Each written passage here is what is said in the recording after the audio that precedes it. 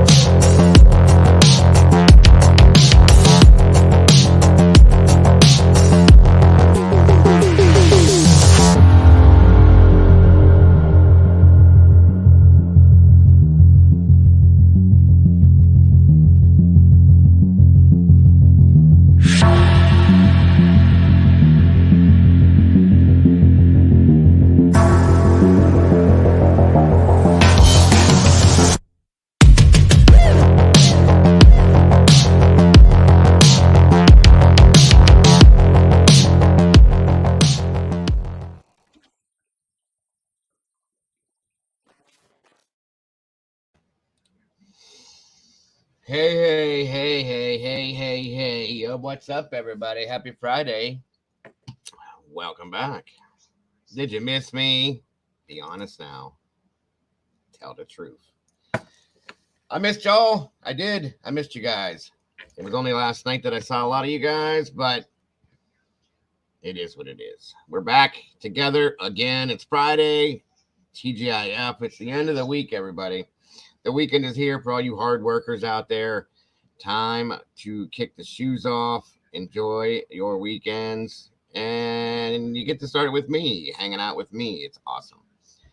It's always awesome for me. So as you see, the title almost never changes. University of Idaho, Bryan Kohberger in Informants.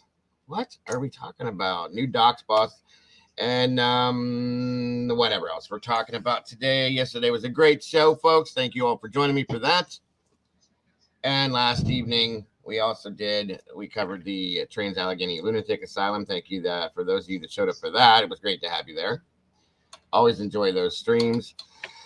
Yeah, now let's see what beautiful people we have joining us from the chat today. Looks like we got Mrs. M, the lovely Mrs. M. Always happy to see you, my dear. Sergeant Friday's in the house, folks. Just the facts, ma'am. Kelly, welcome back. Good to see you. V Slims, my darling. Good to have you here. Wisdom Speaks, Miss Sherry's in the house. Hope you're feeling better.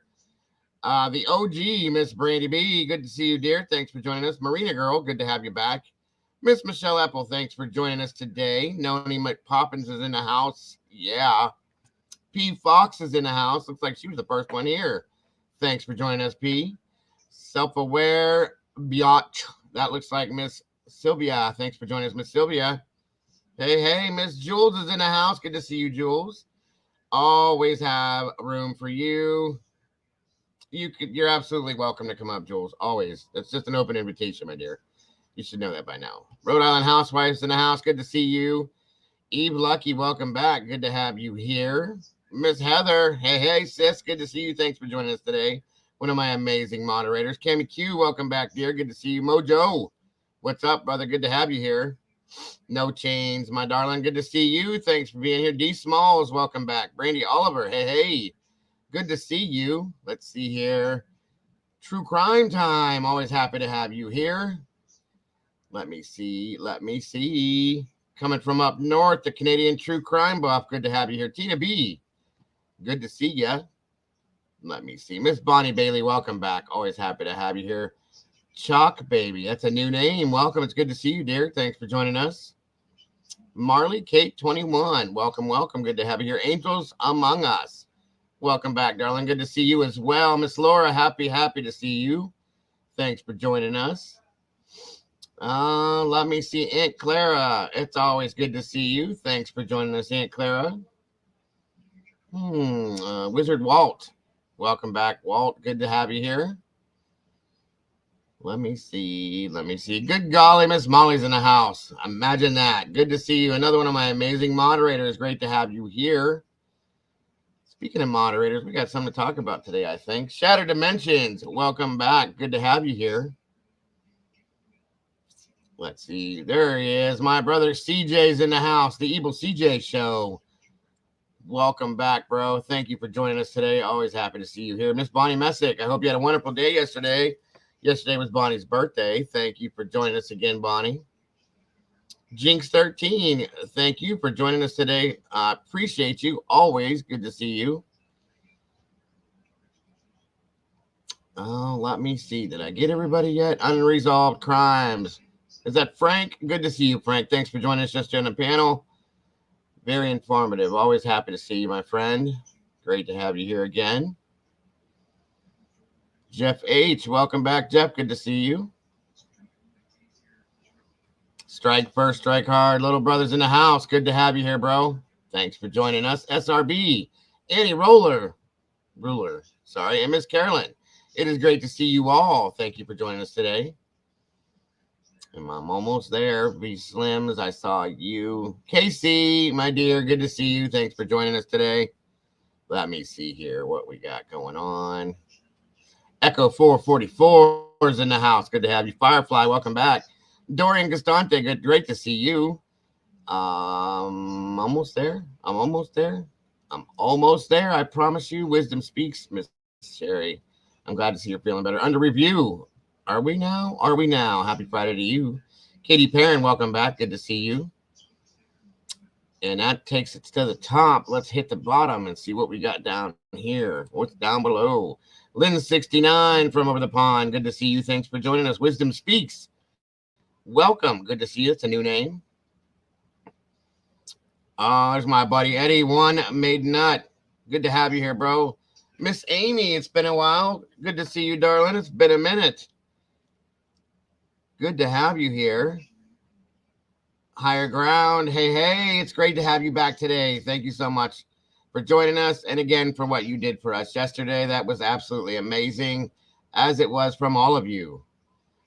I hear circus music. Thank you so much for the first super sticker of the day. That's amazing. $13.99. Appreciate you so very much. The 7-Eleven Bandit is here, CJ. Catherine Christensen, thank you for joining us, my dear. And there it goes. Just like clockwork, folks. Let's get it rolling. Hot mess, good to see you. Give me 1 second.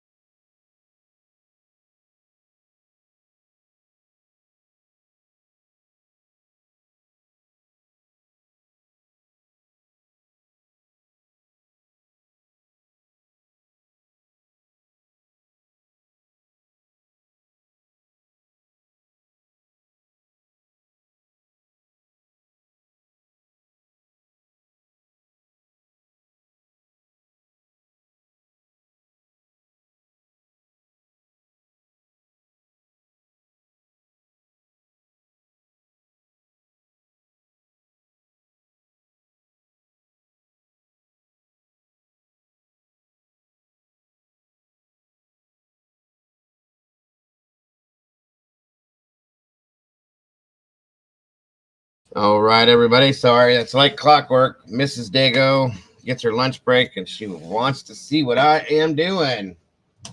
She misses me, just like I miss her. 177 amazing people in here. 74 likes. We got to make it match. Come on, guys. Let's make it match. Let's get into that algorithm again. Please, please, please into that algorithm. No DoorDash in here, Jeff. Don't worry about that, brother. I would never pay. Mandy Joe's in the house. There she is. Wondering where you were. Chick Antique, welcome back, dear. Good to see you. Double Doll 666, welcome. Good to have you here. Looks like we got the gangs here. All these wonderful meatballs floating in the sauce. The crew is back together. Hey, hey. Always forget to hit like right away. Take your time. It ain't going nowhere. Just leave me some DNA. It's all I was asking for. Sometimes I miss having someone to miss. Yo. I'm sorry, Jules. I get it, hon. She's the love of my life. I cannot help it, folks. I did it right the second time around. I cannot help myself. After 21 years, she still makes me feel like it's brand new. Butterflies in the stomach. What are you going to do, guys? When you're happy, you're happy. You know what I mean? It is what it is. Natalie B., good to see you, darling. OCD. I know you. You know me. You down with OCD? That was corny. How about that? And I am a cornball. Good morning, good afternoon, good evening, good night to all of you. I hope it's good for you because it's good for me to be here with you. How about that one? Yay, yay. It's just facts, folks. I tell the truth about everything. My wife, the first creature I was married to, it is what it is. You live and learn. You know, I got some wonderful kids out of it. And then I met this amazing woman. And like I said, 21 years later, she still makes me feel like it's brand new, folks. It is what it is. So everything gets put on hold when it comes to her. So my apologies to all of you. You guys are just as important in my life. But when it comes to her, she's out there busting her butt, working hard. It is what it is. The first creature. Yes, ma'am. That's what that thing was. You're young and dumb. I was 18 years old. I was, drinking and smoking weed and all that crazy shit that I did back in the day. You make mistakes, folks. You don't think about what you're doing. I was playing in a band. You got girls hanging around this and doing that. because that's what they like to do. I met her in a bar. Of course, that was my first mistake. I should have known about that one.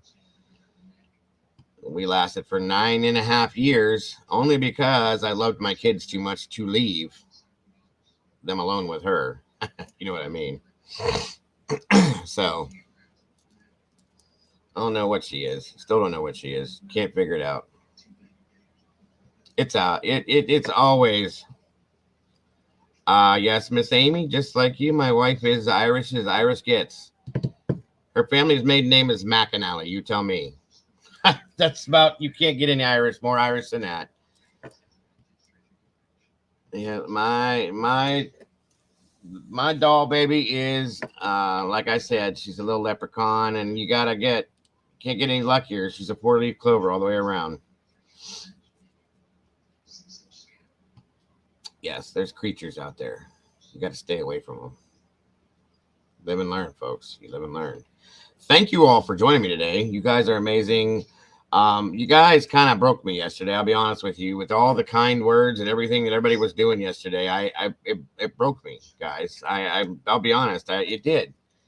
I did not realize that I was that important to people. I'm a creator on YouTube. That's what I felt like. That's it, but you guys proved something to me yesterday, and it really meant a lot. And I want you guys to know that it hit me pretty deep right here, guys. Facts. So I'm not going anywhere. You guys locked me down with that yesterday. I promised you that I will not be going anywhere. I will be here as long as I can be here for you, with you, and about you guys. This channel is your channel.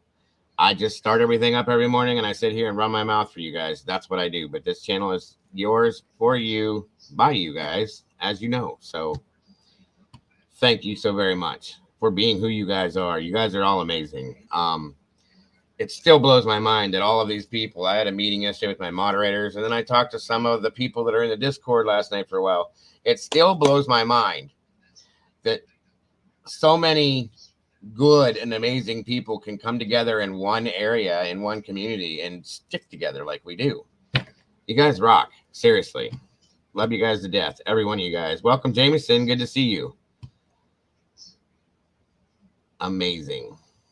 Amazing. Once again, guys, just to give you a little heads up, a reminder, I like to do this in the beginning, just things that we've done, this and that. For those of you that did not catch my show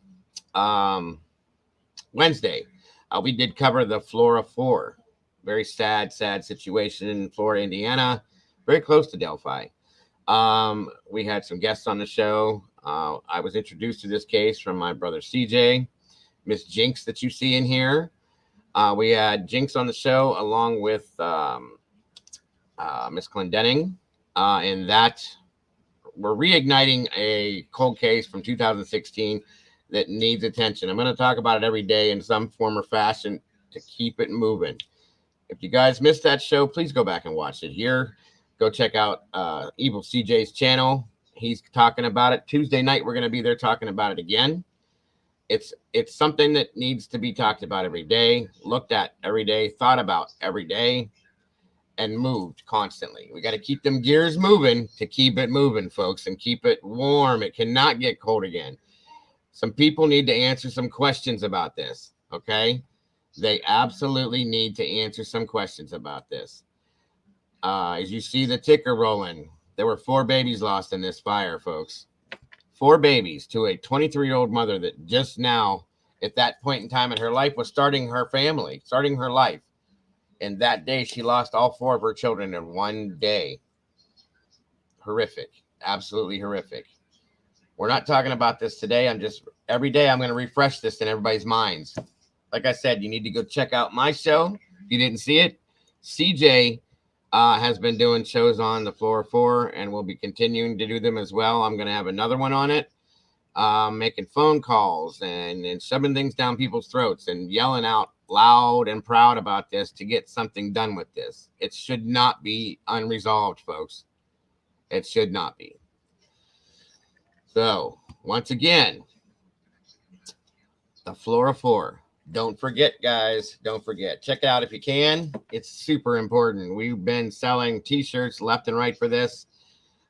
There's links for donations, all of it, guys. Check it all out. It's all on my page, CJ's, Jinx's channel, Meow's channel, all of it, guys. Please check it out. I thank you all for that. I thank you all for the love that you put out there, the passion that you guys have, just like I do. You guys rock. Thank you, Laura. It's my camera, Michelle. It's got its own mind. It goes in and out whenever it wants to. I get blurry, I get clear, I get blurry, I get clear. So it just did it again. I'm sorry. It's a super focused camera. Like if I move, it moves. If I go up and down, it does the same thing. It follows me everywhere I go. So my apologies. It should clear up if it is. I'm struggling with that too. That's why I can't use my backgrounds, because I got issues going on with that stuff too. So I'm working on things, guys. I'm trying to give you guys the best. I'm working on. Miss Annie Potts in the house. Thank you for joining us, Miss Annie. We love you. Tracy, good to see you. Windjammer, welcome back. Good to have you here. Did anybody else jump in here that I have not seen? That's right, Jinx. Never stop fighting. Thank you for that. Let's see. Did I miss somebody else? No, I don't think so. It's great to see you, Miss Amy. It's been a while. How are things in Ireland? How are things over there?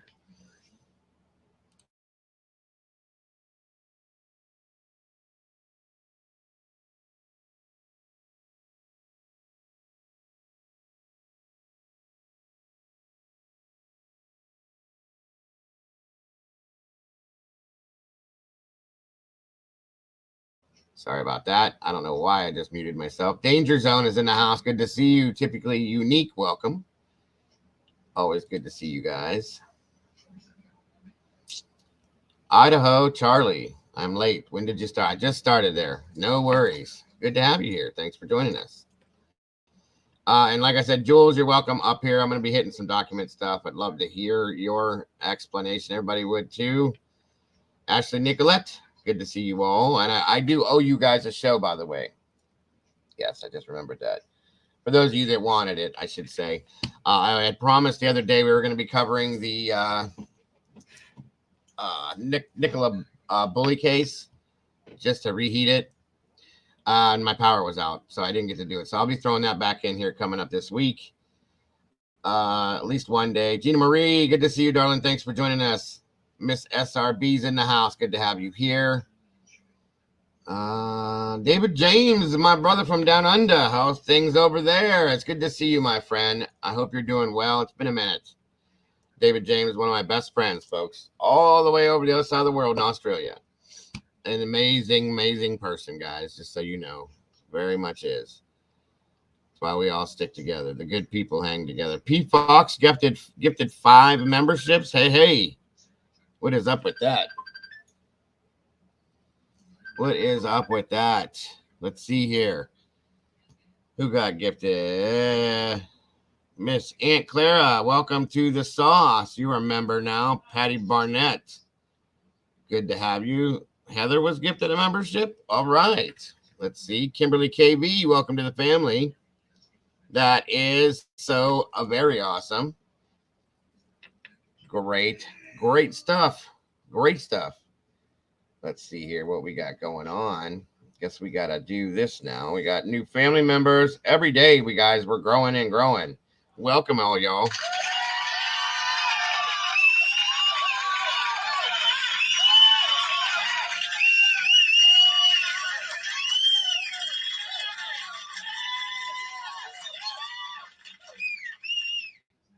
Sounds great, Jules.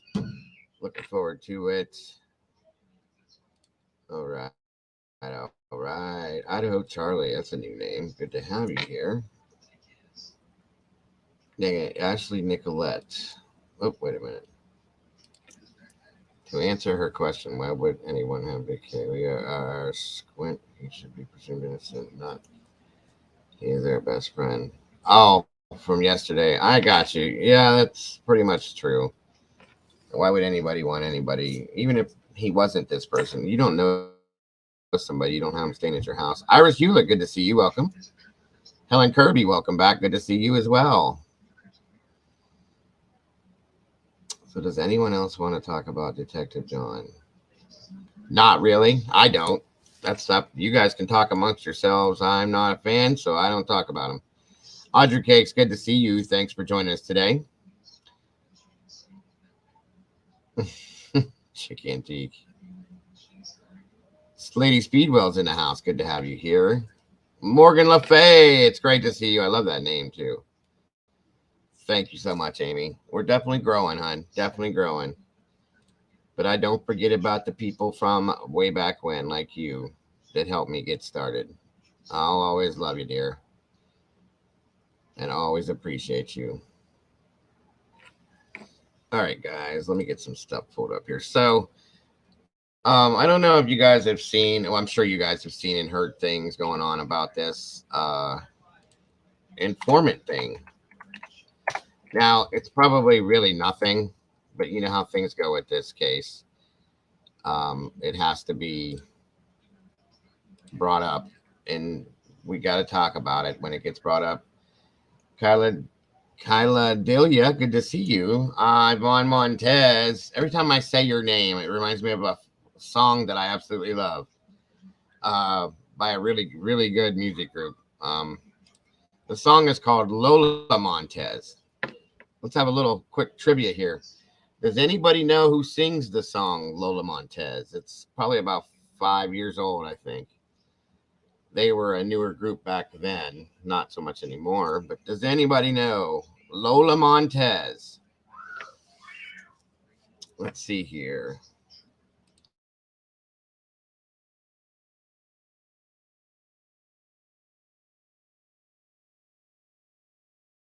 All right. No, not Lou Bega. I mean, there could be one from him too. It's a band, kind of progressive rock band, I guess you could call them. Any takers? Wow, Dorothy, welcome, by the way. And yes, there it is, Volbeat. Love the song. Love the song. Let me see here. I gotta pull some things up here and get things rolling for you guys. Stop talking.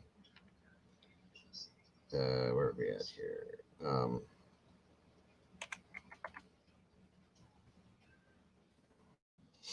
Miss Lori Smith, good to see you. As I'm pulling this up, I'll give you guys a little listen to this. One of my favorite songs of all times. And it just has a different sound. The band, when they came out, they had a different sound all the way around. So let me let you hear a little bit on this one here as I'm digging for my other stuff.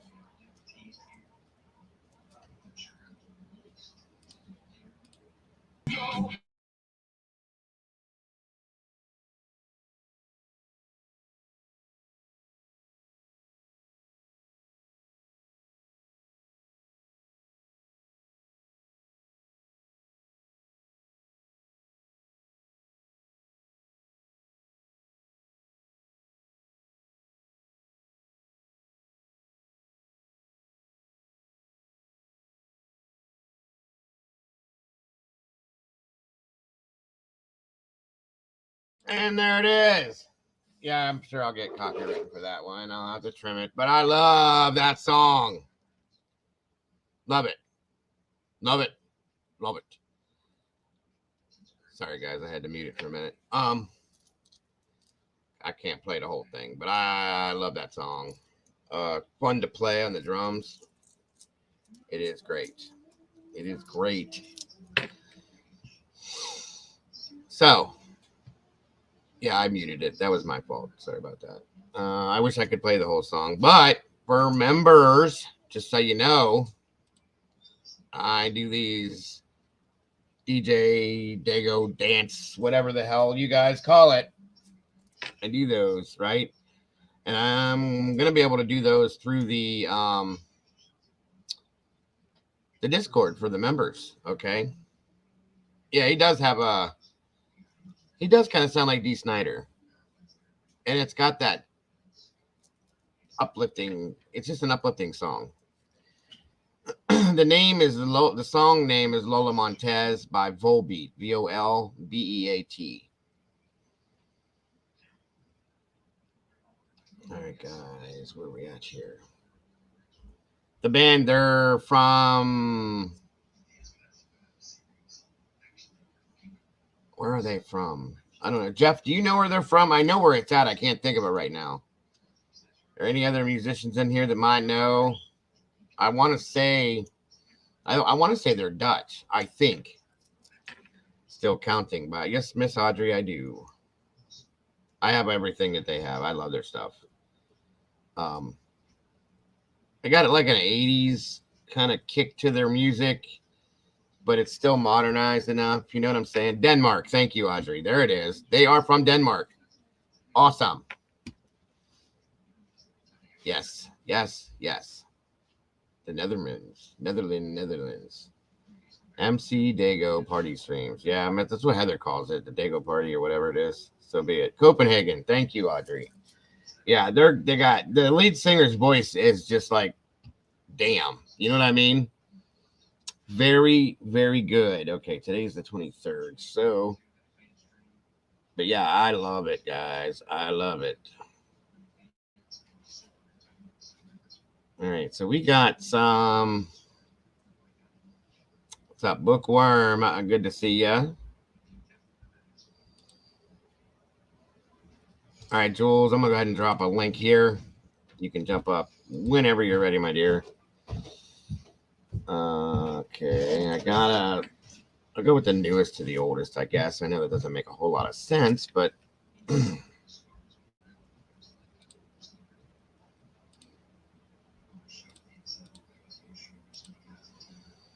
Danny Filth. Hey, hey. Yes.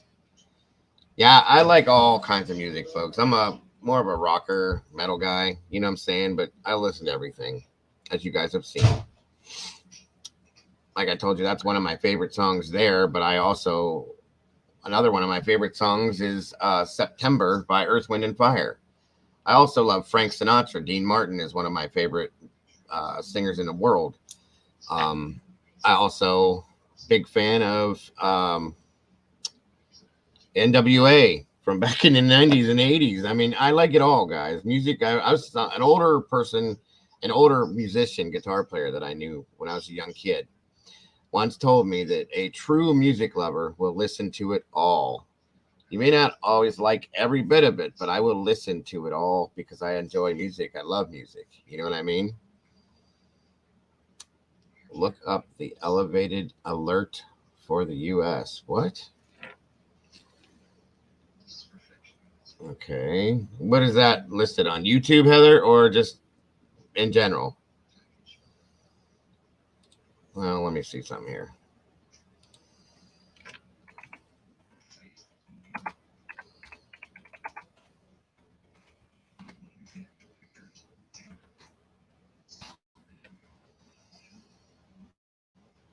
One moment.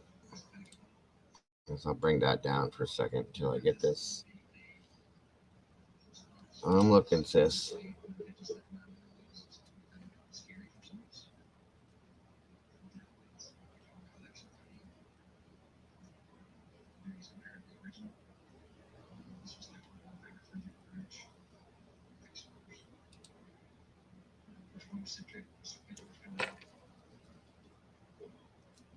Where at, Heather? Through YouTube or just in general? Like on Google or something?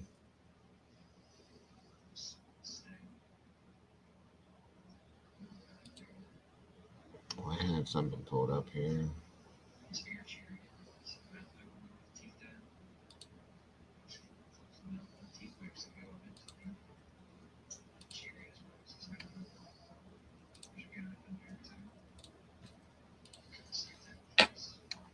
Hold on.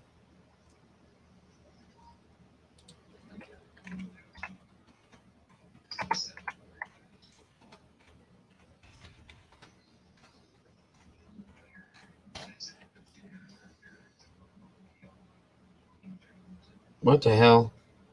4 months ago? Is it from 4 months ago, sis?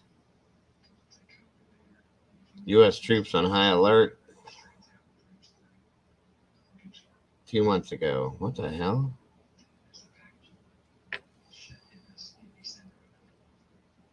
4 UFOs shot down. Okay, that was with those air balloon things. No, for today.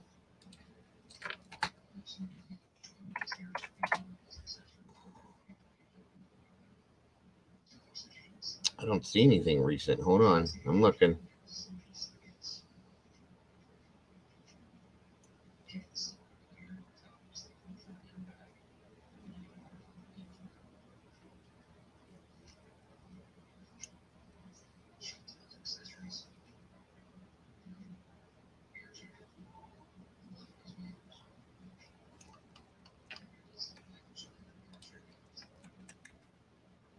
All right, give me 1 second, folks. I'm trying to find what she was talking about here. Give me a second here.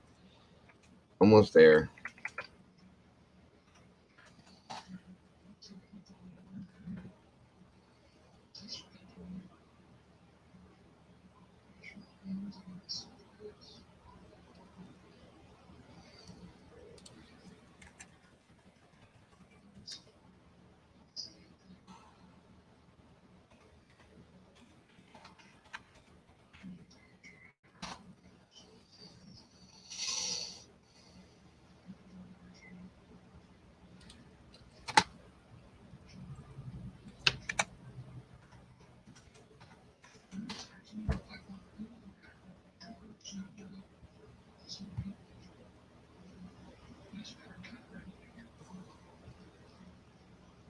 The only thing that comes up is there's nothing coming up for today on YouTube.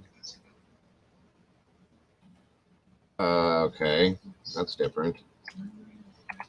1 second.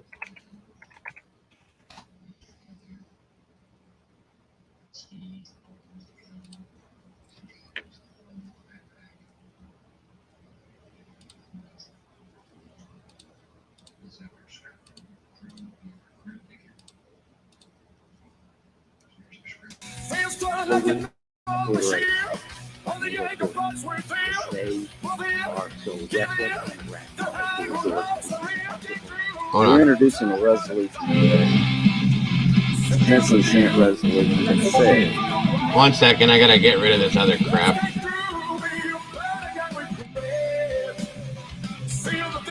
There, sorry. Says that if Russia or Belarus or a proxy of Russia explodes a nuclear device inside Ukraine to stop the counteroffensive or to try to break the will of the Ukrainian people, such an attack should be considered an attack on NATO itself. We're of the belief that a nuclear weapon unleashed in Ukraine will create large portions of Europe where we have NATO allies. And our message is to those around Putin that if you do this, if you follow his order, if he ever gives it, you can expect a massive response from NATO, and you will be at war with NATO. Senator Blumenthal and I want to put everybody in this body and this Congress on notice that the threat of a use of a nuclear device by Russia is real. And the best way to deter it is to give them clarity, the Russians, as to what happens if they do that. They will be in a war with NATO. Where we have seen firsthand the courage and determination of the Ukrainian people. And now on the battlefield, we are seeing it again. Wow. The progress has been slow, but steady. If that progress continues, as likely it will, Putin could be tempted to use a tactical nuclear weapon, or, just as likely, try to destroy the main nuclear power plant. Both actions would have dire consequences for the health of Ukraine, but also surrounding NATO nations.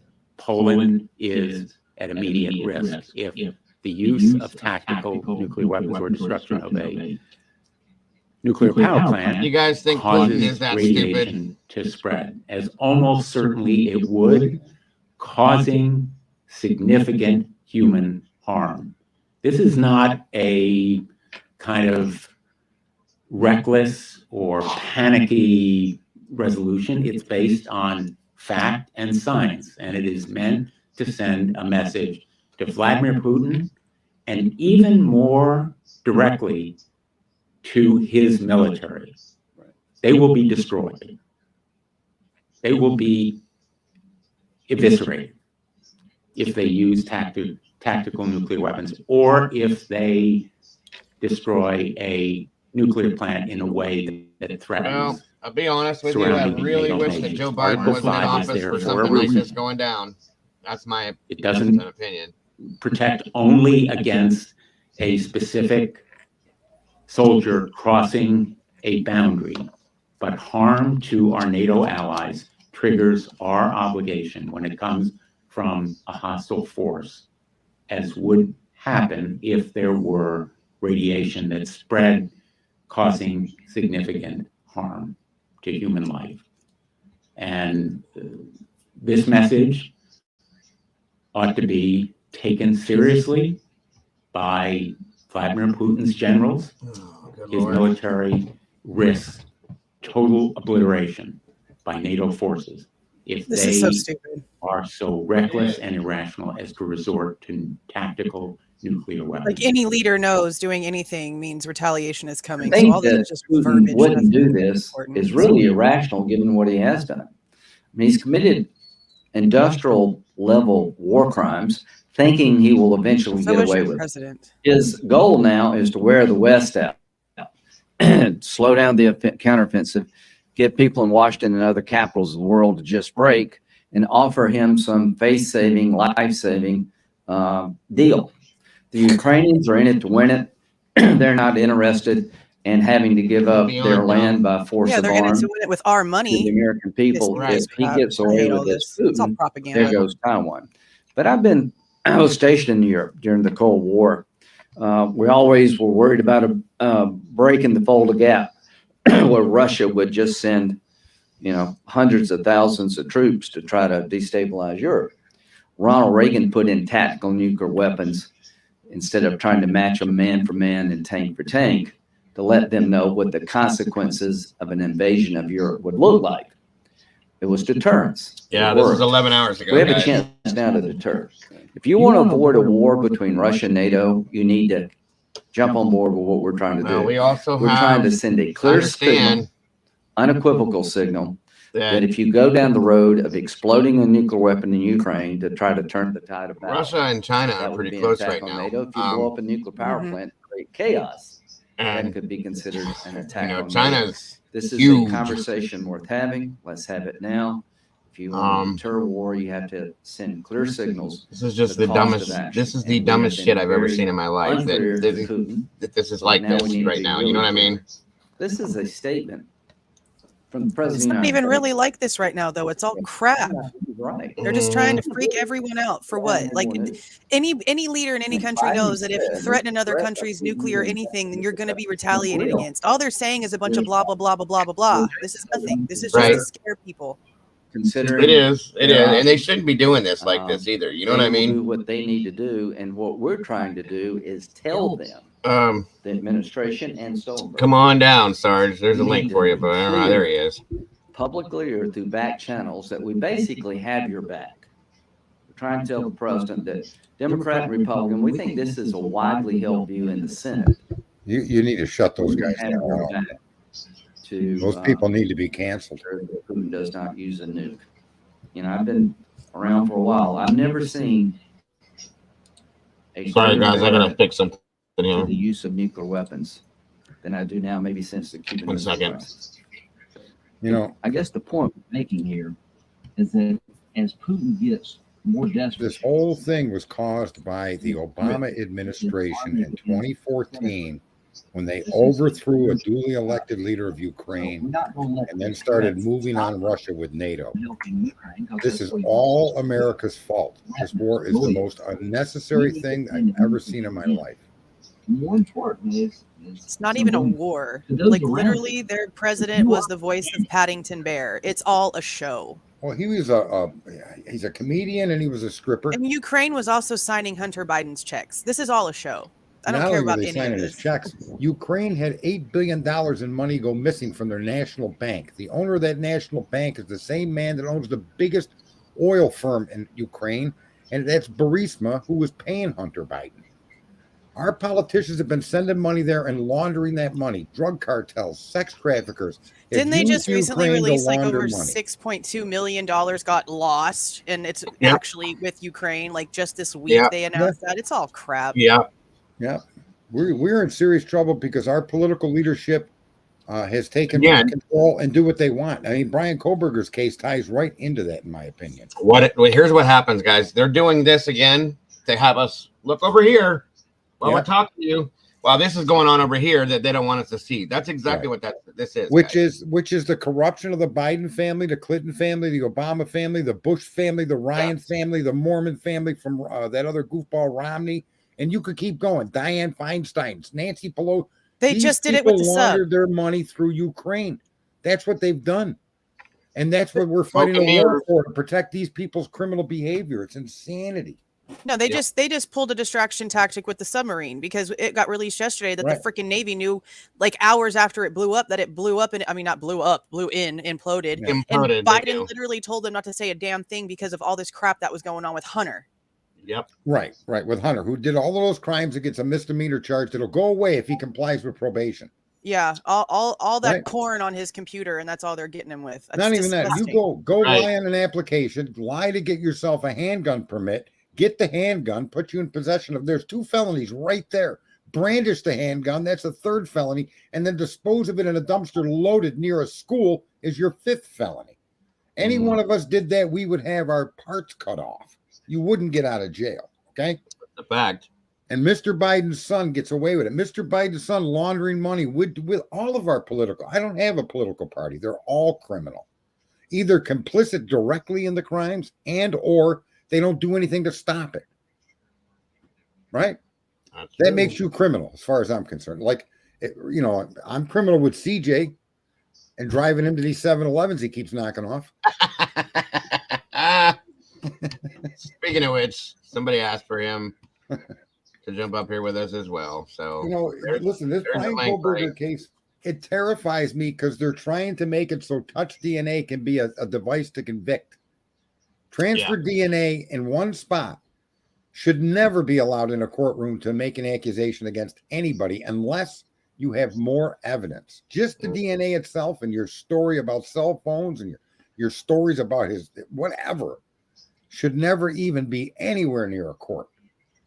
Anywhere. Unless they find it, blood in his car, DNA in his car, something that directly connects him to that environment of those unalivings.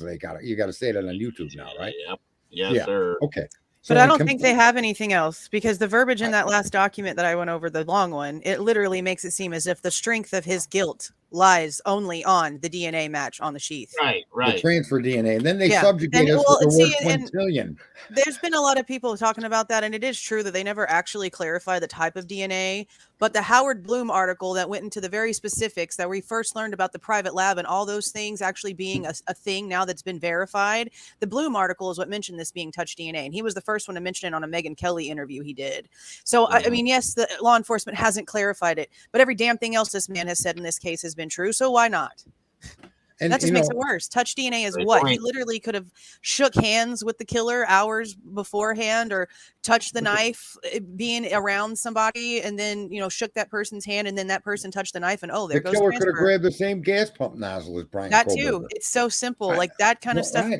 I wish they would just come out and tell us what kind of DNA it actually is, because why would that jeopardize the case knowing the actual type of DNA? Right. A lot of this could probably be calmed back a little bit if we just knew exactly what the DNA source was. Right. If they said there was a blood, come on up. They usually would say that there was a blood or there was a semen sand. There was something something substantial. And they're not saying that. And that's why, and I call it transfer DNA. I refuse to acquiesce to call it touch because that's a specific action. Touch DNA. Right. Well, no, that's not what it is. It's transfer DNA. Well, and it's also, this is a carrying case. Like, this isn't a weapon. This doesn't even, I understood what the guy that was on yesterday, that other true crime guy, he's from another country. I can't remember his name, but he was mentioning how if you're like, maybe like reaching over different directions, the knife would like maybe make different moves than if it was like a direct contact. So I understand that, but whenever you have 3 different definitions of wounds, you have to consider the fact there might have been more than one weapon. And then you have to consider, okay, it's kind of like, I'm going to go back to what Daniel was saying yesterday. Okay, well, if he didn't have anything on him because he was covered up, okay, well, this smart person decided to wear an outfit he couldn't strap something to while he brought a stupid carrying case with him with his weapon. Like, none of that makes sense. How did it end up under her, under the comforter, Jules? To me, it sounds like she was sleeping with that knife. I mean, and that's another thing. It very well could have been something that she had as her own protection that was given to her by somebody. Could have been given to her by Bryan. I mean, that's we what don't I was know. just getting ready to say, and I said that before. That I know you.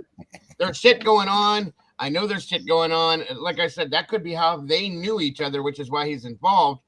Here, take this. Protect yourself. If somebody bothers with you, it's right here. Or maybe not even Maddie. It could have been Kaylee. He could have given it to Kaylee. He could have given it to one of them. Miss wannabe FBI agent got offed by a criminology PhD student. That doesn't sound right to me. That sounds like the opposite of common sense. And Maddie being the caretaker that we knew that she was Maddie. Okay. Kaylee was a caretaker. She's definitely, and Maddie, you could even see it in the grub truck video. Maddie was always looking out for, Kaylee was always looking out for Maddie. Here, take this to protect yourself if something happens, Maddie. And if we wanted to follow along with, I guess you call it the rumor mill, based on what was said that Maddie very possibly may have done, that people, even if we're listening to the grub truck walk, okay? And what's up, CJ? And, here, they're going to, what did you say to Adam? I told him everything. And then you hear, what's his name? They're going to get you for that. Well, maybe she thought she needed some protection, guys. Okay. Yeah, that's a possibility. Let's look at it like that. Their evidence is so weak at this point that unless they're going to clarify it in court, but I don't even think it should go to court. Let's see what happens on this appeal. I think the appeal by Bryan Kohberger's team to the indictment is going to destroy the indictment. You can make up all the stories you want about this guy being in criminology class. You could say he's like Ted Bundy. You can say whatever you want, but you can't prove it. You could say his cell phone being turned off shows that's what criminals do before they commit a crime. That's true, but show me that. Brian but a PhD student that was trying to do something would have turned it off before he left his damn apartment. Well, not even that. Just show me that him turning it off. Even if he did kill these people or unalive these people, I don't want you in trouble, Dago. You're all right. Otherwise, I wouldn't say it like that. But anyway, show us that he was in that home besides your transfer DNA. Yeah. Because nothing else of the story makes any sense. So show me transfer DNA on a doorknob, on a glass, on a sliding glass door, on something. Right. That's something else. And like I've mentioned 1,000 times, 40 freaking fingernails, no DNA. 40 fingernails. Right. That's how is that even possible? How is that possible? Dago, can you turn your screen back on and show me your knife sheath? Because I want to bring something up here. Yes, ma'am. 1 second. Don't start threatening us with a good time. Why I have this thing. I've got a bungee joke. Let me take this out. Okay, so we know now with these new documents that this thing was facing upside down, okay, underneath Maddie and a comforter. This is my thing. This is a little different than what they have, but it's right. I feel like the one that they have, because we haven't seen an official photo of the damn thing, right? From what I remember, we saw a stock photo, right? Not an official photo. So this is my thing.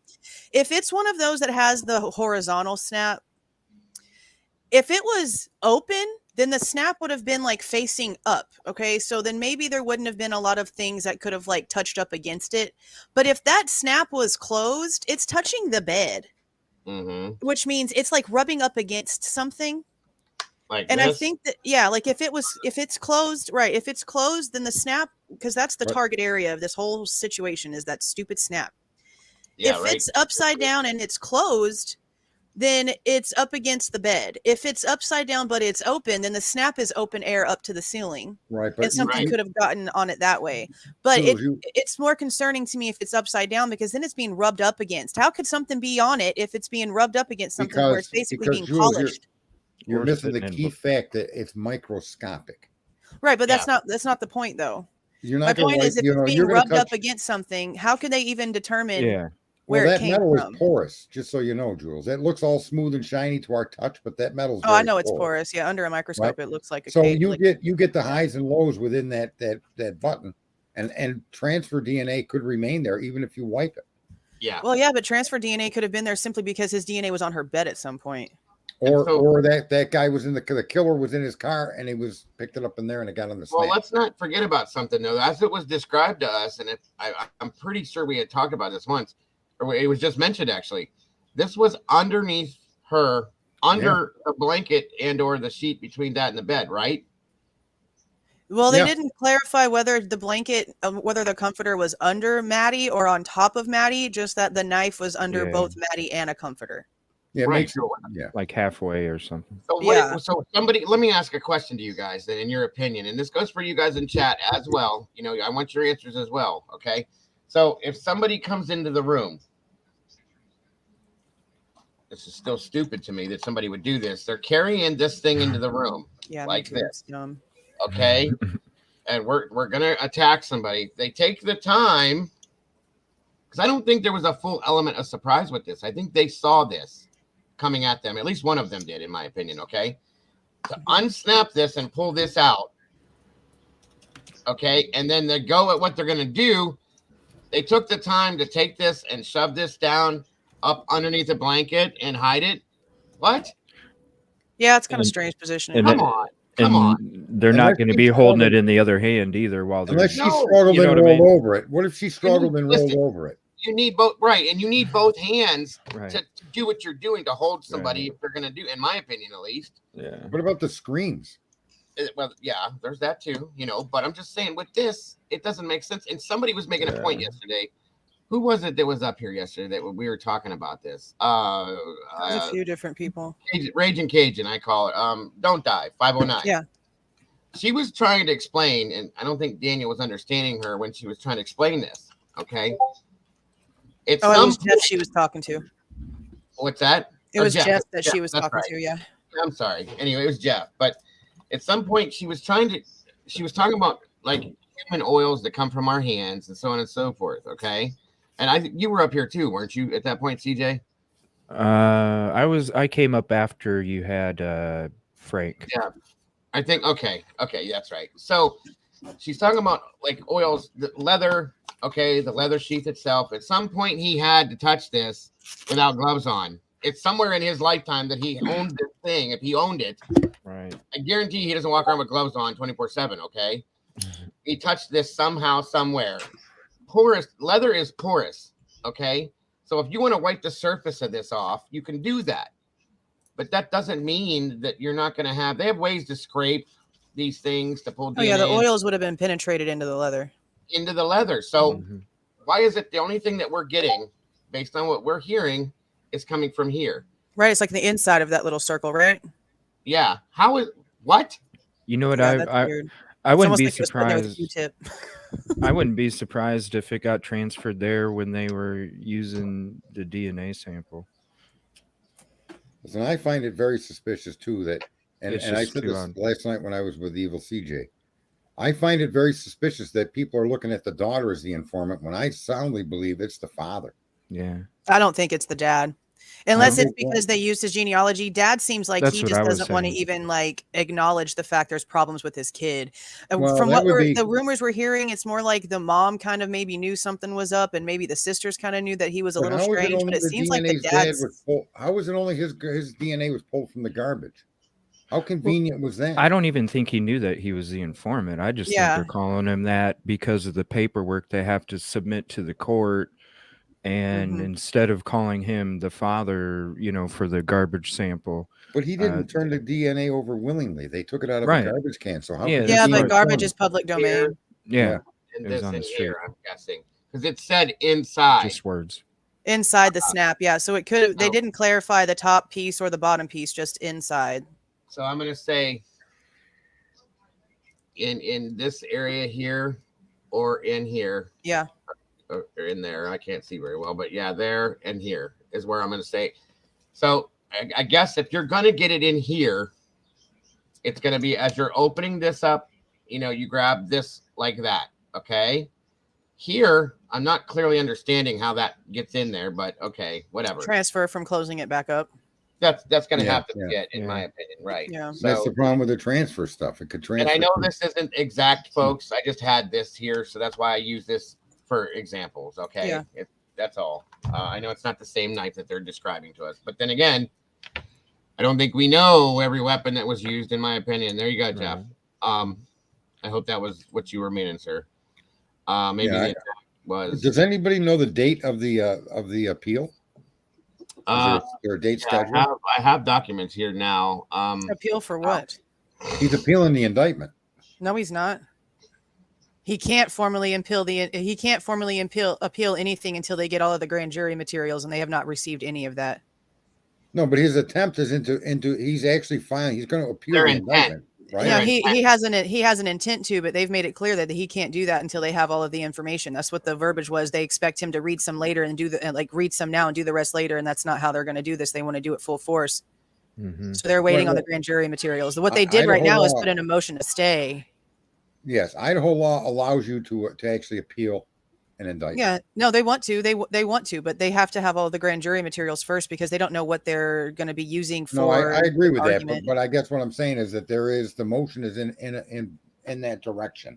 Yeah, they've made that. They've made it very clear their intent is to try to get the indictment revoked. And if that gets scheduled, when that gets scheduled, that'll tell us a lot more than we know at this point by far. Yeah, and honestly, I don't think Ann Taylor is going to try to get the indictment appealed unless she knows it can be. I don't think she's going to waste the court's time. So she's already saying, "Hey, man, this is going to happen. So you might as well just come on with it so we can get this done and over with. Give me what I need." I think that the documents that were released just a few days ago, where it was saying they didn't keep track of anything they did. Nothing. Okay, so what I'm saying is crazy. When she goes for the appeal, that's very relevant to probable cause. So I mean, honestly, I kind of feel like she's got enough just with that. Because, I mean, it's been several documents now that they've said they don't have these things in their possession. They are trying to get these things. And it's been pretty much every document that the defense has released when it comes to their supplemental discovery request or compelled discovery request. All of their information is they gave us a list with a bunch of numbers and a bunch of names on it, but there's no conclusions, there's no analysis, there's no reports, or they don't have it in their possession. Well, now they're telling us they've never even viewed the genealogy work that was done. They literally stated, "We do not possess nor have we seen." Excuse me. Nope. That blew my mind. Not mine. Right. You haven't even looked at it? You haven't even read it once? I'm not shocked. I'm not shocked, but it did. I agree. It's like, what? I wasn't shocked because of everything we've already seen, but holy shit, it still threw me for a loop. Yeah. No, this whole case has been managed like a couple of Barney Fifes are managed in this case. It's But this is what happens when sociopaths get elected. This is what happens when they combine forces with crime cartels, be it whatever crime you want to imagine. There's a cartel for it. Not yet, Amy. Everywhere you go, that's infiltrated our society, and people are just not aware of the extent of how deeply this stuff, like I said in the beginning, I truly believe this was a drug hit. I don't care if I'm wrong or not. It looked like that to me. When they say, well, he used, but let's just say that that's true, then then this what they're doing to Bryan is just more evidence that it is true. I mean, they picked this guy out of a hat, and suddenly he's this mass murderer. It almost seems like they picked a number. Here it is. What's the name on the back of it? All right, we got him. That's the way it's been looking, guys. I mean, and if you could get that touch DNA out of that snap, why weren't you swabbing his door handles or questioning the guy or doing an investigation? Well, if I was a judge and you told me you got pictures of a white car similar to the accused, I'd say, well, then show me his car in the scene. That doesn't cut it for me, my friend. Officer, show me the radar that I was speeding. Right. Show me the radar. Show me that vehicle in that image is Bryan Kohberger's car and he's in it.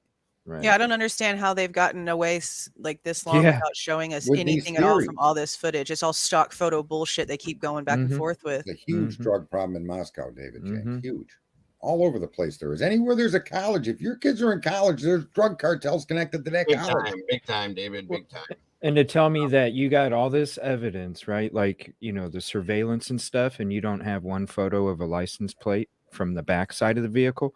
When you go to Pullman and you can see there's freaking surveillance cameras in every direction at intersections. Like, how do you not have a freaking license plate photo? But even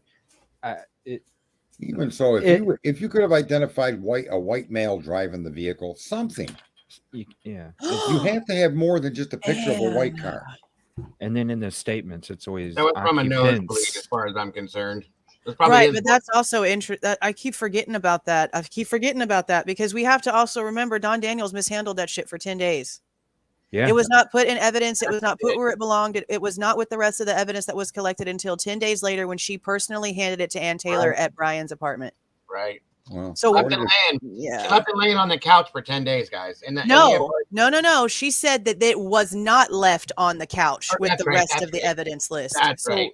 There's nothing that states where the hell it actually was in those documents for those 10 days. Right. I'm sorry about that. Yeah, that's a big issue. You have what you are considering blood, which is the most important type of DNA evidence, and you don't tell us where the fuck it was. Sorry, but not sorry for 10 freaking days. 10 days. You can do damage. I mean, and that's really the issue. Like, 10 days. There's someone in the chat room that made a kind of a snide comment that we're all ignorant or whatever. But the point we're making is not whether Bryan Kohberger is innocent or guilty. And this is where I think a lot of people are confused. Maybe they're not American, or maybe they don't understand that the American government does not have the right to make up stories to arrest you, that's prohibited, and they're supposed to protect you from that. That's their job. Their job is not to step in and make up a story. I saw a white car. I got pictures of it. Brian owns one. Well, that's not proving me. It proves nothing. And in the United States, you should not be charged with a crime. What you should be is a suspect. What you should be is investigated. What you should be is brought in for questioning and DNA samples. That's what you should be treated like. An average, everyday person. Because I go to criminology class doesn't make me a madman that's going to go unalive for college students. That's why I went to school. So you're going to disparage every drop of effort I put into my getting off of my heroin and getting these degrees and being a teacher's assistant. That's all for what you're saying. That's your theory. I did that to unalive 4 students. That's horrible. You can't say that about an American. And any judge that would sign a warrant like that needs to be slapped until his face falls off. That's insanity. Well, that's one thing that I don't.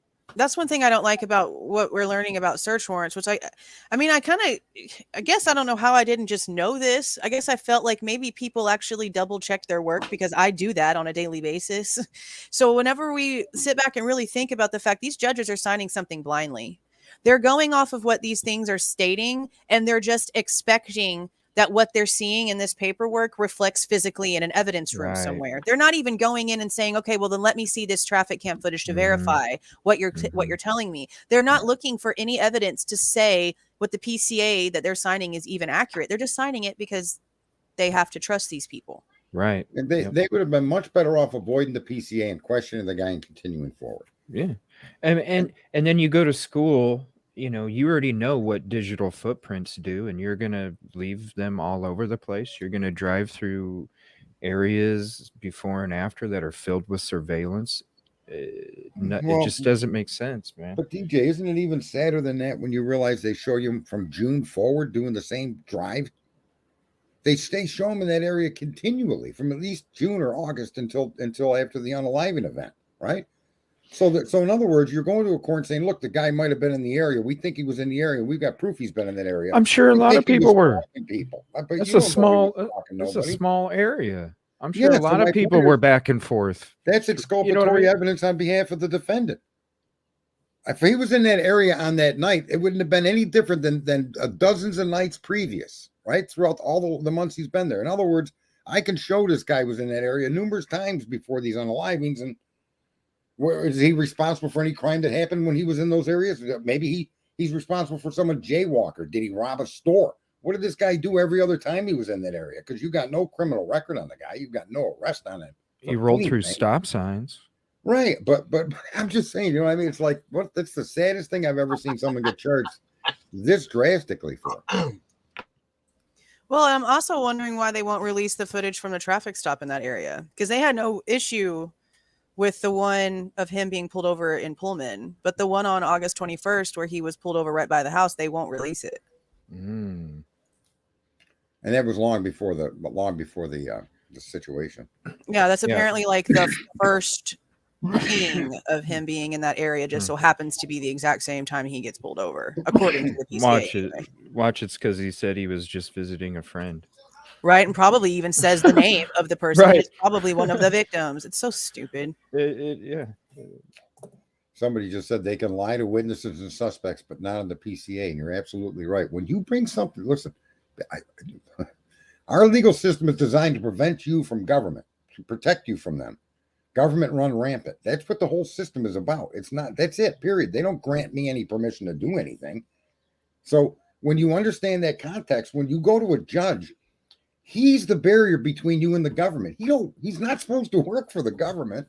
Yes, he's a government employee, but his job is to protect you, the citizen.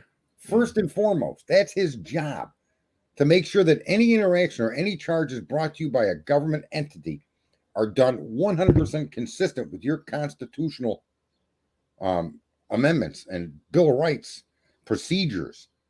That's what a judge is there for. And so for a judge to have accepted these theories from the police is stunning to me. That's how far our criminal justice system is collapsed.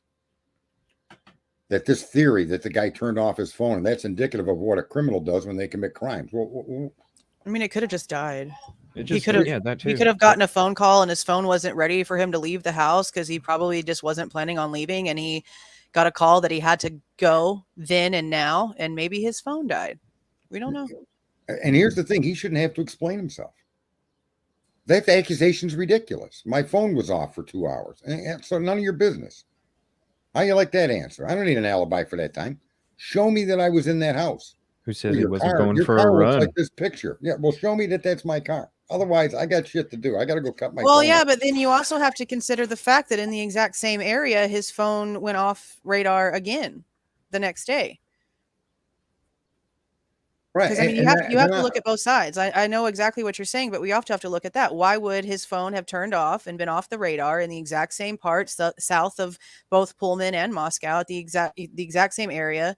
Why would it have done that again? What's in that area that he feels he needs to turn his phone off for? Right. Yeah. It could be that. Absolutely. There could be a billion reasons. And that's the thing is that, I mean, it's hard going back and forth. You only need one to charge me with this crime. And that is that act was definitively done to mask his presence in that property.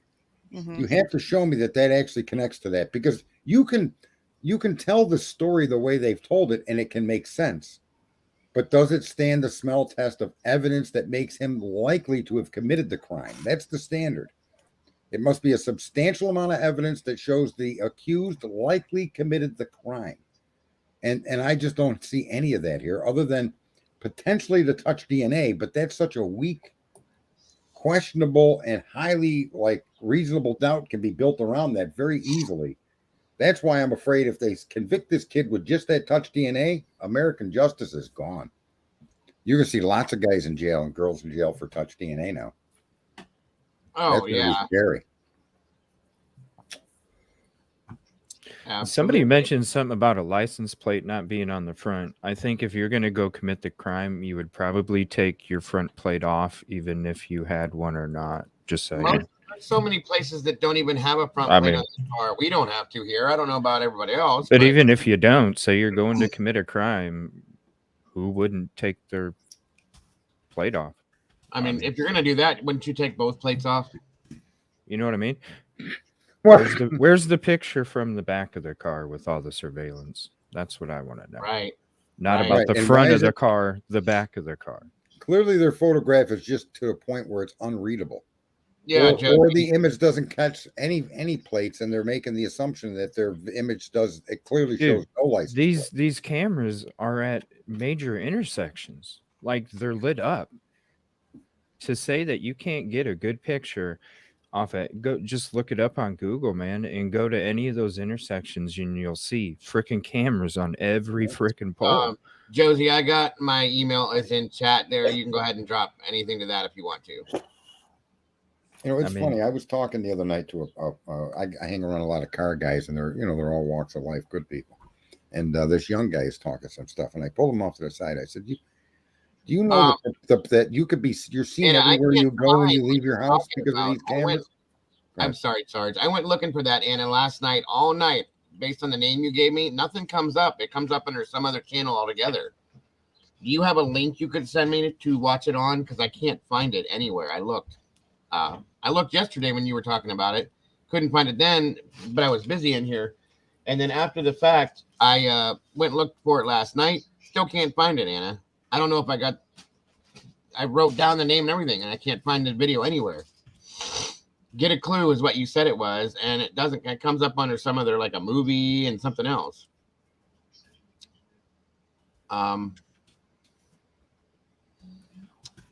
Okay, that'll work, Anna. And then I'll definitely check it out. And Josie, I dropped my email if you wanted to send something with what you were talking about. Dago said we're only aware of 20 to 25% of the evidence Ellie has. What do you feel is in the other 75? I think the other 75 was gotten through ill-gotten gains. It's going to be fruit from the poison tree once they get this into a court to appeal that indictment. That's what I don't care what they got at that point. And if that happens, Lord have mercy. I mean, I'm sure there's something in the 51 terabytes is something that they may have, they think, or that's where I think it is, because I don't think there's anything in the car. That's me. That's my opinion. Now, I want to make a point here that's unrelated to all of this. But Anna there, you were getting her link. Yeah. She's committed me to be her next husband if her current boyfriend doesn't work out. So Okay. I'm like a spare tire, but I'm okay with that for the moment. That's fine. I mean, damn, works. Now I just lost my getaway driver. Son of a bitch. Oh man, don't worry. Damn. You guys need to leave these 7-Elevens alone. They don't make money. I know. You guys want to hear a joke about bungee jumping? Oh Lord. Here we go. Let's hear it. Here we go. What does a bungee jumper and a hooker have in common? They're both cheap. They're both cheap, fast, and if the rubber breaks, you're pretty much screwed. Oh my God, you're fucking. I didn't do that when I was drinking something. You're a personality, man. That was good. Sorry. What do you call an autistic person with a gun? Mm-hmm. Special forces. Oh man. Wow. Hey, I got Asperger's. I can make that joke just like you can make Italian jokes if you're Italian. Right. You crazy. Comedy Hour with the Sarge, guys. Tune in. Sent you the video. It's 30 minutes long. Okay. We can bring that up and look at it while we're waiting for Jules to come back before we look at these. 1 second. Jules had to step out for a second. She'll be right back, guys. Yeah, they're 7-Elevens are TJ. CJ is making a habit of knocking off 7-Elevens in his spare time. No, that's his joke. He's got to finance his show somehow, guys. He's got to make that stuff happen. He's got to get equipment for the show. No, I just go to work and I do my show, and that's it. That's it right there, bro. That's it. Hey, I ran into my ex the other day. Too bad for her. I was driving. Oh my God! You get it? Sarge, really? Yeah, I got it. Who's got the calming music now? Yeah, somebody put this part guy of the video. Okay, Josie, did you send me something? Welcome, Christopher and Mudman. Good to see you. Wait a minute. Willow, good to see you, dear. People might be mad at this, but I think pain is directly involved. I don't think anybody's gonna get mad at that, buddy. You're not the only person to say that, bro. What the hell am I looking at here? Angie H, what's up? Let's talk about the case. That's what we're talking about there, Jammer. Windjammer. What video are you talking about? Anna. I have to make sure I say her full name.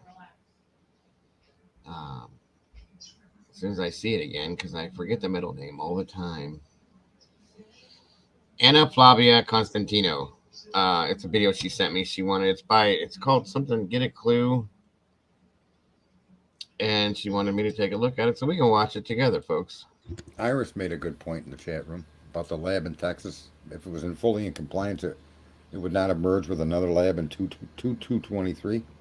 So February. True. Very true. That's a great point, Iris. Thank you. And did you just say that they weren't fully compliant? Well, that's the statement made by someone in chat here.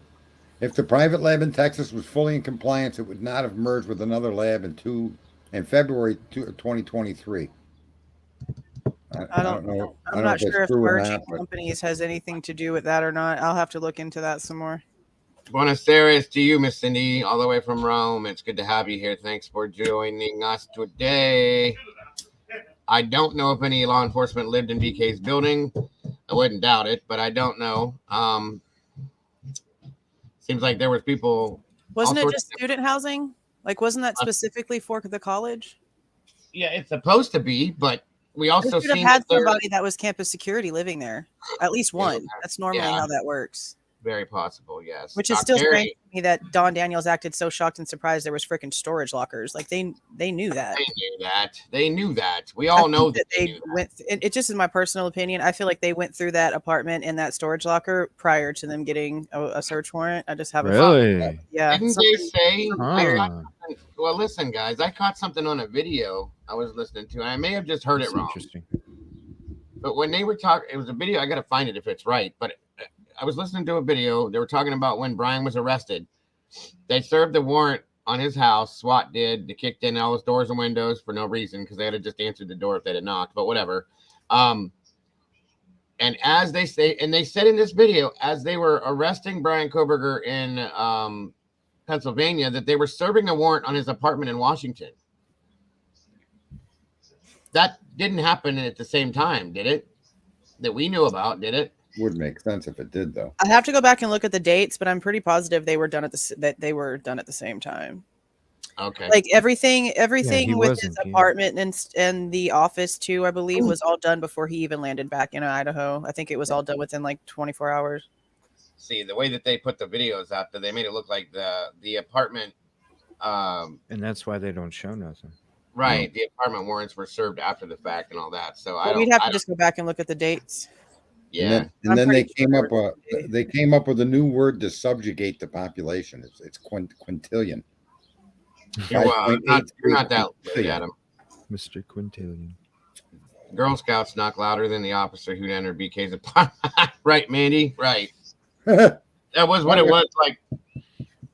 Washington PD, can we come in, please? Did you make coffee? We're here. I have the cookies. Come on. Yeah, Annie just said they were both done on 12:30. Yeah, I feel like they were all done at around the same time. Thank you, Annie. I didn't know. He was probably in cuffs whenever they were in his apartment. I guarantee you they did that on. Yeah. Right. Give me a few because I took some snapshots from the time before they rolled down 11:22 report. Okay. Yeah. Thank you, Josie. Take your time. Let me know when they're in there, and we will check it out. So, Anna Flavia wanted us to watch this video here. And I'm glad we're all here because then we can all talk about it as we're watching it. She's been asking us to watch for a while, so there must be something important in here. Okay, Annie said the time is because of the time difference, so it would look like it's a different day, but it's really just a few hours apart. Oh, okay. Really. Thank you again, Miss Annie. Always great to have you here with your knowledge. Between you and Sarge and Jules, and I'm just a lucky guy to have you guys around me. I promise you that. Octillion, that's such a large amount, isn't it, CJ? 100% is a large amount. Yeah, right. It's the new word to subjugate people from looking over at that's their new shiny coin. Don't look at the details. Don't question what we did. Right. We got quintillion on our side. The economy's doing great. We're so done. We're so done with the word trillion, right? We're just so done with that word. And you know what else I have to think? Like if they really are sitting here trying to tell us in this document that the sheath DNA is the strength of his guilt, what the hell do they need more money for this case for? If that's all that they have and they already feel like they have it, what the hell do they need another $1 million for this case for? Well, somebody had to come up with the thought quintillion, okay? So there's got to be some agency they're paying to do research for public propaganda. Hey, they did put that in a report, though. Yeah. Sanity. Yeah. All right, guys, let's check this out, see what we're looking at here, and see what we can gather from this. Thank you again, Anna.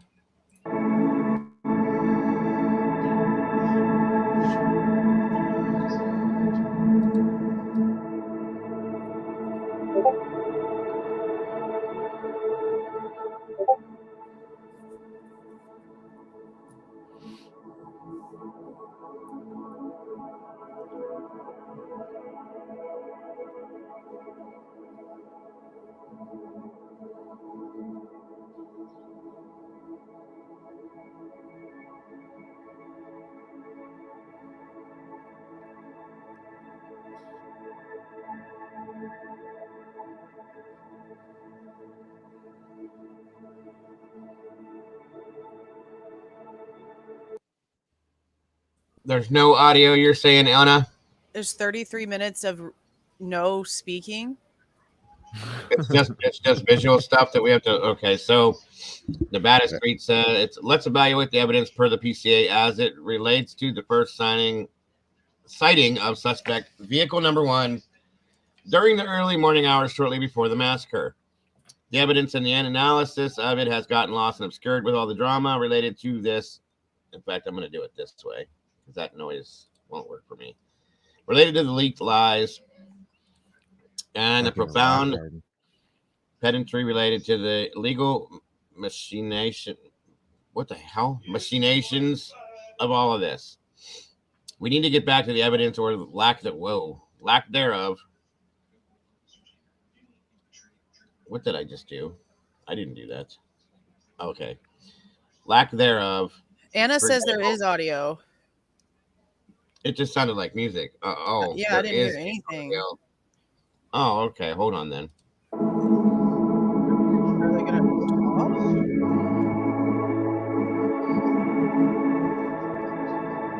All this drama. No, I guess just read it if you can, folks. I'm sorry.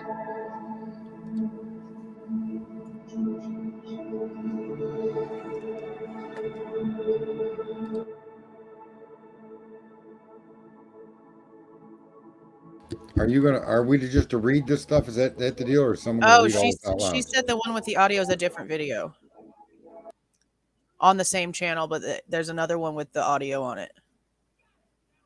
Why don't we take turns reading a page of it at a time? Sure. Nope. Half hour. All right. Well, CJ volunteered, so did I. So I can read it. It's all right. Hold on. Let me back. I've been told I need to do videos like that. Yeah, I have to read. I have to read my medical screen. I can't be reading this too. Y'all can't. I'll listen. It's all right. Can we read it? And then we'll go to the next page after this one for CJ? We can try. It's a video that I have to pull it forward, but that's okay. The evidence and analysis of it has gotten lost and obscured with all the drama related to the linked lies, the profound pedantry related to the legal machinations of all this. We need to get back to the evidence or lack thereof and the analysis of what solid evidence does exist in this case. For example, how could the arrested suspect miraculously appear traveling north on Nevada Street at the intersection of Nevada and Stadium Way at 2:44 a.m. without being picked up on video anywhere? You guys were just talking about this. Between the Steptoe apartments and the location on the WSU campus. It's impossible, as the following analysis will prove. Yes, prove. This is exculpatory. Okay. Let me get this forward here. 1 second, guys.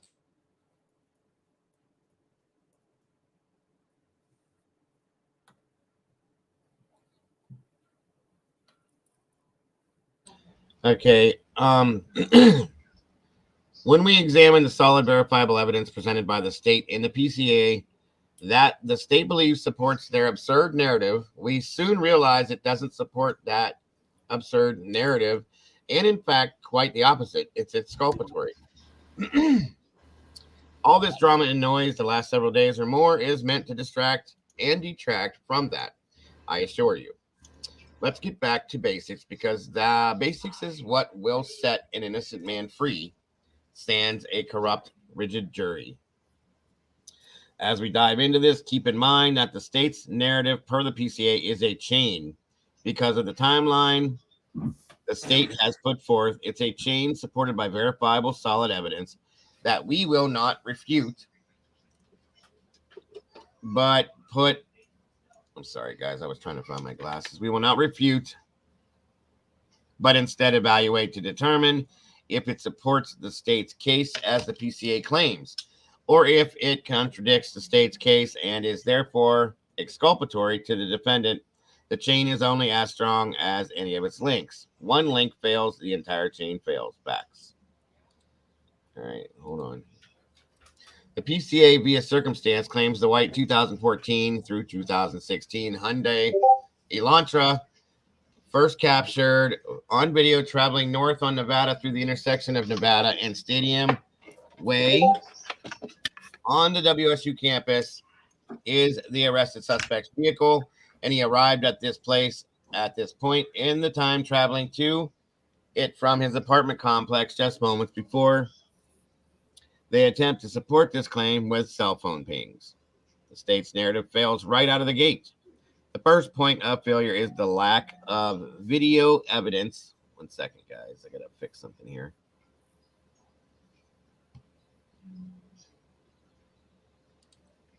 Okay. The lack of video evidence.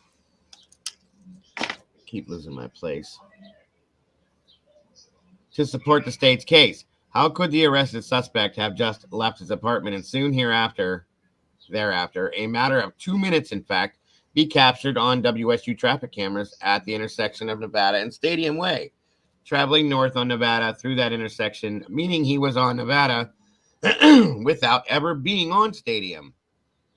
Whoa, okay. Stadium Way, which is impossible when you look at the maps. He has to traverse a phalanx of cameras, and yet none recorded his vehicle during this frame. Yep. So, hold on. Not even a back plate. The following is a copy and paste from the PCA. It will serve as reference for this analysis. Investigators were given access to video footage on the Washington State University campus located in Pullman, Washington. A review of that video indicated that at approximately 2:44 a.m. on November 13th, 2022, a white sedan, which was consistent with the description of the white Elantra known as Suspect Vehicle 1. You know, that's something I've always wondered. Why is there a Suspect Vehicle 1?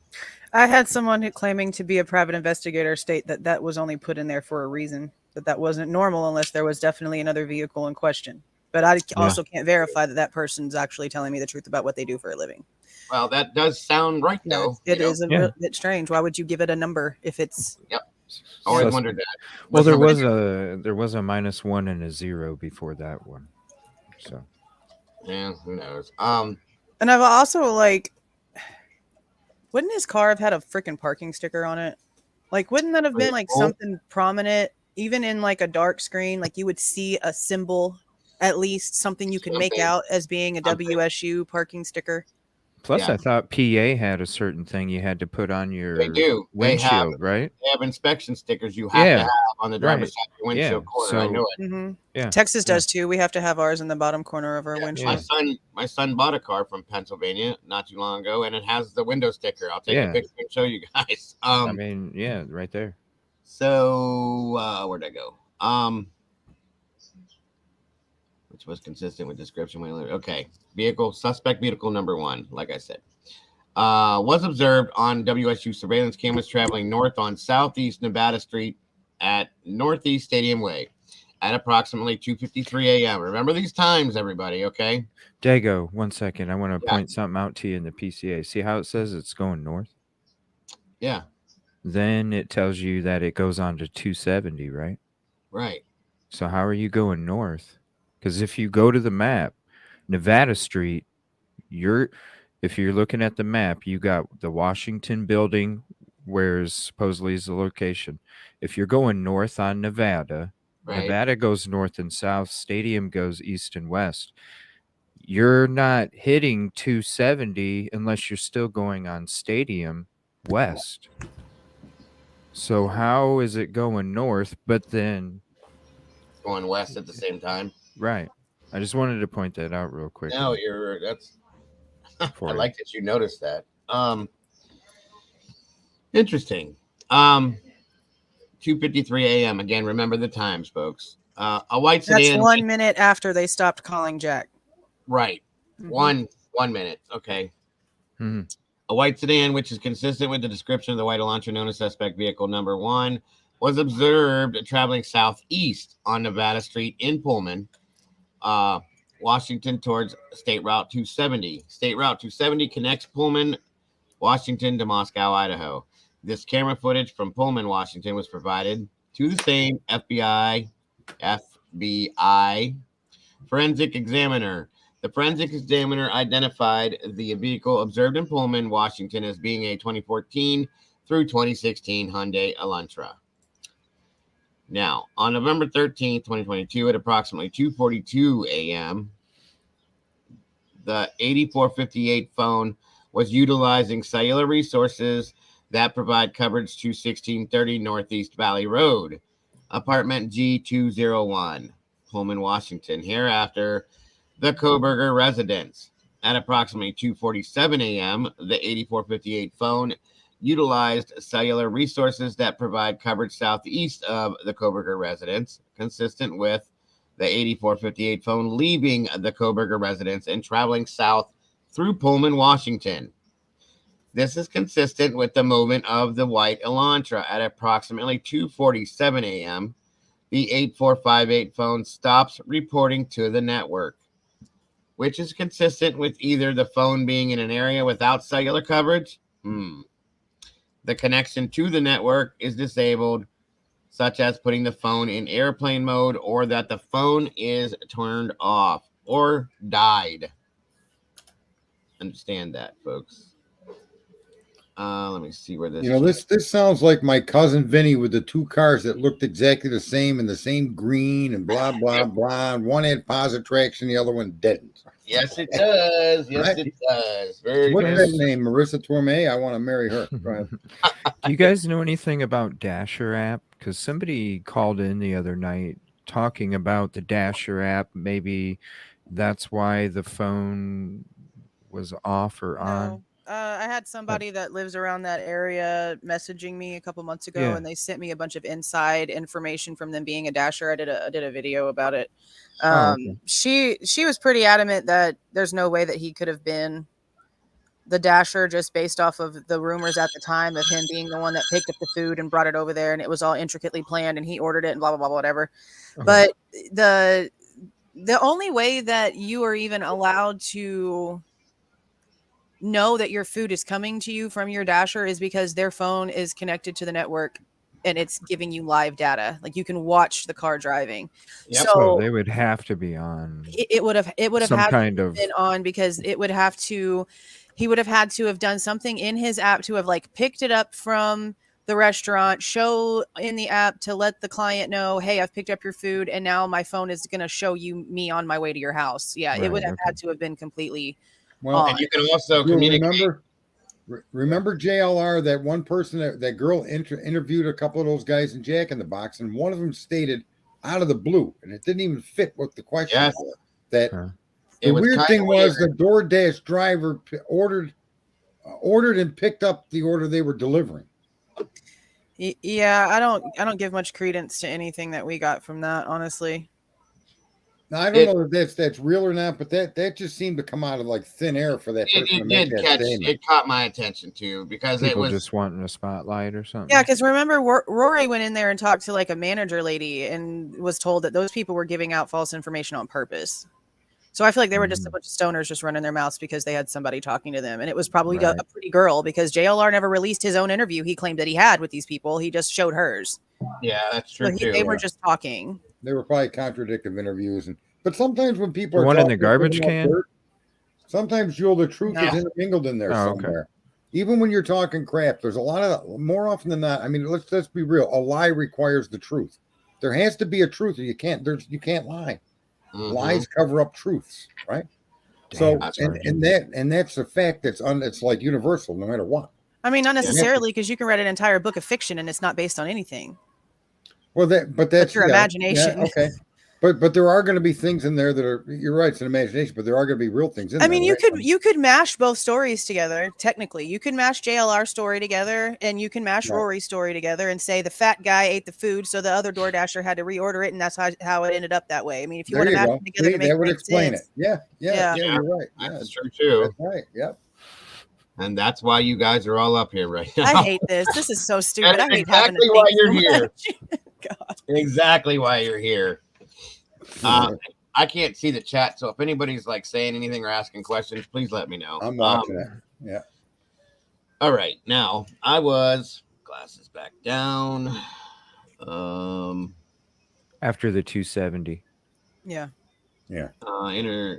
Which one up here? Let me see. I thought it was. Oh, this is brand new. That's right. Oh, yeah. Screen prints reveal the incomparable JLR at the intersection of Nevada and Stadium Way. He's located on the southwest corner of this intersection. The very first sighting of suspect vehicle 1 at 2:44 a.m. indicated the white 2014-2016 Hyundai Elantra was traveling north on Nevada through this intersection, which means it would have been traveling directly away from JLR across this intersection, and then 9 minutes later at 2:53 a.m. it would be captured again on the traffic camera video traveling toward JLR across the intersection south of Nevada toward 270. Okay. Is all of this the reason why people are under the assumption he picked up Brent Kopacka? Kind of. Is this it right here? Yeah, kind of. So, yeah. Okay. Yeah, kind of. Directly away from JLR across the intersection. Because you literally look at it and it's like. Yeah, I mean, I realized that they didn't live too far apart, but no, not at all. Minutes later, 2:50. It would be captured again on the traffic camera video traveling there across the intersection. Nevada. Okay, towards 270. Even though Nevada itself never intersects 270, and this would be a bizarre way to go to get to 270, considering a right onto Stadium Way at 2:53 a.m.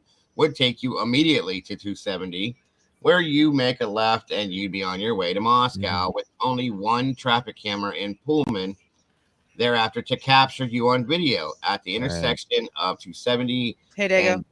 Yep.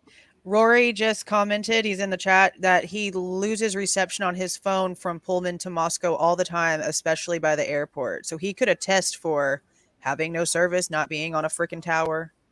Yeah. And Rory's there constantly going back and forth. We know that. So yeah, there he would know how the phones act.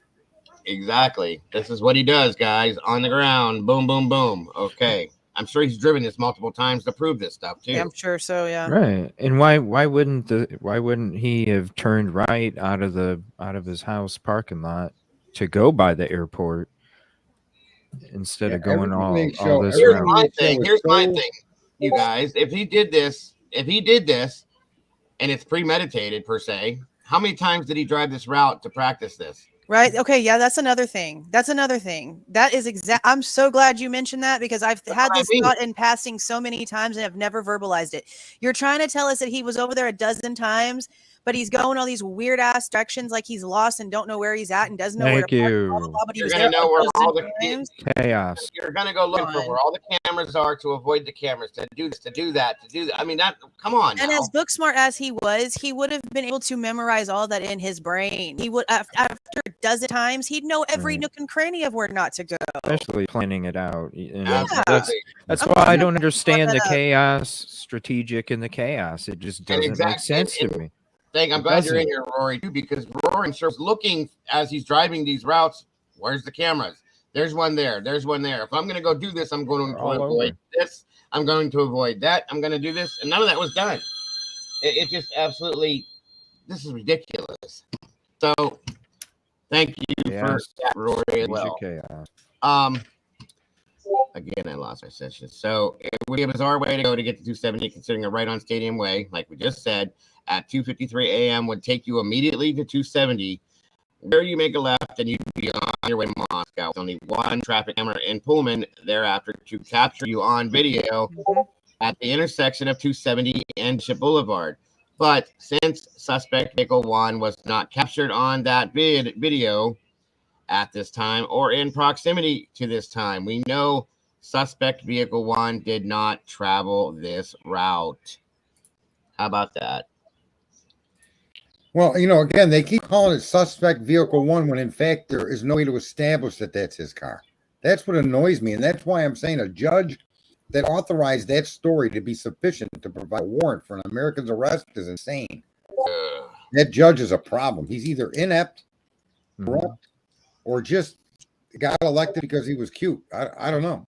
No, they just hang out at the same Wendy's every Thursday night. That car north on Nevada is directly behind JLR. All right, I'll play that. As much as I don't want to, I'll play left and right is Stadium. Yeah. Welcome to the family, Lindsay. We got another member. Thank you so much for joining. And yeah, where is Rory at? But this is exculpatory in that, I mean, the police are tracking a white vehicle that there is no way to put him in behind the wheel of that car. Zero. And that's why I think the person that wrote this is saying exculpatory, because then when the phone goes off the air, you could say it went off the air for whatever reason you want. Your reason is as unprovable as his reason saying whatever the reason was, he turned it off. If he turned it, whatever he says, you can't prove either. You know what I mean? That's right. It's exculpatory. Nobody can show that Mr. Kohberger did this with that intent to carry out that act, or that he drove in those areas in front of those cams. That's what shocks me with all of this. It's just terrifying that somebody would take a conspiracy theory. This really is the definition of a conspiracy theory. This PCA. Sure sounds like it. Frank, you're where are you at, Frank? Unresolved crimes. Somebody said that you said you had an update. All right, Heather. So that car accident that happened, it wouldn't have anything to do with him driving differently. He wouldn't have had to go those roundabout ways to get around that accident. Because I know there was a bad accident that had a lot of law enforcement blocking stuff off, trying to clean it up. At the time, he was supposed to be leaving his house. Right. Yeah. They hit a fire hydrant. Yeah. A hit and run or something, wasn't it? Yeah, it was a big scene. A fire hydrant. Yeah. So could that have been why he drove everywhere differently? Because it was real. Looking at the map, I remember doing this a few months ago. Looking at the map, you would have driven like basically just south from the apartment to get on the highway. Yeah. But then I never really thought that that's the way that he went into Moscow, if he did go to Moscow that night anyway, because of where the car ends up showing up later from the PCA. It's almost like he took a different route and popped up south of Moscow instead of coming up north into Moscow, like if he would have taken that highway. It was backwards to me. Yeah. Yeah, exactly. Right. Backwards. Like, how did you get on Steiner a couple times? And you weren't anywhere coming off of the highway to exit into Moscow, coming north into town from the highway. That didn't make logical sense. No, you're driving in the middle of the city in both cities too. But then we had the 7-Eleven, photo pop out from Brian Enton, not verified by cops, but that's around the same time they're trying to state in the PCA that he showed back up in that exact same area of the 7-Eleven. So then it's just even stranger, because I'm like, well, he didn't. If it is him and he went that way, he didn't go down 270. Because if he would have went in on 270, why the hell wouldn't you have come back in on 270? Because they have him going all the way, this huge horseshoe all the way around. It just none of it makes sense. There's a link, Frank, if you want to give us what your update is. If I can see you down there. There he is. What's up, buddy? What's up, man? How we doing today? Dago, first I need you to send me your email. I got 2 interesting emails that I need to send you. Yes, sir. I'll drop it in the chat, but it should be in the bottom. You're making me doing all the work, brother. That's fine. We got a whole team of people working on this stuff, guys. Always, nonstop. There you go, bud. Thanks. Okay, so first off, the email they're gonna, like I said, I do a lot of psychological profiling, right? Doesn't seem really interesting, but I made some really interesting calls today. So I did a live before, meanwhile your live stream.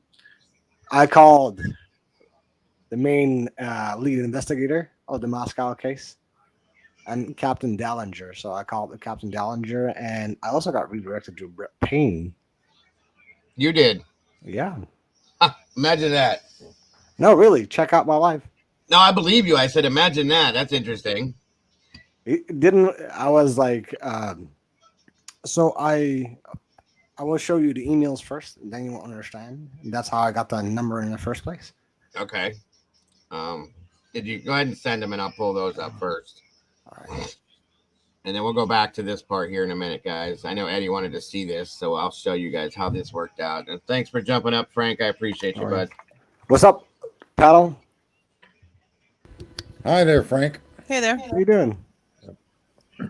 I don't think you two got to meet him yesterday when he was up here. This is Sarge and Miss Jules, and you met CJ yesterday, I think. Yeah. So. Mm-hmm. Yeah, CJ is awesome. Thank you, buddy. Appreciate that. All right. Can't wait to link up with you sometime. Robbing the 7-Elevens, he's good. No, I just work and do my show. Man, that's just I don't even know. That's all I do. That's started. I don't even know. That was Sarge. Okay, so let me establish first that a profile that you do is not 100% accurate, right? Okay, check the date on that one. Right. Way before he was even acknowledged. I'm trying to. Okay, that's the first email. You sent these through? Here we go. Okay, I got it now. It just popped in. That's the first one. Okay, let me see here. Boom. Oh no, that's not it. My English is fucking crappy because I used a really bad phone at the time. No, you're all right, bud. You're all right. It's I am Frank. I am small content creator. Covers the case. Debbie Collier. Okay, I understand it. It's still ongoing. Is there something in here that is linked? Hold on. Which email did I give you? It says you sent me one, Dear Moscow PD. Yeah, that's the one. That is the one. I will also send you a second one, but check the date, which I sent it. Here, let me put it up here for you. No, I'm not going to do that because it has your email address on it. Hold on. No, don't worry. I don't give a shit about my email.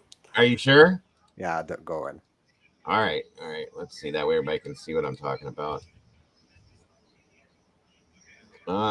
Maybe in a little bit. There we go.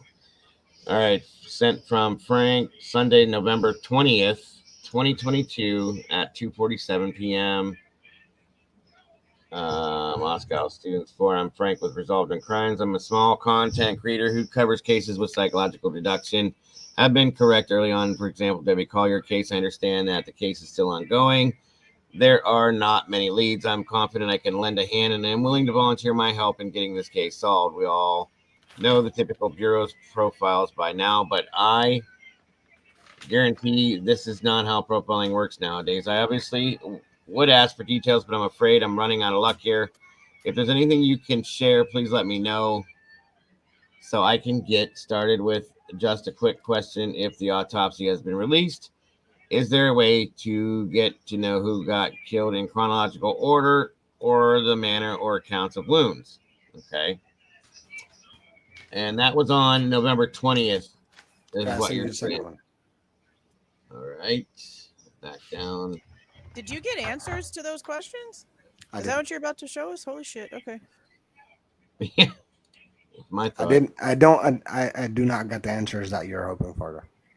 This is December 28th, Wednesday, December 28th, 2022, 12:41 p.m. Greetings, Captain Dollinger. Please consider this message as a means of help. Again, my name is Frank Wesseling. I am on the YouTube podcast Unresolved Crimes. Also am a former mental health care employee of the mentally ill and familiar with all sorts of criminal behavior. I have been right about multiple cases before. Official releases were out just by using sheer profiling of the criminal offense. Please hear me out. I do not use YouTube for entertainment purposes, and I probably am the only one who is critical about the entire web sleuth community and their social media campaign of slander and misinformation. I have worked multiple cases, including the one of my co-host, who her mom went missing and killed by the Speed Freak killers. I honestly have no doubt this department will solve this. In fact, I'm confident you will. I get how investigations work and understand the jurisdictional proof you need to have to arrest and convict. Meanwhile, we are also doing a side investigation, and we obviously do have the resources you have. And since the department is full of fresh young eyes, I want to give tips and advice on how you can catch this individual, as I established a full profile on his psychological need just by the nature of this crime scene. First, I want to acknowledge the most utter respect I have for Moscow PD in the time and effort they have in finding this individual, but you are not going to find him alone. I called in multiple tips that got followed up on and want to tell you blatant and truthfully that the department is behind a couple of leads. Allow me to elaborate. I already know beforehand that the cameras were going to be focused on the west boundaries of Going Road, indicating he must have gone that way, leading to the obvious conclusion he came or went from Washington. It's geological profiling that came to this conclusion. And we, in fact, had confirmation from Pullman PD and know that footage got taken from a certain gas station, EA other establishments.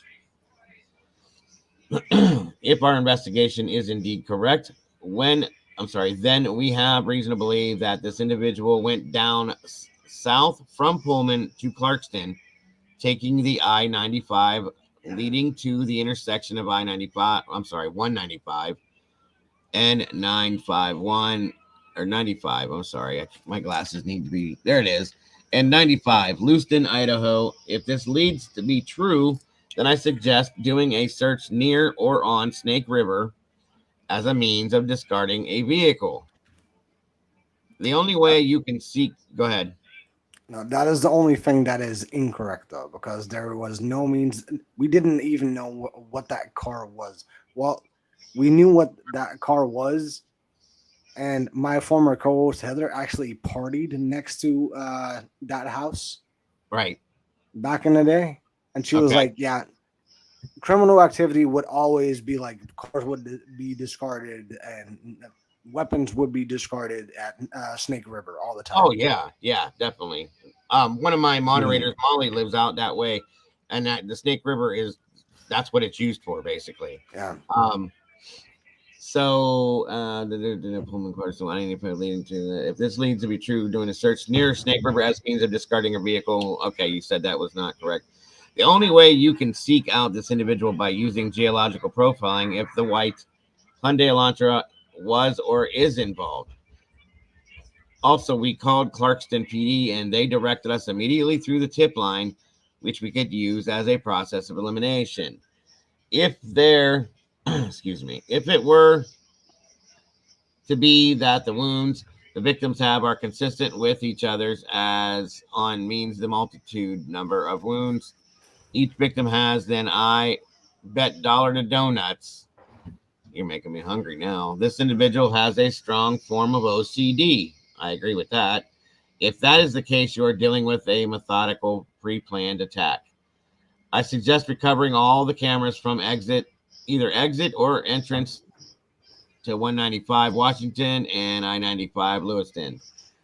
Surprisingly enough, Lewiston is exactly 20 miles away from Moscow and takes a 40-minute to go from A to B. If this individual is indeed OCD, he probably cleaned up after himself, and it would not surprise me if this individual is in fact labeled with autism, which would narrow down your suspects. Please reach out for further information. With kind regards, Frank Wesseling. Okay. And they did reach out. Okay, they did. Yeah. And what did you get from that my friend? It was going to be, well, this is to Captain Dellinger, right? I called Captain Dellinger today. And he actually picked up after a really long time. I tried to call him like for 2 months straight, every single Friday, because he's usually in on Fridays. Yeah. And today I got to talk to two really interesting individuals. That is Captain Dellinger and Captain Brett Payne. So I was kind of acting a fool by calling them. Right. I also called. This was probably a month ago. I also called with the private investigator of Ann Taylor. Batonti. That found this information really interesting because it perfectly explains how Bryan is portrayed, right? This profile. Yeah. So I said to Captain Dellinger, "You guys used my profile, didn't you?" He was like, "Yeah, maybe." Not specific. Wow. So they use the YouTuber's profile. How about that one? It bothers me. Really fucking bothers me. I don't blame you. That says to me that they don't have their own. Well, I mean, is it possible, Frank? Is it possible your stuff lined up with the profilers the FBI would have? That bothers me, and I never get to know that answer. I understand what you're saying. Yeah. So did Payne have anything else to say to you? He did not want to talk about himself. Surprise. Did he have anything, any input to, as far as the case goes? I'm sure he didn't. Nah. Nothing at all. Did they confirm that the wounds were consistent on all bodies? Let me tell you this, brother. Before I interviewed Ian Harsh, right? I made a call to the what's that call again? The coroner. Coroner is elected, right? Mabbitt? Yeah. I called her and I got freaking pissed off because I knew that she was in office and she did not want to talk to me because I had another member call in for me that she wanted to talk to, but as soon as she heard that I was talking about consistent wounds, she did not want to talk. And it pissed me off. Mm-hmm. Because, see, I don't believe in all kinds of conspiracy and that kind of stuff. Right. But if you think about it, why are two victims that are being found upstairs, both 21? Why are the remaining victims or the victims down below 20? And why are the victims that are survivors both 19? It bothered me. So I did a little research. And 1122 King Road, it bothered me. I can't have a conclusion of that, but it really bothered me. And that's why I was like, yeah, this guy is either, if those wounds are consistent, because if you think about it, you have 1 survivors and 2 dead. That's really going far. I admit that is really going far, but I kind of went into like this conspiracy mode for a while, and it freaking bothered me. Mm-hmm. I understand. Absolutely. I was like, even though how good I am at analyzing, how good I am at overthinking things and making the dots connect, this does not make any sense. And would you imagine if those wounds would be consistent with the amount of stab wounds that each individual has? It is a sign. Yeah, I agree with that. I mean, here's the thing, though. I was curious about, like, how long of a conversation did you guys have in regard with when you were talking to Payne in regards to this stuff? Because there's supposed to be a gag order. I'm guessing he isn't supposed to be talking very much, right?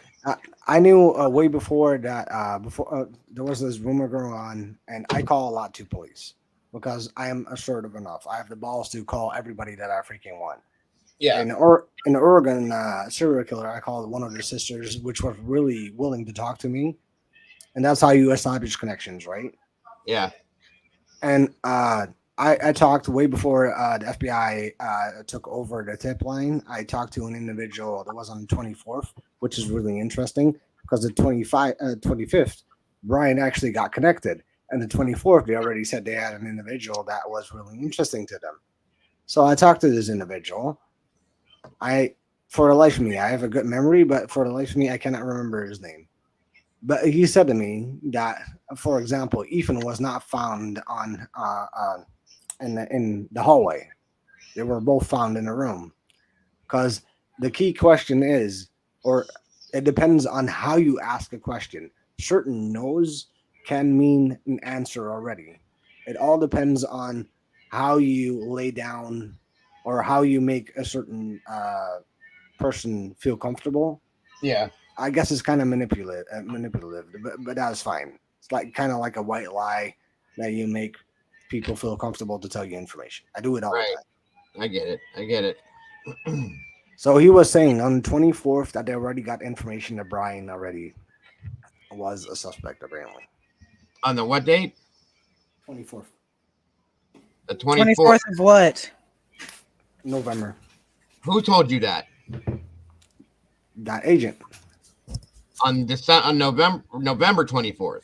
He didn't tell me a name, but they said I don't believe that part. Not that I'm not saying I don't believe you, but it's just that the PCA says that they didn't even the PCA gives us 11/29 as the day that the WSU saw the car twice. Right. I mean, in the database and then in the parking lot, and then they didn't even run AT&T warrants until sometime after that, I think, or it was AT&T warrant first for the tower, and then on 11/29, and then there was nothing.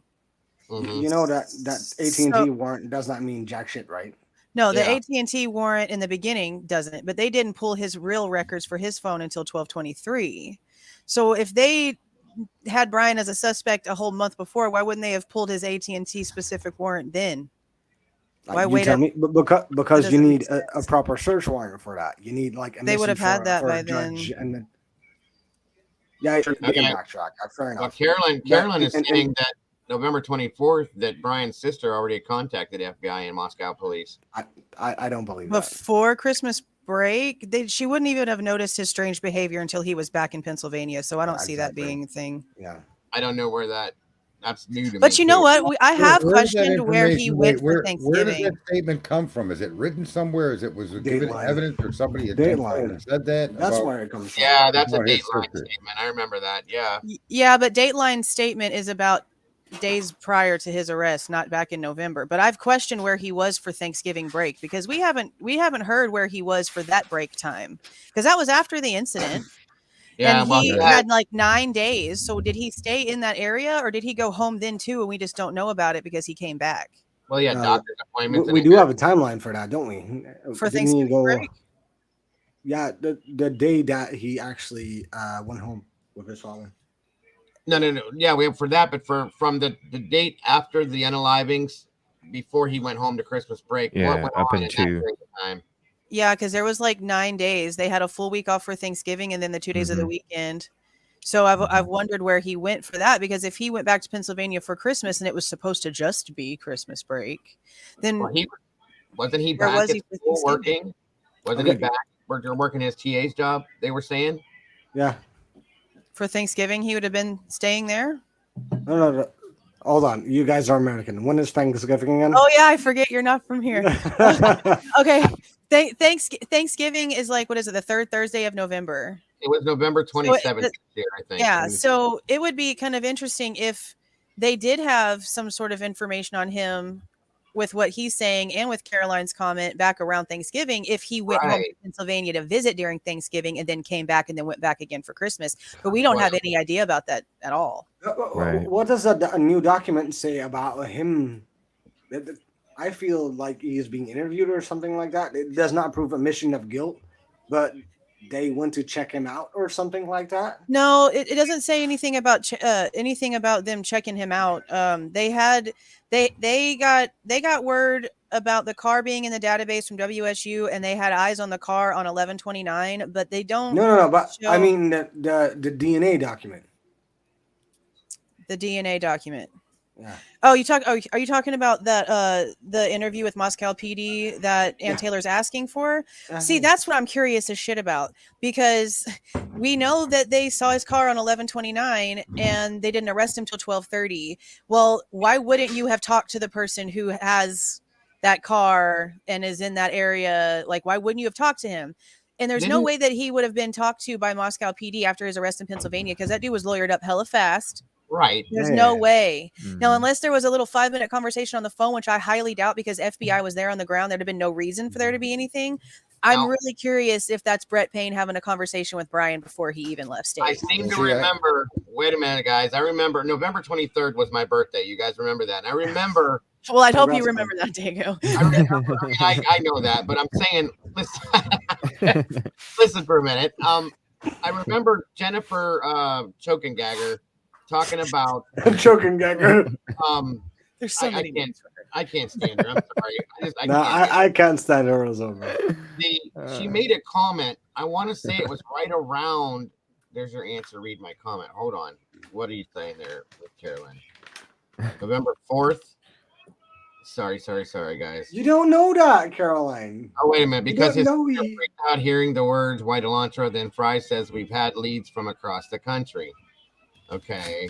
Well, yeah, that's just I don't know. I mean, I know that Dateline's talking about it, but we don't know for sure.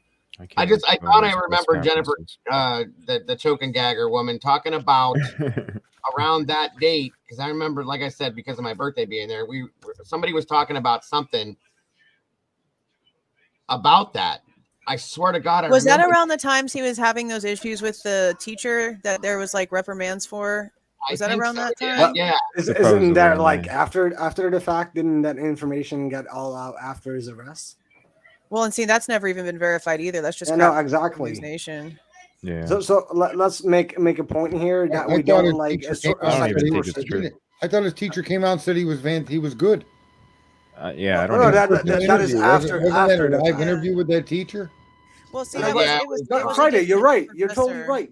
His teacher made him freaking impeach. He recommended it. Right. Appeared like he was a normal guy. He was a good guy, and he would recommend it, right? Well, and see, and they're trying to throw this incel thing out there, right? But all of his female professors adored him and recommended him for things. And in the paperwork, it looks like the professor that he was having issues with was a dude. So that also doesn't even follow the narrative that they're trying to play here. Right.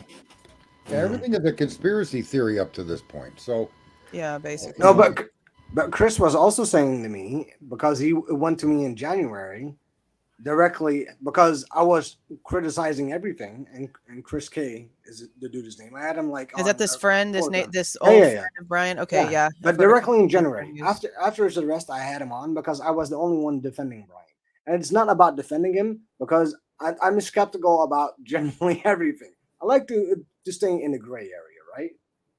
And he was saying, like, nobody is allowed to talk good about him. That's what he said, at least. Well, they don't want you to. They don't want you to, right? Yeah, they don't. They want it to. They want him to sound.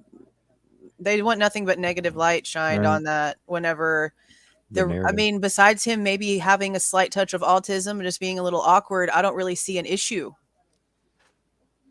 He was bright. He was being recommended for things. He was working on his PhD, and somehow, as a heroin addict, as a freaking child, was able to overcome addiction.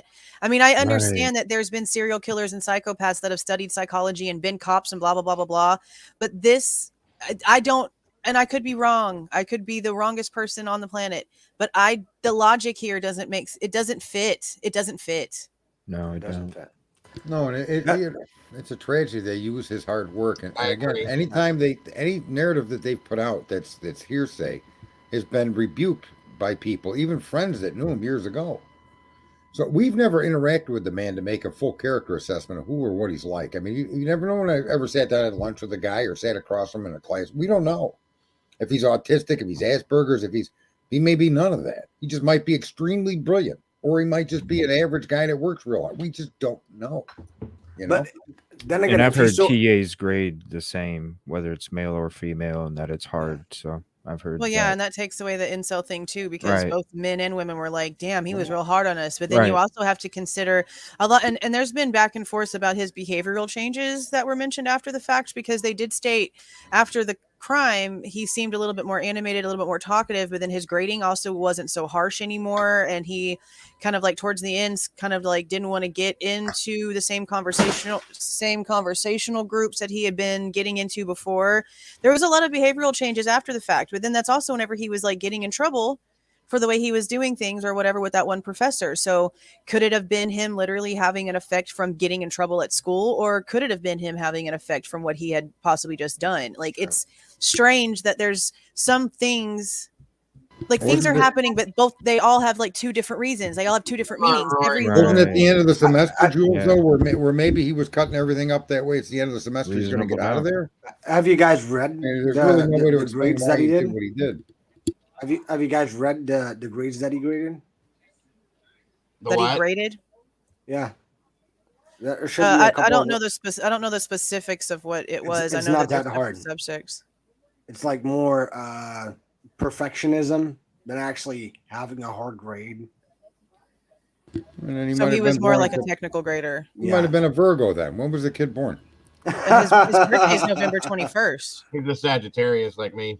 Oh, okay. Which is another crazy thing, because if this would have been like 1121 King Road, that would have been even scarier. Yeah, that scared the crap out of me. I was like, no.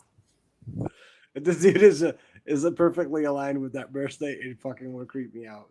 Yeah. I mean, I'll admit there's a lot of numerology in this case. It has caught my attention. But what if we were to take none of the media serious what they're saying about Bryan and just look at the person who we know, I guess, by now? It's really hard because the dude barely has a profile. Well, I mean, I think that's why we are here, because we're not listening to mainstream. We are looking at it like that. Yeah. That's why we're so invested in what the hell's happening, because we're not taking that narrative as facts. I was talking to Brett and I said to him, how long have you been doing this work? Just a couple of years, he said. I was like, dude, are you fucking kidding me? Yeah, they need more experience. They should have had more experienced people on something like this. I take everything they told us in the PCA as fact. I just don't interpret it the same way they do. But that's good. I accept that they got pictures of a car. I accept his cell phone pings. I accept that he turned off the phone, didn't report to a network. I accept all that as fact. Just not enough fact to say that he killed somebody. Let me tell you right now. I've been that's the reason why I don't do Dutch cases anymore, because there was this Dutch case where a friend of mine got is touch DNA on an individual that got found in his car. Oh, sorry, I didn't mean to interrupt you. But he got found in his car. He got mutilated. And his touch DNA got found because he hugged him. Because that dude who got mutilated in the car brought him to home. His jacket was full of DNA, and they caught him. He didn't do it, though. Case is still unsolved, but they covered his face. Yeah. And believe me doing true crime fucking like for forever, for me at least. This will set a precedent to transfer DNA in the way that I want to see if it goes to a trial, how the prosecutor explains to a jury exactly what this DNA is a microscopic. But how?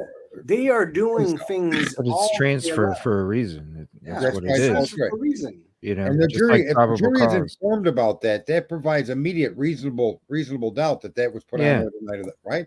Yeah. Have you guys of how it comes to be places in and of itself tells you that it's possible that this says he did it, but it's also equally possible that it was brought to the buckle from a different means.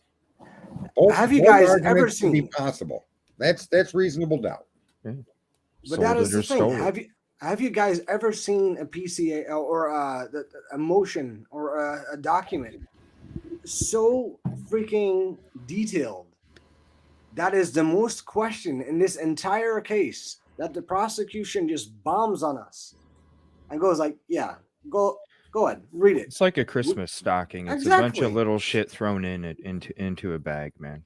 That's how I look at the PCA. It's like a Christmas stocking. And you got to reach around that big lump of coal that you're trying to avoid. It's more like a bag of Doritos. It's just full of air. Yum. That sounds so good. Oh, man. I need to go grab. I'm going to go grab my Doritos. Yeah. That ain't right. Air or not. I mean, why though? I mean, this case is like the prosecution wants to have things sealed, and they go like, yeah, I want to have a motion to have sealed, but not this document because the public needs to read this first because, it kind of saves our point. And I think they did the same shit with the grand jury. Yeah, because they didn't. Yeah, because that's when we found out that they weren't giving up how they obtained the profile. We're like, what? Like, why wouldn't you? Why wouldn't you show them everything because of how high profile of a case it is? Why wouldn't you make sure it's beyond reasonable doubt if that's what you're feeling? Well, and if it goes back, the FBI just didn't do it, then it really has to be their motives and the way that they do things that gets questioned, because why wouldn't you have documented all of that in the first place? And it's like, I will argue Daniel from Drunk Turkey with this until I am blue in the face. This was not a damn anonymous tip that doesn't have to be documented correctly. The FBI, in the verbiage of the document, took over. That means it is part of the active investigation. It is valid, and it should have been documented down to the every cross and every dot. Totally so there, this is to me, even if, and that's the scary part. If he is the guy, crap like that could get some psychopath back on the freaking street. Right. But crap like that can also put an innocent man in front of a gun. Right. Well said. And I just don't understand. I think that it aggravates me the most because he's ex-law enforcement. And you'd think somebody with that kind of background would take these more freaking seriously. And I just don't feel like he does. Because, it's just a tip. It's not important. Are you serious? Because he's ex-law enforcement, right? It's his opinion, Yeah. I mean, it's really not opinion. If it's part of an investigation, because the FBI was told, you're taking over now, stop everything you're doing and send everything to the FBI because now they are taking over. That's not a tip. That's an active part of the investigation. Yeah. Oh, yeah, exactly. I don't understand why they wouldn't document everything that they're doing. And 2, why the state wouldn't specifically at least make sure that they saw it first. Right. I also called Bill Thompson today, and I tried to get in contact with him. Guess what tip line I got? Obviously, Moscow PD. And I was fucking pissed off. I was like, no, I want to talk to this dude. So there's no direct way to get to him, I guess? No. But why? Why is there, he has 60 days to plead a death penalty, right? Have you tried to reach out? That's on hold right now. Can I say what we might want to look at that might be more informative than we Rory, you should go, man. We should look at the district attorney and his history and background and how he became who he is. Bill Thompson, you mean? Because when you look around the different places around the country, like that woman that let that Jussie Slomet go, remember? That district attorney that wasn't going to charge him for saying that some Trump supporters attacked him at 2 a.m. at Subway. Right. Remember that dude? Jesse Slomet. But this is happening all over the country where people are charged with crimes, but the prosecutors themselves do something different. Or they either save them, or they don't charge them, or they do a Hunter Biden with them. But is this guy one of these types of DAs? Was he funded by George Soros or some other big political donor on the right? Who is this prosecutor? And why is he allowing this kind of shoddy work to come across his desk? I just wouldn't accept it. Well, he's off this season. He doesn't have to get back to work till Christmas. But this would be a first, though, that such a young detective would solve such a huge murder case. But he didn't. The FBI did, apparently. The FBI did. No. But the FBI got a tip. The FBI got a tip, and they tipped the Moscow PD, right? No. It was the FBI that did the genealogy work, and once they had their little family tree, they called Moscow PD and said, go look for Bryan Kohberger. That's what the documents are telling us. Yeah, and FBI did a private lab. Well, no, the private lab got stopped. That's what it is. The document reads as this. The profile was created. They sent it over to a private lab so that they could try to, I guess, analyze the profile. They were told to stop what they were doing because the FBI took over. FBI then did the genealogy work themselves, didn't take no screenshots, didn't do nothing but make some pencil mark notes on whatever document they even kept on file, deleted the profile out of the system, and then told Moscow PD, Bryan Kohberger's your man. That's how that's exactly word for word. I mean, not word for word, but exactly how they labeled it in this document. Now, I can tell you 100% that Offram did 100% have confirmation that they did have DNA with Bryan Kohberger. Well, they did get sent stuff, but they were told to cease. But we don't know how long they were doing it. They got ceased. They got ceased because they got enough profile to quote unquote link. So I wonder what the determining factor was for Moscow apparently to have made the decision for FBI to take that over, because that's what they're claiming in the document. Well, in technicality, the Moscow has the capability. Well, it's a jurisdictional thing, right? So Moscow can have FBI asked to help them. That's it. Right. Well, they were already assisting. They were assisting prior to Othram even getting anything. And I said from the beginning, there's no way some damn startup has better equipment than the freaking government. No. Why isn't FBI doing this all anyway? Let me ask you guys this. When do you think the FBI actually stepped in with this? Day one. Oh, yeah, right away. Yeah. Day one. They were on scene. Right. Okay. Yeah, day one. Yeah. Shouldn't that have been? I mean, if you think about it like that, if they were there day one, why did this happen like this then? I mean, that's what I'm asking. In what sense? As far as them handing this off to, because it's a state Lazy. They can't hand it off though. They can't hand it off. Though it's a state. They need to ask, General, unless the feds can legally exert their influence and take over your case as a federal crime, then it's a state crime. And I don't think that's what he's asking. I think Dago's point is, if FBI was on the ground since day one, why the hell did it go to some private lab instead of the FBI in the first place? That's exactly what I'm asking. Yeah, exactly. Yeah. Okay. Yeah, I've questioned the shit out of that, especially why are you bringing it here? Why are you bringing it here? Why are you taking it all the way down to Texas? For what? You're closer to Quantico than you are to freaking Woodlands. What are you doing? And I would venture to say that the FBI lab would be way more technologically advanced. Yes. Something, yeah. But they may have waved them off because of the type of sample that they were dealing with. They may have waved it off and said that that's going to be found inadmissible somewhere. That may, in fact, I know we all, a lot of us might think conspiracies everywhere, but the FBI isn't stupid either. And they'll play the law to the letter. And if they feel that the sample that you have is something you want to look at to accuse somebody of a crime, they may have said, nope. Or they step back and we'll talk to Quantico and get back to you. They may have done something like that. And knowing that it was a microscopic sample that's transfer DNA, they just may have stayed out of it. But what would be really curious to me is the dates that all of this stuff happened. That's what I'm saying, right? Yeah, like the dates of everything would be really curious because, I mean, the FBI taking over after Othram, I mean, the damage could have been done to this case before Othram even got anything. Like, what was sent to Othram could have been what was corrupted. And then the FBI did work on what they thought was valid information, but in fact, it was corrupted information. That's had a great sign in the front yard too. Jews are love you already. So that's exactly what I'm thinking. How about those burnout parts? They take all the records of a burnout patch, right?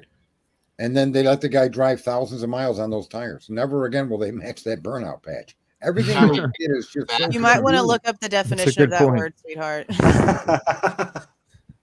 I don't think that makes much sense, Diana. I'm sorry, but okay. So what? What would be the oddest thing in a regular affidavit? What is the oddest thing out there? The whole thing, in my opinion, but I'm sorry. But honestly, the length of it, it's a bunch of what? It's a bunch of what? What would they really need to say in this? We have him on camera getting out of his car. We have him entering the house because we have all this Ring doorbell footage just right there on the house. We have his blood DNA. We have this. We have that. Instead of it's a bunch of air.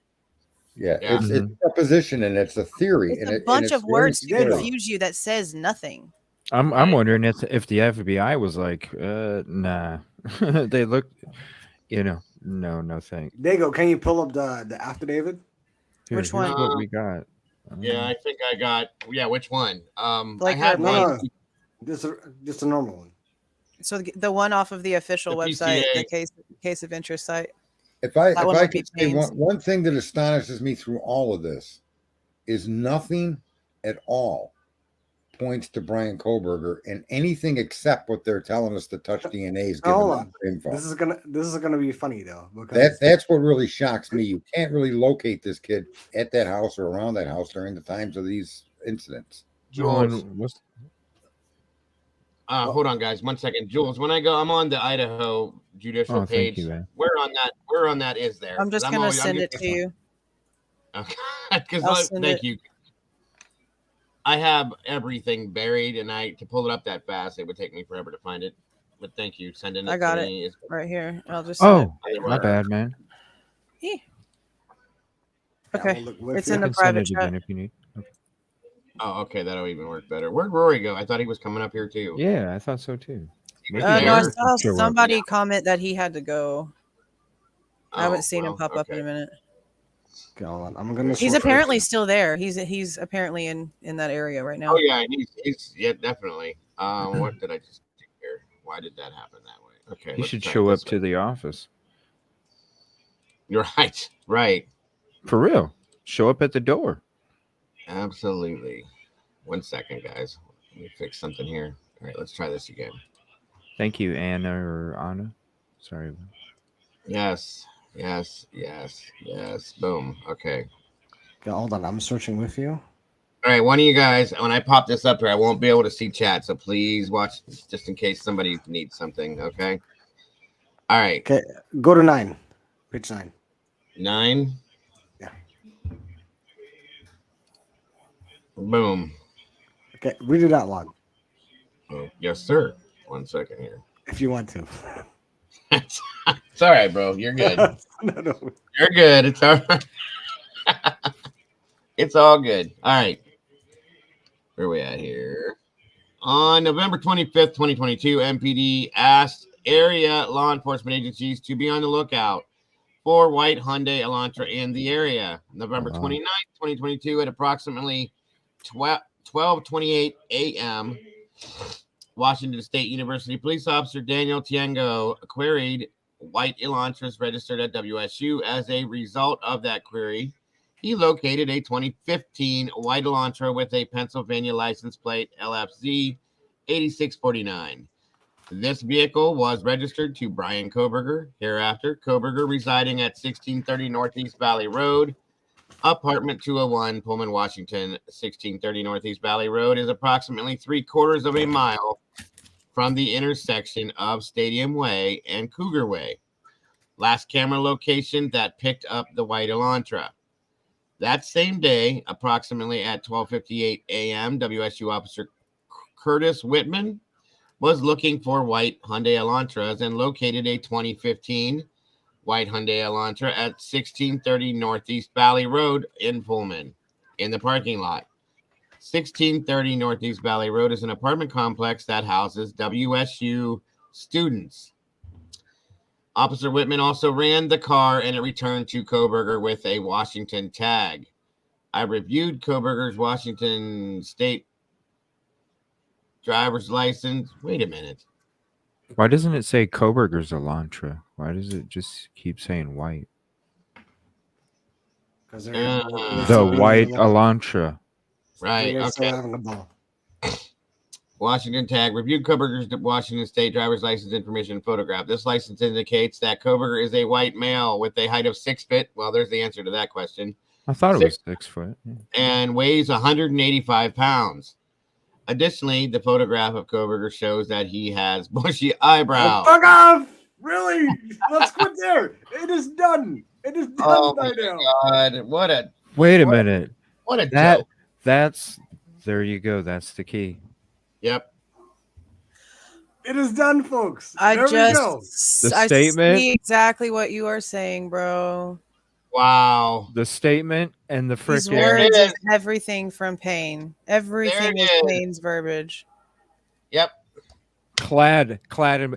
It's like I was asking a coworker this morning. I was like, "What fucking 20-year-old says Nobody clad? says that. Are they watching a British show or are we medieval? Like, what the fuck are we talking? So here? when you're watching that show, I hope you're in a frozen shock phase as you're standing there watching it.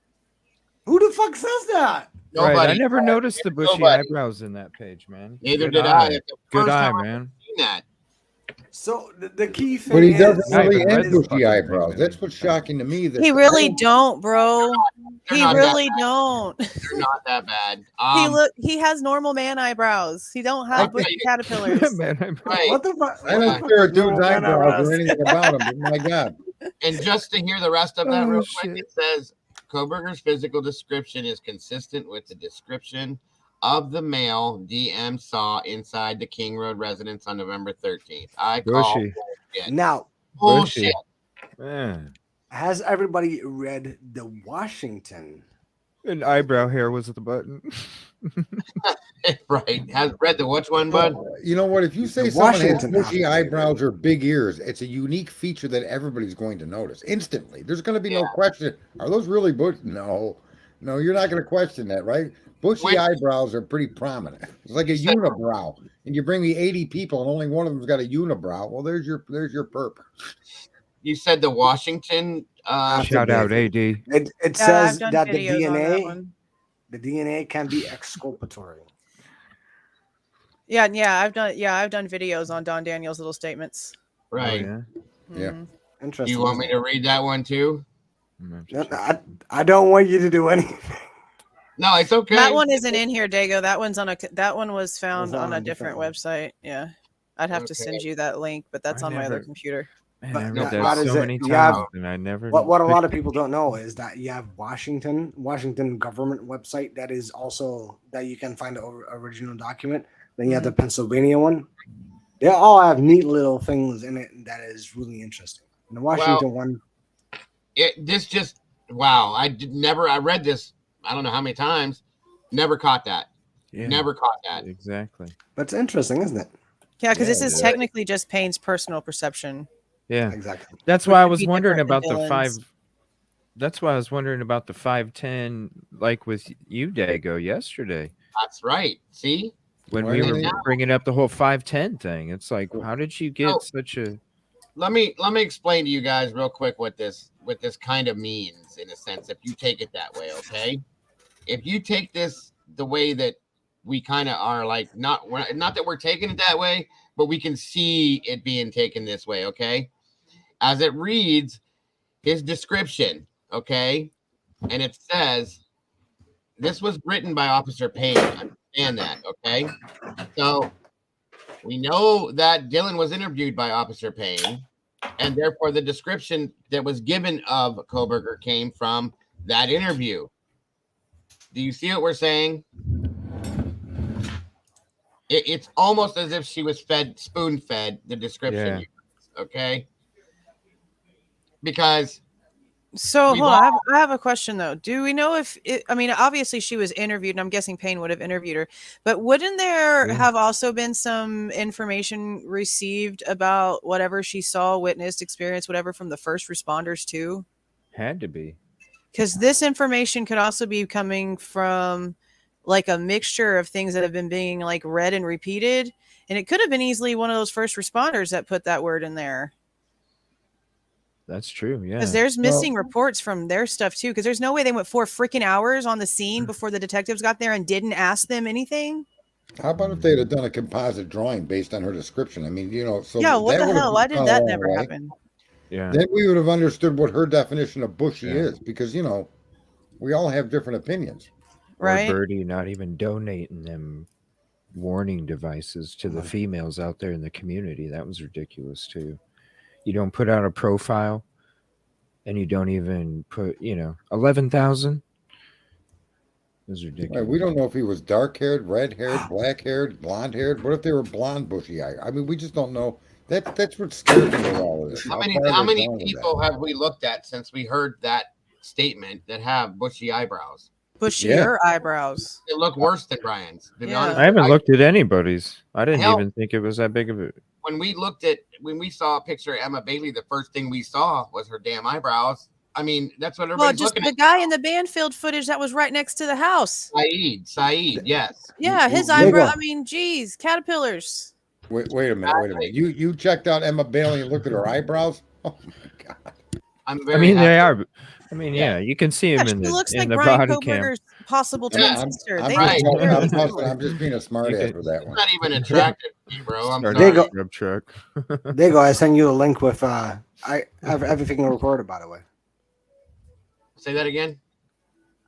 Click the YouTube link that I sent in private chat. Oh, okay. Hold on a second here. Somebody had asked why he pointed out page 9 also. Because of the bushy eyebrow. Yeah, it was because of the description, the Statement, descriptive yeah. statement. What happened here? Hold on a minute. And then you go to DM's statement in the beginning of the PCA, and the verbiage is just odd how it links up. You guys are gonna live witness Isn't the it calls strange that how, I did between. how is it they didn't put a Dellinger 40 or and 80-hour work crew inside of that house sampling everything for evidence?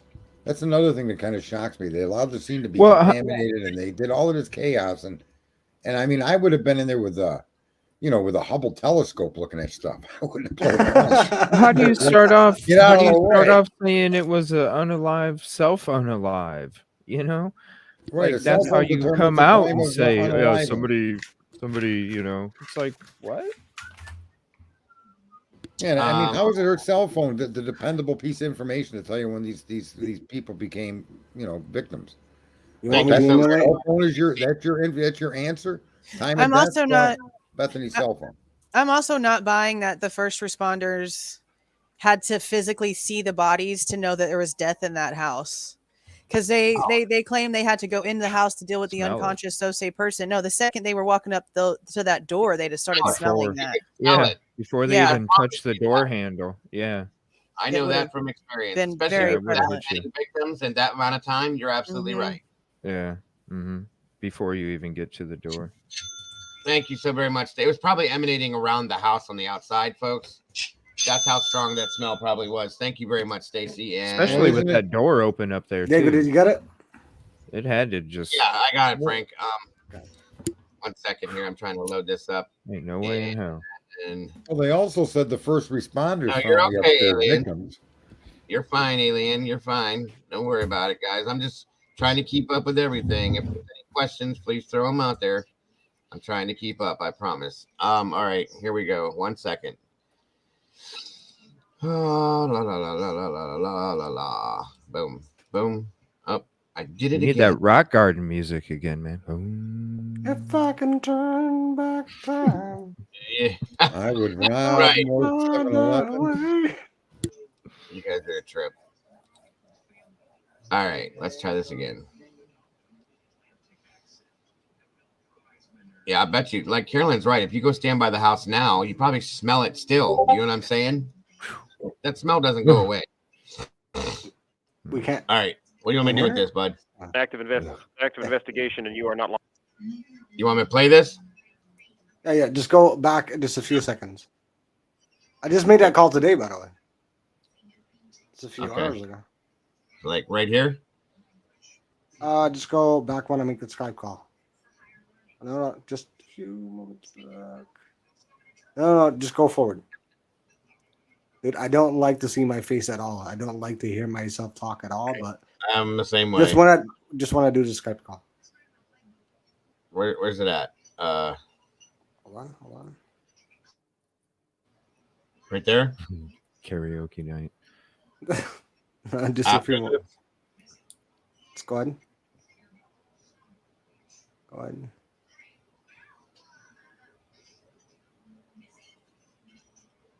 Should be at, let me see, 21-49. 21-49. Okay, we got a little bit to go. Thank you. All right, we'll start here. Captain Dellinger, Moscow, please. Oh, Captain Dellinger. My name is Frank. I'm with Unresolved Crimes. I've been trying to contact you for a while now, and apparently I keep getting like a voicemail or whatever. So thank you. Okay.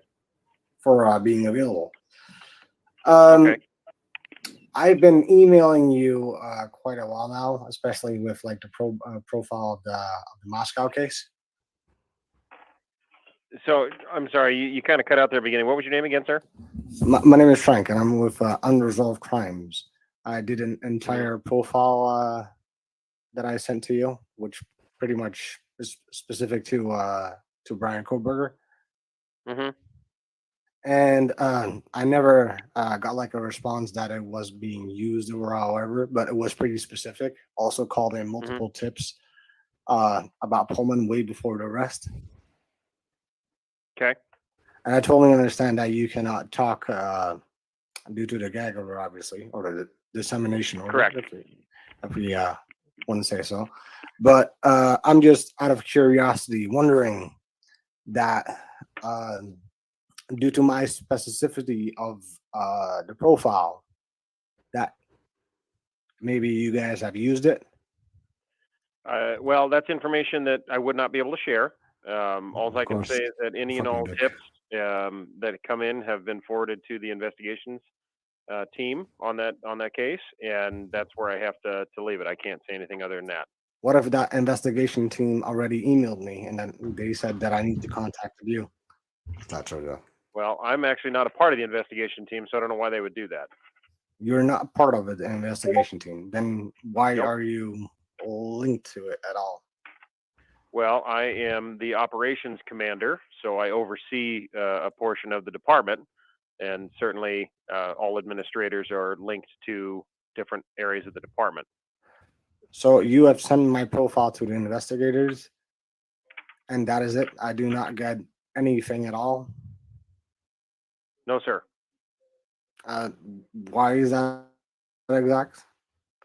Because it's an active investigation, and you are not law enforcement, so I'm not able to share any information with you. But if you use my profile, then it kind of chimes in on the investigation, doesn't it? Well, you, along with a lot of thousands of other people, have sent in tips, and like I said, all of those have been forwarded to our investigations unit. Whether or not they use it or how they use it is up to them, but I'm not able to give you any feedback on anything that they have used or will use or anything like that.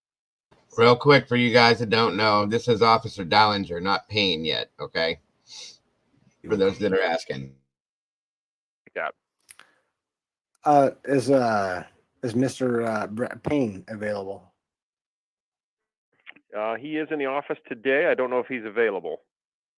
Can you check for me if he's available? Because I have tried to contact him as well. Let me see if I can forward you, if I can find his number. All right, let me transfer you, okay? All right, thank you. Yep.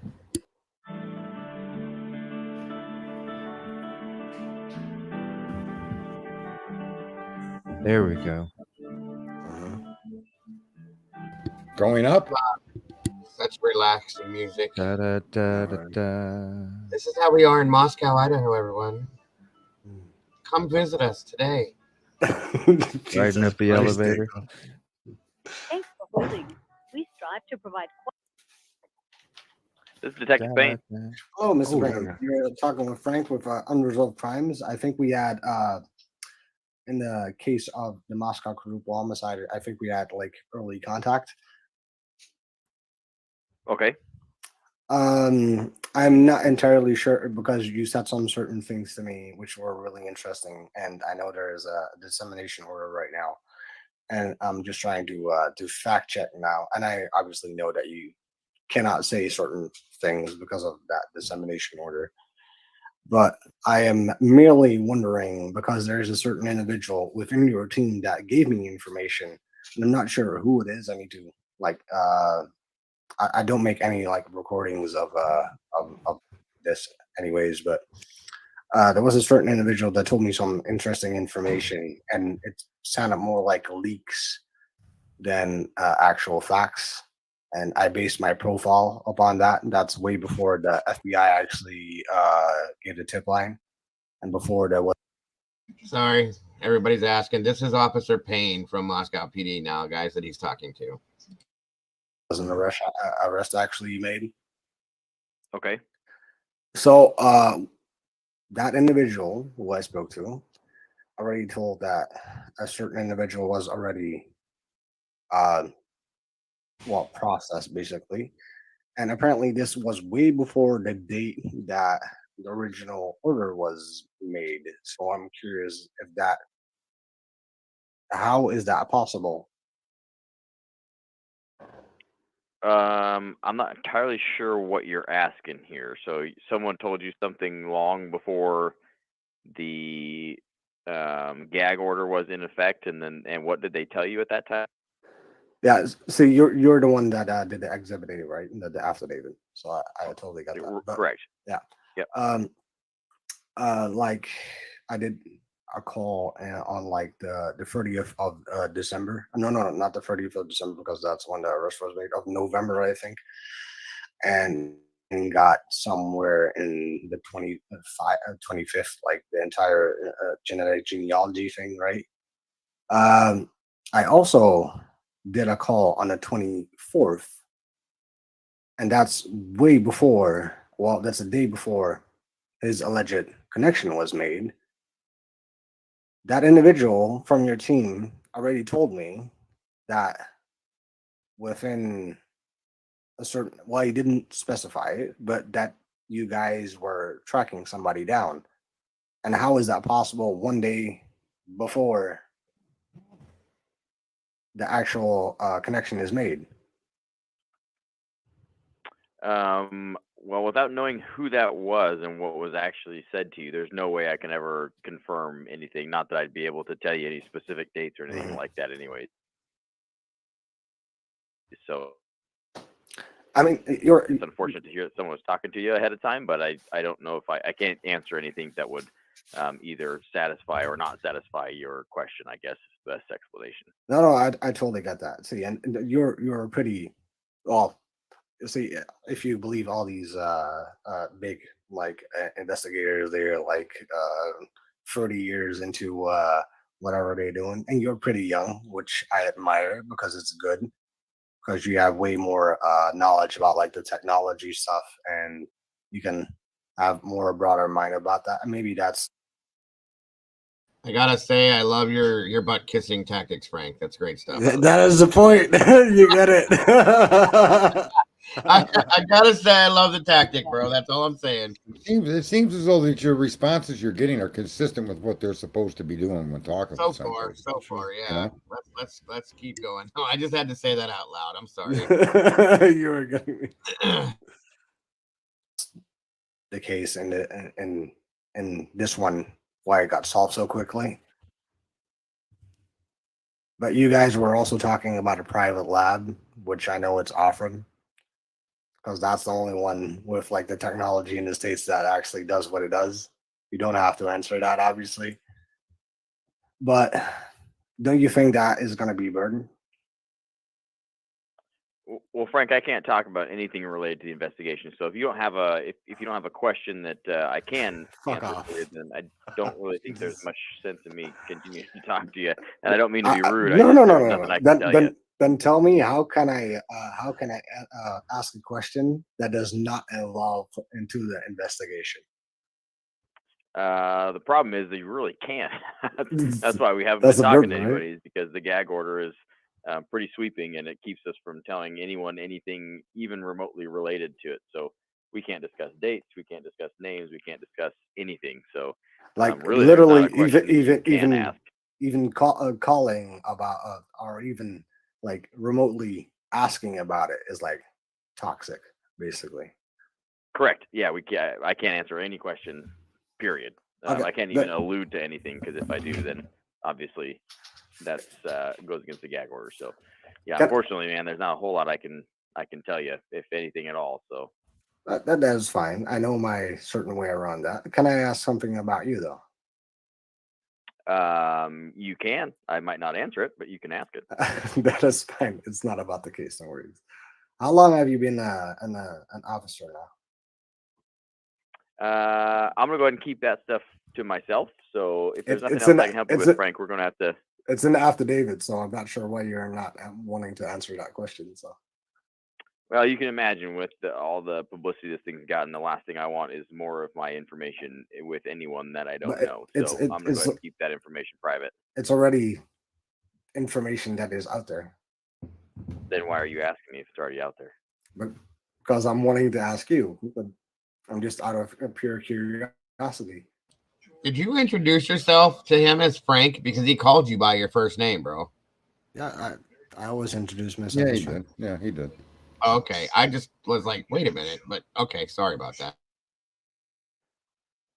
Yeah, I've been here for a few years, but that's about all I'll say. So is there anything else I can answer for you, Frank? I got other stuff I've got to attend to, So just a few years. Yep. With the Moscow PD. Yep. Where did you work? Did you work somewhere else? Frank, I'm done answering your questions, man. You have a good day, okay? I'm not sure how this is like an aesthetic why you feel not comfortable talking about it. Well, just as a rule of thumb, I don't like talking about myself to anyone, much less to someone I don't know on the phone about this case. So I'm not talking about the case, am I? Okay. Have a nice day, Frank. You can stop it now, dude. Okay.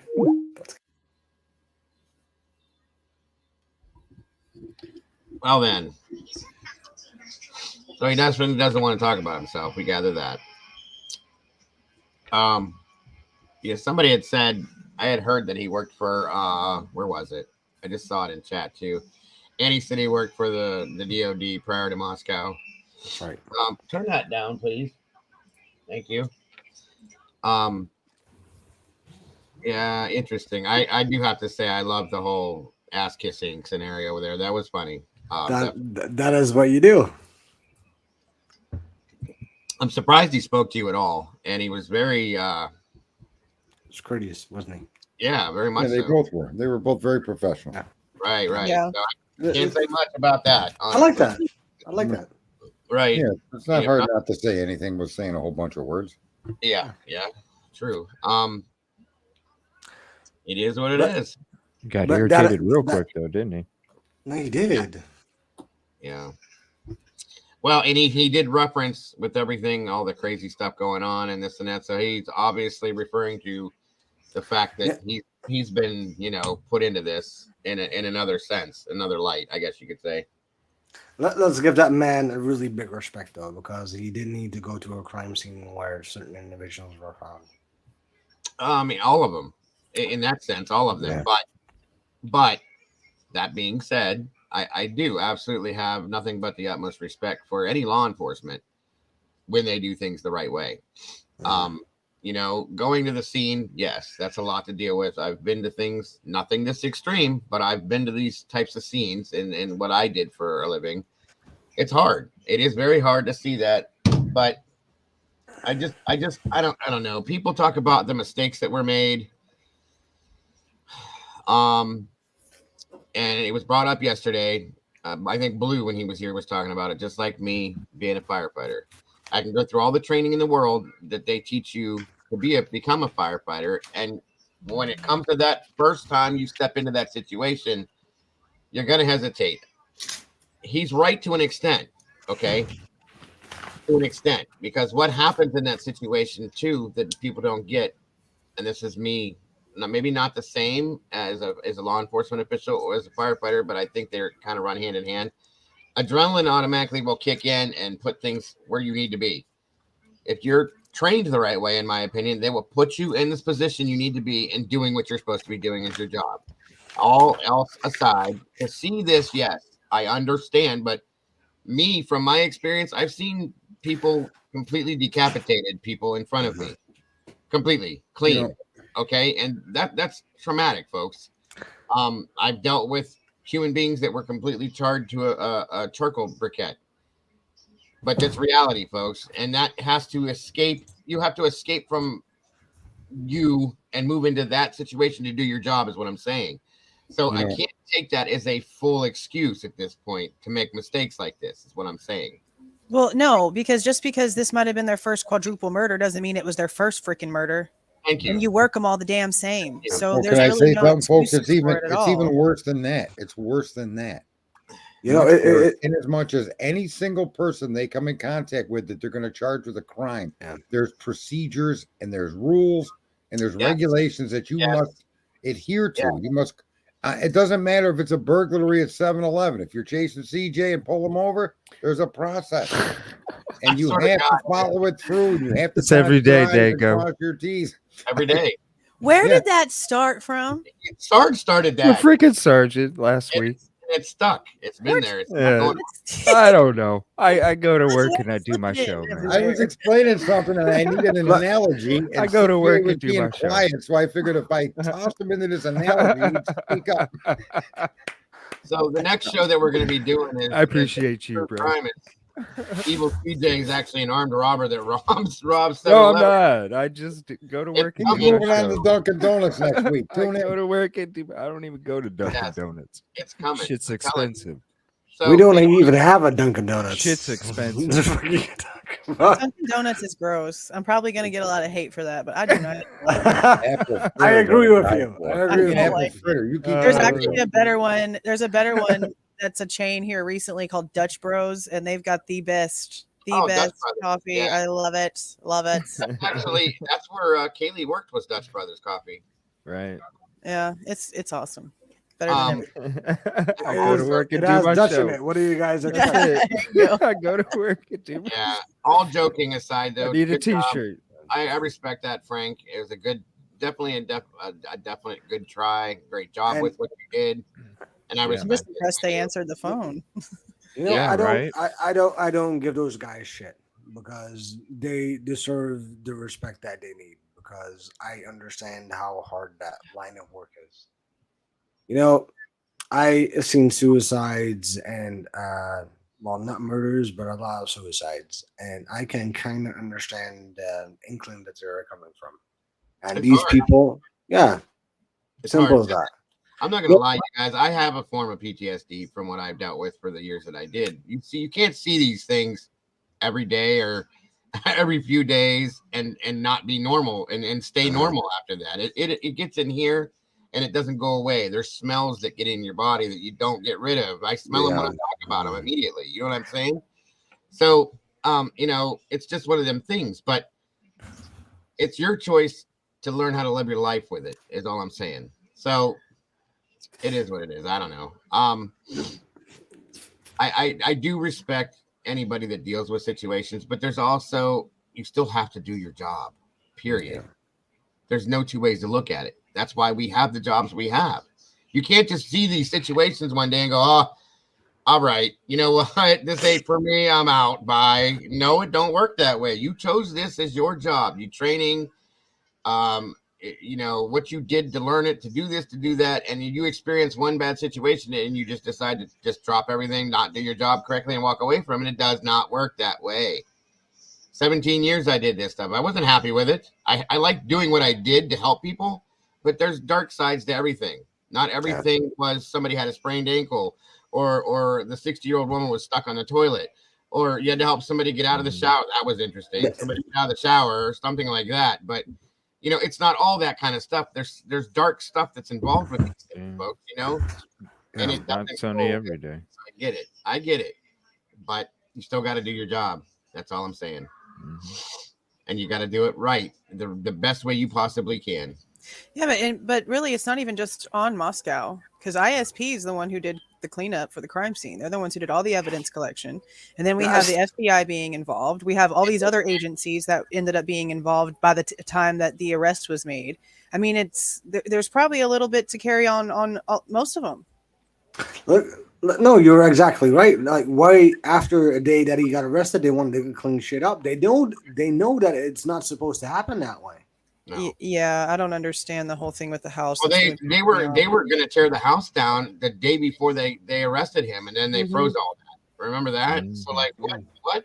Yeah, and that's always been questionable too, because you apparently are like you getting your team together to go and get this dude, but you're literally in the middle of trying to take the house. Let me ask you this now, though: what if they wouldn't have found Bryan or arrested him? Would the house have been gone already? I mean, yeah, because technically they were already in the middle of their plan to go and take him from Pennsylvania when they were still trying to tear it down. So we don't have a suspect in custody to have. And they were going to get rid of it. And they're going to tear the house down. That is evidence. The house is evidence, folks. We know that. Okay. In some senses, we know it needs to be in the court trial. Yeah. That we didn't have a suspect for already. So what the hell were they doing? I don't know. Whatever the heck they want, apparently, because you know we're just minions. That's how it runs in these small communities, man. Flora, Delphi, all these little tiny ass communities, man. They do their own thing. I think they were playing with them. I want to they do their own thing.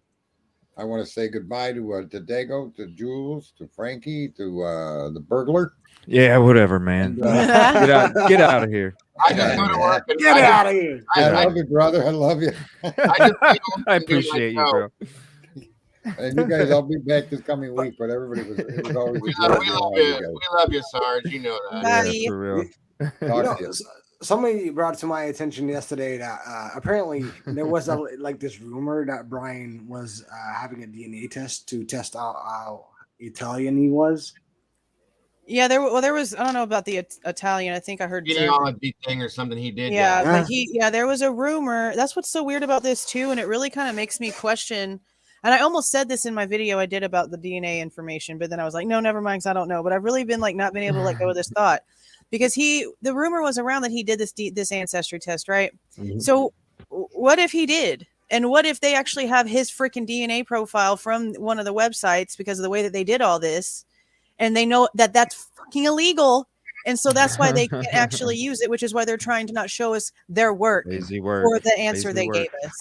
Because I can't let go of that for some reason. Like, and then you also have to think, why the hell, if this was something he was planning, would he purposely have done that? Unless he, and this also, I'm about to go on a psycho rant. Get ready, I can already hear it. Let's go. Another point where this could have been really planned to the point to where he is so methodical that he not only placed the knife sheath knowing it was going to be bullshit, but he also put a profile online knowing that they were going to illegally obtain it. Therefore, he would be let go. Like, I see him as also being that kind of person. You have always seen that. Yes, I have really, really, really far out 180 theories on this, and I can't let go of them. Okay, I got one as well. If I may share. Together. So it's hypothetical, right? Let's say that he is so methodical that this is his thesis to get his like perfect degree, because nothing exceeds a perfect degree. He would be the first mass murderer to let me free, because you have double jeopardy, right? Yeah. It would be a perfect thesis. Yeah, but what job could you graduate get afterwards? knowing you were guilty? No. Out. What kind of job could you get with that afterwards? It's about his intelligence. It's about Finish his your degree. Yeah, it's the ego. Finish your degree. Be the first one to get off, and then finish your degree. Because how the fuck can you be a criminologist without being a criminal? Right, because you have to think, you have to get into that psyche to understand Interesting. That's interesting as hell. And then it also goes back to that thing that they found that he was doing, the questionnaire. It was never about getting away with the crime, really. It was more like, how the hell do you feel while you're doing it, and how do you feel about getting away with it? And I'm like, why is he so focused on the emotional aspect of this? That's why Jules has kept me level with this by having those other thoughts that she has. I stick with that as well, thinking about that, reminding myself, now let's not forget, this could be just this criminal psychotic mastermind that is doing this. I keep that in the back of my mind, folks. But even when I'm saying he's innocent until proven guilty, and they haven't proven to us that he was there, he could just be that good. Yeah, it's very possible. There's other people out there that were that good. It's not that possible to think that way, but let's think logical. That's crazy. And see, and I went back all the way to his adolescence, because even though as for a grown man, it's no excuse for your behavior. Okay. I still feel there's no way in hell he just woke up one day and wanted to jump to heroin. Okay. That's not your starter drug as a child. No, you start off somewhere way later. Yeah. Right. And then we hear from his childhood friends that he wasn't even really much of a partier. He never really went to the gatherings and the parties. He stayed a lot to himself, but you're jumping to heroin. Okay. Right. So then whenever he got off of the drugs and he lost a lot of weight, and he kind of started being like more respected at the high school because of all of that, I kind of feel like maybe if this is a great planned out thing, that's whenever he finally came into terms with who the hell he was. Okay. And so that's whenever he started his studies into the psychology and into the criminology, because he finally just accepted what he was. And maybe that's why he was on drugs so bad, and why he was overweight and unhealthy and was being bullied for being weird, because he wasn't sure. And then it just clicked one day. Maybe he became that after he started messing with the H because of where it takes you. I mean, that's possible too. Mixed with your depression, all the rejection, all of the dark thoughts that are running through your head, and then you mix it in that dungeon that you get into. Yeah, it can do permanent damage. Yeah. Especially for a child. Okay, let me go all nerdy on you guys. You have, in technicality, if you want to keep it simple, you have 4 means of motive. It's loathing, lucre, love, and lust. Which do you think would be the case? Love is already out of the picture, according to law enforcement. Well, no, that's actually something that I've questioned because of something that Steve Gonsalves said. I'm not asking. Well, I'm asking which one of the 4. So repeat the 4 which again. One is it? Yeah, repeat them again. Loathing, lucre, love, or lust. Loathing, lucre, love, or lust. That's a good question. And you want to use these as a motive? Is that what you're saying? Because if you look at the crime scene, we know that the girls were not sexually assaulted. So I definitely don't believe it's love or lust. Right. Either one of those. We have 2 left. Right. And Vix is asking, what do you mean by Luca? Luca. Say it again, Frank. Loathing, lucre. Lucre, not Luca. Loathing is the first one. You know, like loathing. What do you mean by lucre? Lurker? Like a peeping Tom? Exactly. Remember he's no. You have sexual motive. I don't you think have, any of a them. lust motive. You have a financial motive, and you have a motive just. I don't think any of them. Oh, yeah, I there's know no it. financial motive. That wouldn't make sense. And loathing, I don't think any I of don't them. think any of them. I mean, well, no. If there is some sort of emotional attachment to any of it, it would have to be either a one or a positive one that turned into a negative one. So it would be love turned into loathing because he couldn't have it. That could be a thing. Yeah, you're right. It could be. Right. But it's then all, again, it's all them having to actually prove how he even knew their existence in the first place, because that's what I'm saying. Yeah. Is that really love, though, Jules, or is that It more? would be. I think maybe Lust, it would have been a possibility of what he could have thought could have been, and But then that'd be lust, though, right? well, in the beginning, yeah, it would have been. Yeah, that's Got what switched to the friend zone. Yeah, and then there went the loathing. I just go to work and do my show. But that's right, man. The thing. We are not sure about that because we can all agree that lust is more motivation than love. Yeah, absolutely. Obsession. I like Mandy Joe's word, obsession. You know what I mean? If we're gonna go into that realm of it, then obsession is probably my go-to. If we're gonna lean that way, infatuation, Mojo says, infatuation with obsession, but that also takes us, in my opinion, back to the realm of the incel category, and I don't believe that that's what it was. I don't either. You know, can I be real open here? You will have so far, my friend. Please keep going.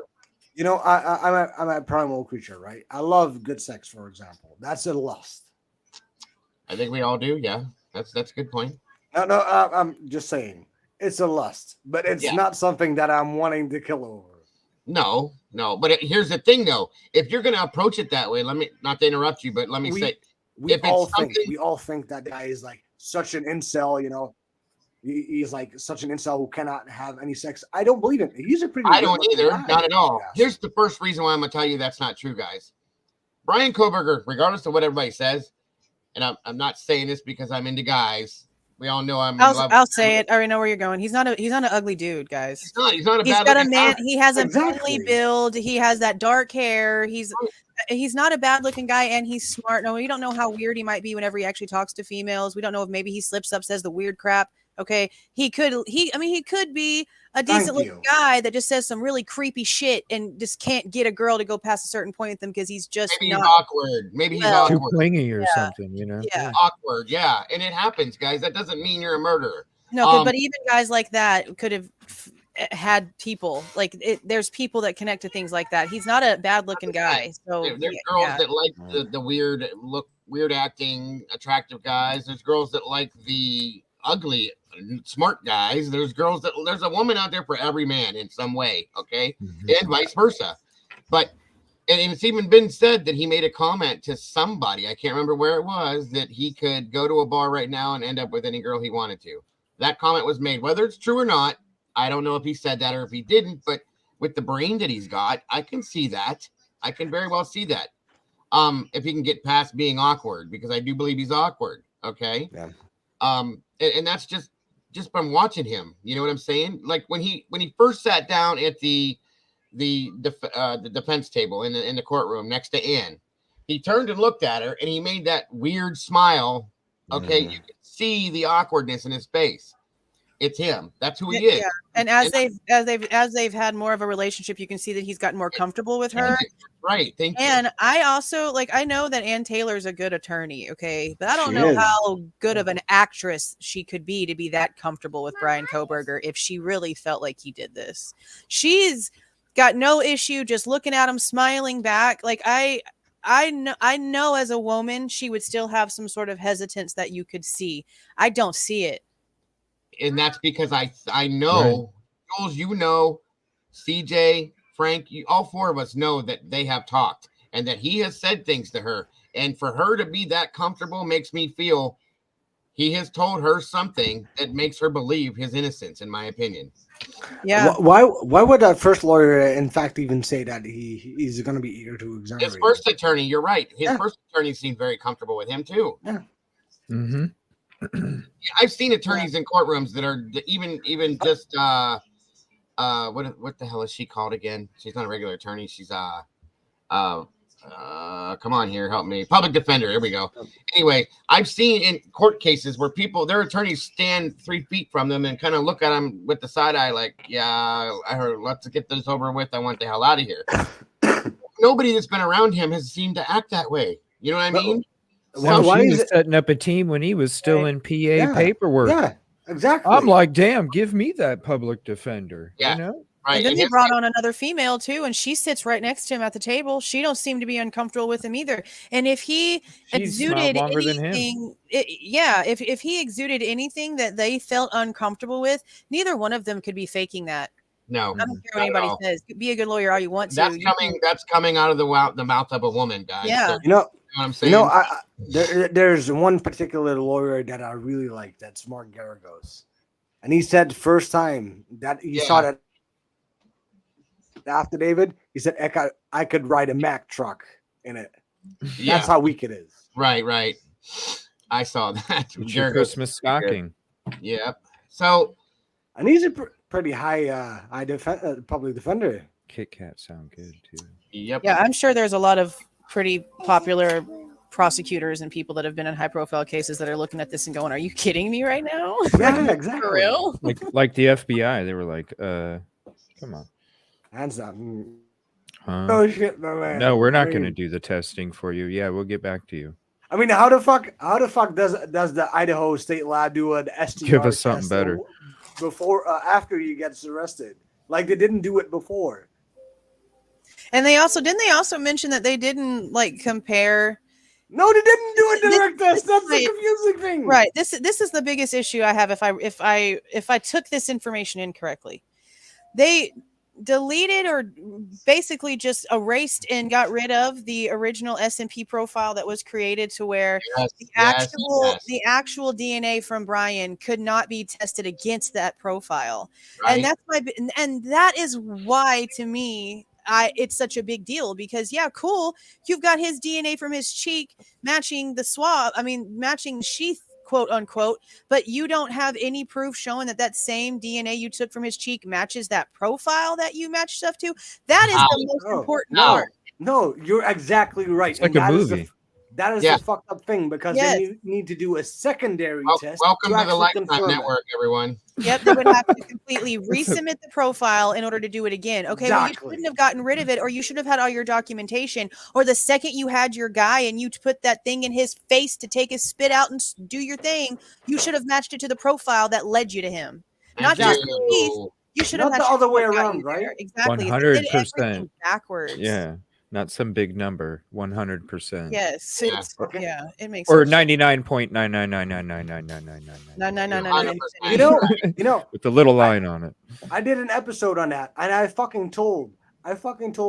Sorry for my language, but this gets me hyped up because I told directly. They did a freaking paternity test. They got it back within 1 day. How is that possible? I'm not sure how the traveling works from Idaho to Pennsylvania.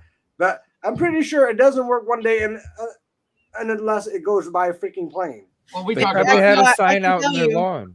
No, it was flown there. It was flown from Pennsylvania to Idaho, and it actually. Well, I'm telling you the part I'm telling you now is what I've learned with having my degree in criminal forensics. Right. These tests that they did on the trash DNA and whatever the hell they had from the sheath, those tests only take 5 hours. Oh, fair enough, but. Wow. The thing that I am saying is DNA. I mean, I was talking with Dago as well about it yesterday. What if the DNA has been so specified, that has been so contaminated that it would? I am really wondering if they would pick a random person in the same scenario if it would match. I don't. Interesting. I don't know. Silence. Yeah, that. Well, can you repeat it? Because my 5-year-old was bothering me for water for the dog. I'm saying that if you would have the exact same test, and DNA is so specific nowadays, right? It is so fragile. Yeah. It can look at so many things right now. If you would look at another individual and if you would compare it, if it would be a match or a partial match. You mean to the profile that they searched? Yeah. Well, no, it would have had to have been something specific that they created, but it's just what did they create it from is my problem. But the specific match, because after the fact, sample. After the fact, they made a match, right? Well, the genealogy matches. Right? The genealogy is not going to be in court, so let's skip that. It's not going to be in court because, way much to privacy. They probably did a fuck up that in order for them to catch him in the first place. They probably circled around it. But the thing is, if they did not do a direct match, see, in the Golden State Killer, it was different because they had semen. They had a pretty full-on profile. Right. Yeah, that's a whole different thing. But yeah, you're right. Well, no, they did. Well, that's what they're saying, though. They did swab his cheek and match it to the DNA found on the sheath. But the problem is with all that genealogical stuff they're not putting in court, because that profile that they matched and found is what led them to Bryan Kohberger. But they never took Bryan Kohberger's DNA and matched it to that profile. It was not a direct match, right? Well, they can't prove it was or wasn't because they destroyed it before they could test it. Which is the problem. But that's also why I'm saying, like, it's very possible that the corruption, and if there was corruption in the DNA, could have happened before the FBI even got it, and they could have just been going off of what they were working with. But somebody could have planted it. Because then you wonder about the 1129 whenever they had the car. Okay, so who says they didn't swab underneath his door handle? And even if his DNA is on that, it does not prove that he did it. No, it doesn't at all. It doesn't. Nope. It don't. That's what I've been screaming. That's what the fuck I've been. Oops, sorry. Do it, Go man. on, brother. Go on. Finally. That's what you did, Frank. Thanks, Bang Frank. your desk. Anyway, that's what the fuck I'm saying it again. I've been screaming for forever. Like they. Oh my god. That's what I'm saying. Go ahead. That's what I'm Bang saying. it, man. Just bang it. That's exactly what I've been saying. Like, why? Who's to say that they didn't do that? Why not? There you go, Mandy. She's excited now. She loves it when I say the word. I don't know why. She loves it. Because does it make sense? If this guy is like so brilliant, he's such a mastermind, right? He has such a good degree and PhD. Yet experts say that no, he's not a theoretical fucking physicist or whatever. He doesn't have like the forensic expert knowledge. Because I mean, oh my God, if this guy is so freaking stupid, it doesn't matter if he left his DNA on the sheath or not, because his fucking car is there. Doesn't mean he was there. That's like it. And then that's the problem. He's not stupid. That's the biggest fucking deal right there. Again, I did it again. Anyway, I'm saying it. That's what's driving me nuts. Is he's not stupid. That's why his car got caught on camera. We don't care then. He's Marty McFly. His vehicle's caught in two different places at the same time, man. Don't get me going. Marty McFly. Let's back up.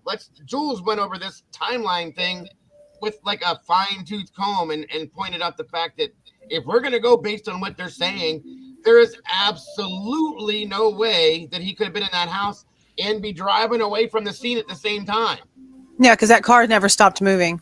Right. That car was moving around the neighborhood while the murders were taking place. So did he run it? Did he jump out of the car and do the whole dance thing like they were doing on TikTok? Run in the fucking house and kill everybody and run back out while the car was still going around the block?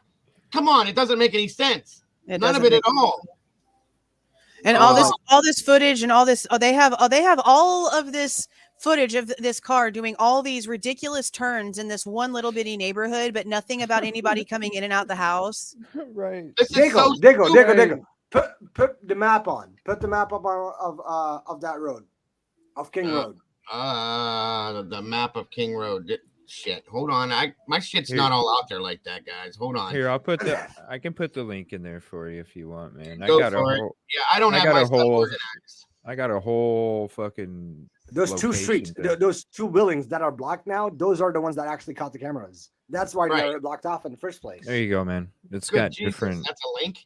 Yeah, it's got different ping locations, so I can remove and keep certain ones, so I can talk about different parts of the area. I guess so.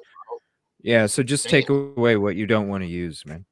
Or did you no hold on. Alien was saying something. Was it vehicle too? No, just remove the. That is interesting because in that affidavit it says suspect video. Yeah, Mama Bear pulled that apart. She thinks it was supposed to say suspect vehicle, and it says video, and she was like all over that. She flipped out from the phone, but from the phone of Dylan.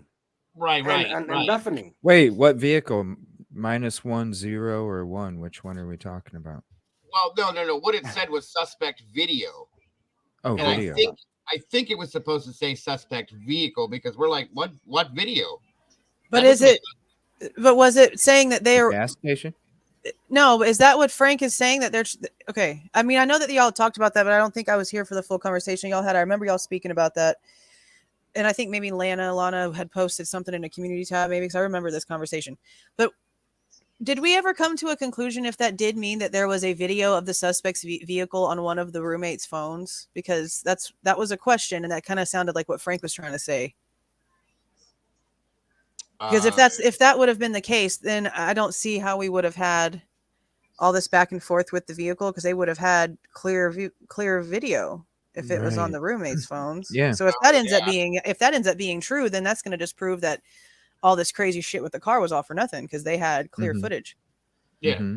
Right. And they should have, because if you go to the intersection of Nevada and Stadium, Dago, you can literally drop Google Guy in the middle of it and look around and see every freaking camera that would have caught his back plate would have been caught, or so whoever. But do they have do we know if they have those traffic cameras that automatically send you a ticket for running a red light? I did they do because somebody there's else. No reason why they don't have a plate anywhere. No, There's those I really did a FOIA request for them. They don't record. They don't That's have where they really don't record. They don't record. So what? Record. The Washington building camera is what picked him up, because I could see when we first went over there, I was going off the Washington building and I seen a camera up there that had a direct angle at the road if he was either going south or north. But then when I went down actually to the intersection, there's cameras on every single one of those, and but they that's don't record. Supposedly what picked him up. But that's what they're saying. They don't record. I swear to God, I did a FOIA request for all of them. And that's what you received, was that they do not record, or that they just didn't have information to give you? Because if they don't record, they do not record. I did it way before they even acknowledged. You have it? Yeah, I do. What the hell's the point if they don't record? If they're not recording, Dago, that means that the PCA is fucking full of shit. Right, because that's supposedly what picked up the vehicle. And if they are not recording and they're just sitting there, then what are they looking at to show that he was there?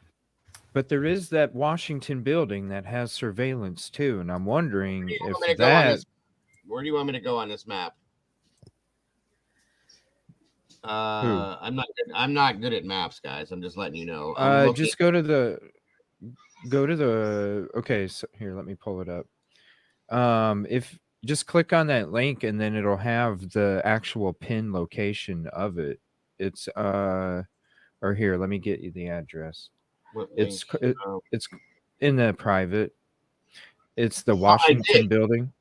That's what I count. Oh, it's the Counseling and Health Services at WSU Washington building on Southeast Nevada Street. Right. I think I clicked. I don't think your pins are gonna stick if somebody else loads that, because it's not on your account with all of your settings and stuff. Yeah. Can you, if you're able to screen share it? What was it called again, CJ? Which one? It's hold on one second.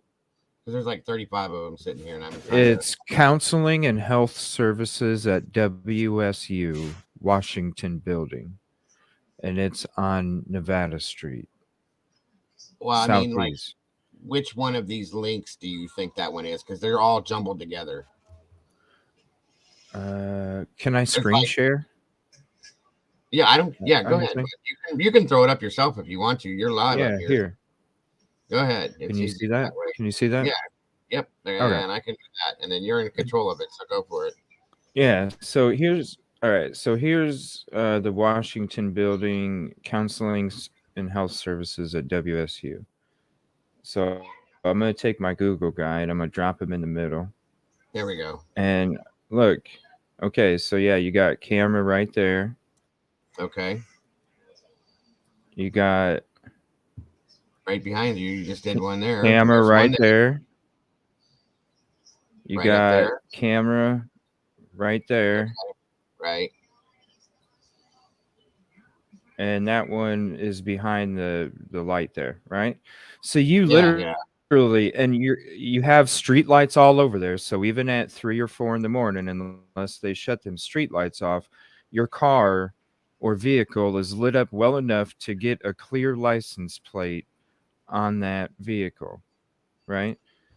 So we can try that out if we can go to because I know we used to do that with a couple other cases where you can pull up a certain day, which anything on the 13th is probably going to be blocked out, but a certain day at a certain time of night and see if you can clearly see that. It'll show it. So there's a camera on this Washington building right here, right? Right. This is the view that you would get with that camera from that Washington building that I'm at right now.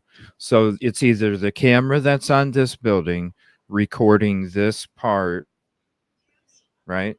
Which you wouldn't be able to if the car's driving west or the car's driving north, you're not going to be able to get a plate because you're going to see the front of the vehicle or the driver's side. But other than that, you'll still see the car. So if those cameras right here on all of these street lamps do not record, then I would have to assume the surveillance came from this building, with this being the view of the vehicle and how you wouldn't get the back license plate. So that's the only camera that records is that building cam. I mean, I can't say that something. I'm just saying when you look at it, because it said Nevada and Stadium. Now, did you look into that one, Frank? This building right here, it's hold on, let me refresh it. I'm trying to get to the official website. Okay. So by the way, thank you guys for being here today. This is very interesting. This is Washington Building Counseling and Health Services at WSU.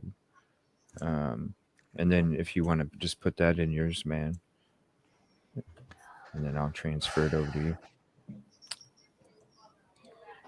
Now, I don't see any other buildings over there that would have been able to catch that surveillance unless it was maybe where the Starbucks is at. But then you would just see the front of the vehicle and the side of the vehicle. I don't know. It said Stadium in Nevada. So that's why I went to this part right here.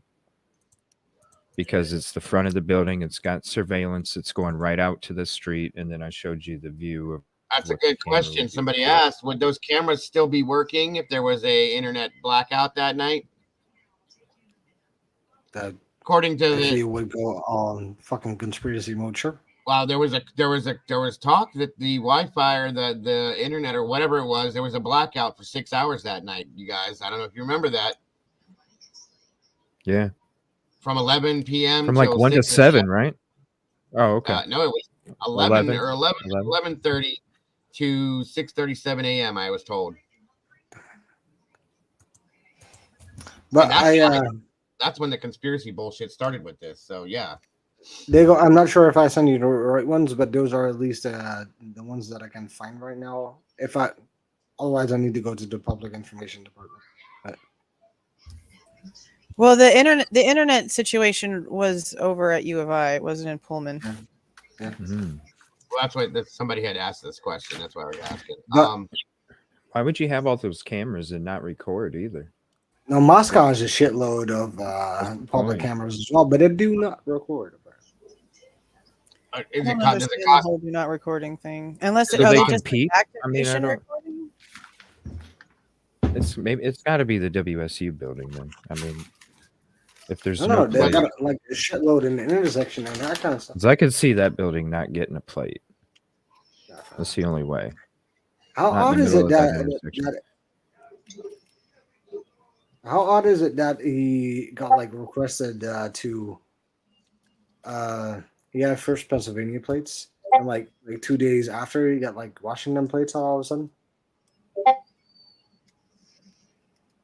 The 18th, I think, is whenever he switched everything because his registration was due. Right. That is fine. That is fine. But they said it like so odd, and I fucking questioned everything. So I do apologize. Oh yeah, no, yeah. I mean, the timing of it is odd. That's one of those things. Like it's something that technically it was like time for him to do because the time to get it done was coming up, and he needed to not hit the deadline. But then also the timing of now your plates are switched from what was apparently it's questionable. No, but he got a Pennsylvania license. He got a Pennsylvania license plate, and then they pulled up a Washington license. Well, yeah. I mean, how perfect would it be to have Pennsylvania no front plate before the crime, and after you have a front and a back plate and different plates, and yeah, I mean, it'd definitely be strategic if it was. Yeah. But that's why I question so much of it because they never showed us the actual car from any of the footage that they have. They never showed us a single screenshot of what it actually looked like to prove it only had one plate, to prove what it looked like. Give us the dent, the missing hubcap, you know? Yeah, I know, right? Digger, did you get it?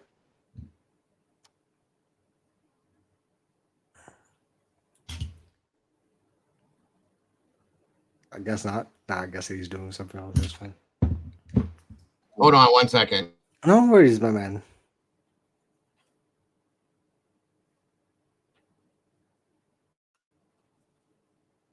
I'm having to say, guys, I freaking love this panel. It makes me really I appreciate you, man. Yeah, I like having open discussions. Makes it easier. Especially whenever everybody has a brain. The Canadian, I have to be bossy sometimes. Believe me, I'm really proud in what I do. I'm really passionate, and if I come up bossy, I freaking. I guess security guard John is over there making fun of me because of the golf club scenario now. I wish I could put a face to this a-hole's name that I keep hearing about, but I honestly don't know who the hell that is. Who?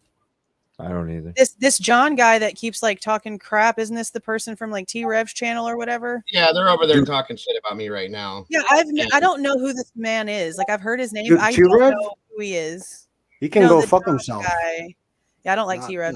But the John guy apparently has like an issue and he's constantly running his mouth. But I don't even know what this person looks like. So to me, it's unimportant. Yeah. Dude, I'm a fucking badass. I will find you and I will do things to you that your mother does not approve to you. Well, that's between you and him. I just go to work and do my show. That's it. That's it. No, I don't pay attention. I just go to work. In all honesty, I don't like bullies. I don't pay attention. I feel to you, bullies. dude. That's my I problem. feel you. Oh, Jeff run over there. Okay. Oh well, it's fine. Either way, you know, like I said, I don't fault anybody for going to other streams and watching and this and that. And everybody has their right to their living. Yeah. No, but nobody's sitting in here saying that Brian's innocent. We're looking at details of the investigation.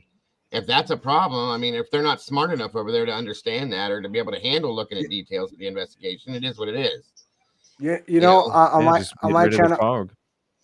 my channel, I'm really curious about getting names out there. I don't like everybody can have an opinion, but names is really difficult because you don't have 100% proof. And I tried to warn my viewers of that to not spit out any names because it hurts people. I don't want anyone to get hurt except for the ones that are really involved in it. So don't go saying, for example, like I know 100% like he did it. You don't know 100% because there's not a conviction. Nobody does till we go to the trial, and that's the thing. This is what makes me mad because I don't talk bad about other creators. I never have. You know what I mean? Or any of their people. I don't do that either. But obviously, these people are that immature, you know, to do that kind of thing. It's okay. We just put our energy towards these victims, you know. What I want to know is why they're so bitter towards anybody that doesn't agree with them. Is all I'm saying. That's all I want to know. It's a slow news night, man. This is what we're supposed to do. We're supposed to tear things apart, look at it, and look for the real, you know, the truth in it. And listen, here's the thing: if at the end of this, and I'm the first one to say this, I've said this before. At the end of all this, because I haven't said anything derogatory to her about anyone or towards anyone at this point yet, okay? But if it comes down to the point that they were right about something, I'll be the first one to say, you were right, and I'll eat crow. Not really, because I wasn't saying that they were wrong to begin with. All I'm saying is that we're looking into it in a way that they're not. Therefore, it is what it is. You know, that's all we're doing. We're looking at different variations of it. It's not just, okay, guys, this is the case today. Bryan Kohberger's guilty. We're not talking about nothing else. There is nothing else. You're not allowed to talk about anything else either. End of story. That's not how this works, guys. None at all. Not at all. So they can be mad, bitter, whatever they want to be. Nobody has said anything bad about them. If anybody in my chat has, I can't control people. I'm not a babysitter. These people are adults. They have the right to their opinion. It is what it is. That didn't come out of my mouth. And even if it would have, what's the difference? They're sitting over there doing the same thing and worse right now. So be it. Oh, no. No, what people are claiming is that Jeff that was here yesterday is over there running his mouth about eating us up yesterday. So that's why people had problems with that idiot in the comments, because he's two-faced and starts drama and then tries to act like it's not him, and then he goes back and forth. That's why I didn't really care about anything he was saying. That's why I banned him, everybody. Like, I know I'm totally about 150 peace, positive, and progress, but there comes a limit.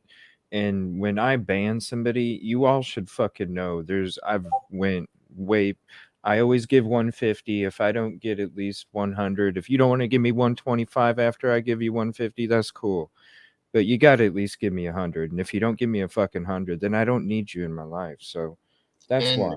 You know, Jeff is always saying, I would be the voice of reason and unreasonable. What was unreasonable about what we were talking about is what I don't understand. Yeah. No, nothing. That's cool.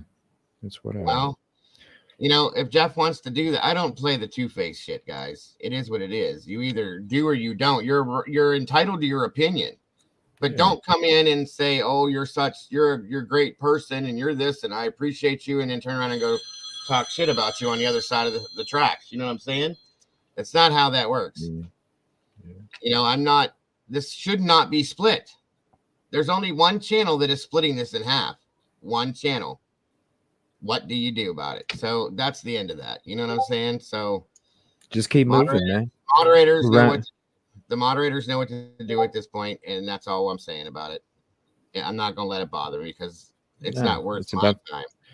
It's our community. That's exactly it, Daniel. Thank you very much. People shouldn't be attacked for difference of opinion. That's a fact. When it comes to something like this, I mean, come on, guys. How old are we? Grow up. That's all I'm saying. Grow up. Okay? Yeah. Pull your little boy socks up, tighten your belt buckle, and start being a man instead of a little boy. Get the fuck over yourself. Excuse my language once again. It's a slow news night, man. It is what it is. Whatever. And I What's still up, DTS? Will not attack people because I don't do that. Whether I agree with them or not.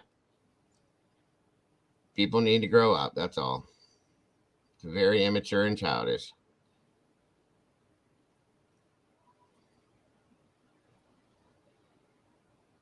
Yeah, I appreciate you and your community, man. So the thing that it does irritate me. You know, Jeff sits in here yesterday and says that I like a show that has all different aspects that allows for this, for that. And then you go. They were digs at me, bro. They were digs at me. Because I don't need it. Like, there's so many people out there. Like, there's so many channels. Like, there's so many people. And if we can't be about, you know, the peace, positive, and progress, I'm sorry. I may not be here tomorrow. I don't fucking need you. That's a fact. Like, I may not be here tomorrow, so why in the fuck am I gonna allow shit like that to enter my atmosphere? I ain't. Right. It is. Ain't what got it time. Is. Ain't got time. Well, like I said, people want to be childish and act like they're 12 years old doing this kind of stuff. You can't. You got to be an adult here. You know, remember what your daddy taught you. Start acting like a man. That's all I can say. I mean, if you had that option. Anyway, moving forward, I'm done with that, and I'm just not gonna do it. So back to where we were with this scenario. 1 second. Where did that go? Everything's Appreciate super quiet. Young Turkey.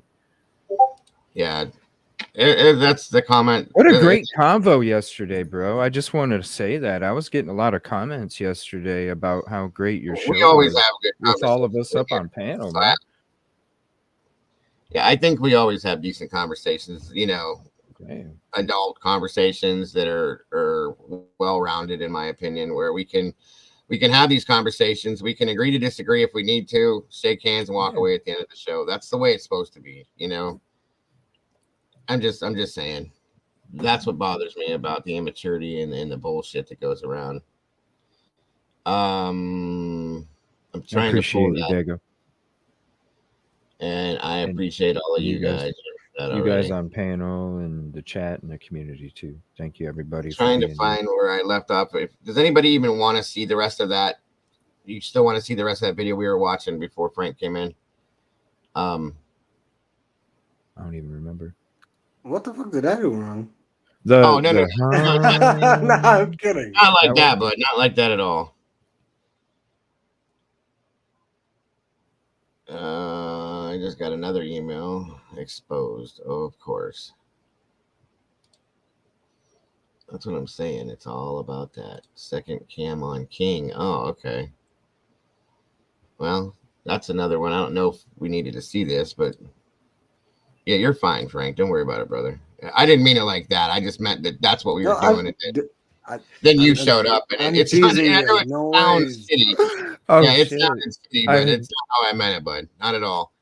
You're appreciated, bro, for sure. This is email was just sent to me not too long ago, I think, and it's showing the second cam on King Drive. There's one there and one there, so I didn't even know about that one over there. Interesting. I need to go through my. See that one right there, right across from the house, would seem like if there was a camera there, you'd have a really good view. Dude, I'm going to be going through an old video of mine from a long time ago when I actually Google walked all over there, and it was before everything was blurred.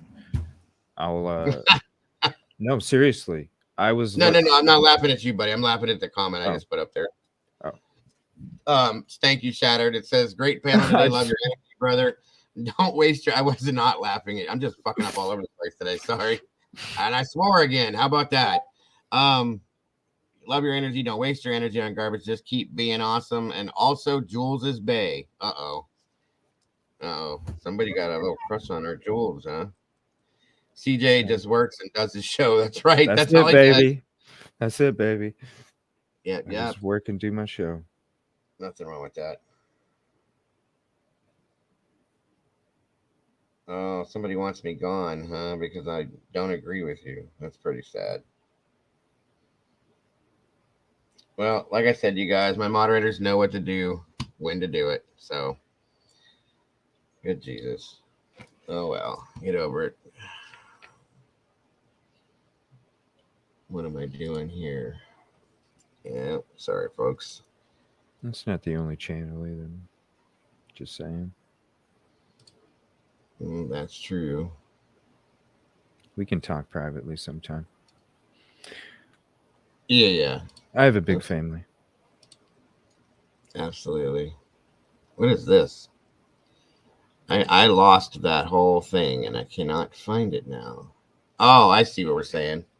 All right, so this is where this camera is. I guess this is the one you were talking about, Jules. It's right across the street from the house.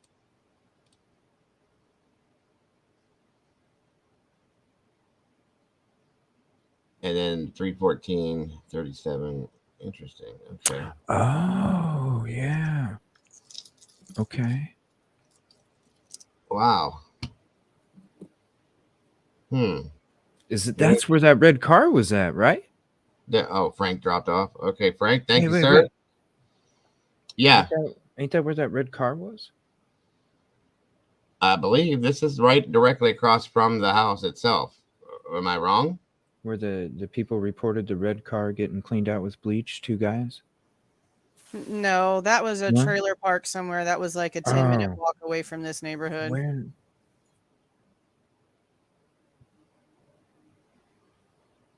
Was there something at that property, though, that was of significance?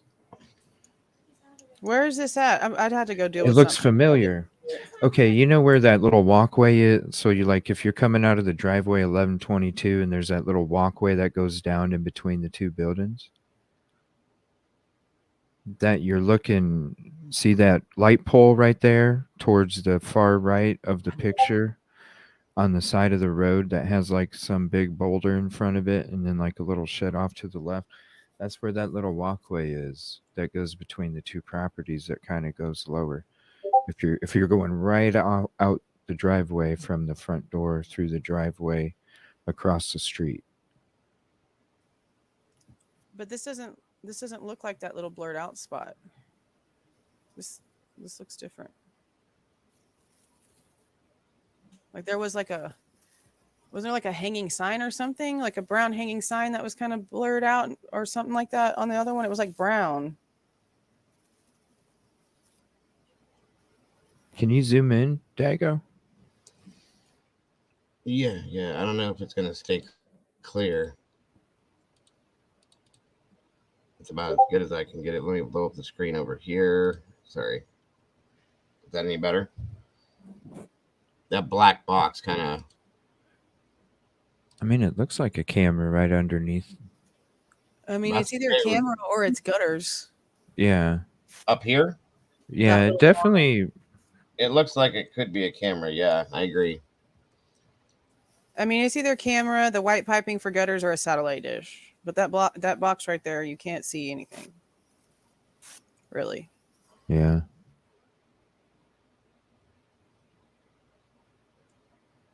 I'm going to have to go through my video. Mm-hmm. That's interesting. Get some screenshots. Interesting, for sure. That's a camera. That's kind of my thought, too. It does look like a camera based on the size of it and the shape of it. You know what I mean? But why wouldn't have that been blurred out before the road was taken away off of Google Maps? Because that wasn't blurred out. It was the middle walkway. That was the last thing that got blurred out, was the middle walkway. First was 1122. Then the next one was the blue house next door. Then the next one was this little middle walkway. And then after that, they just took the road all away. Why don't we just... That was never blurred out. Right. Why don't we just see where Rory's at over the next couple of days and see if he can just do a drive-by and take some pictures real quick. You know what I'm saying? Yeah. I mean, yeah, honestly, he might already know. And that's a fact. If he's available, he very well may be able to just, if he hasn't seen it already, take a run by. He's been by there multiple times and just say, hey, is that what that is? You know what I'm saying? If he's in that area, of course, I don't want you to go out. I don't want him to go out of his way if he's doing other stuff and he's busy. No, he said he's there earlier when he was in chat. He said he was still in that area. Yeah, Brittany just said that too. Yeah, that's a good idea. It only take a couple minutes just to walk by and show the camera. Hold on a minute. Yeah, but that was never blurred out. So that, unless that, I don't know. Why wouldn't it have been blurred out if they blurred out the blue house? You know? Yeah. They would have blurred them both out at the same time, I would think. Because you can walk Google Guy up and down there, and then you would see it. Unless the person in the blue house just requested it. Because you can request to have your house blurred out on Google Maps. And maybe because of the popularity of that area, they just maybe decided to do it themselves. I mean, we really don't know. I just figured it was because they used the surveillance from that house. I mean, yeah, that's possible, but you can also request it.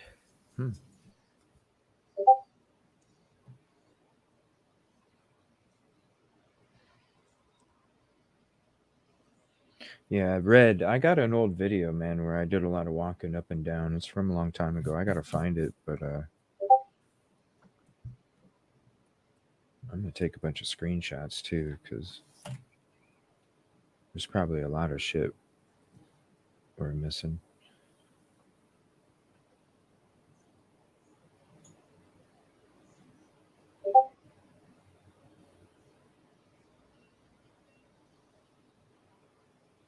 Chief says it has a good question. Doesn't a 2015 Elantra have the GPS recording built in? I had heard something about that.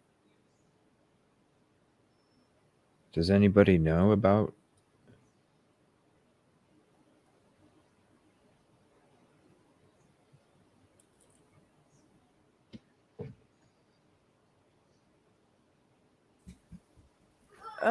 I guess it would. I guess it would just depend. I mean, I'm sure they had like different levels because not like every single new vehicle comes with that. They might have had a base version that didn't come with that in-screen GPS. Yeah. Because it's yeah. I don't know.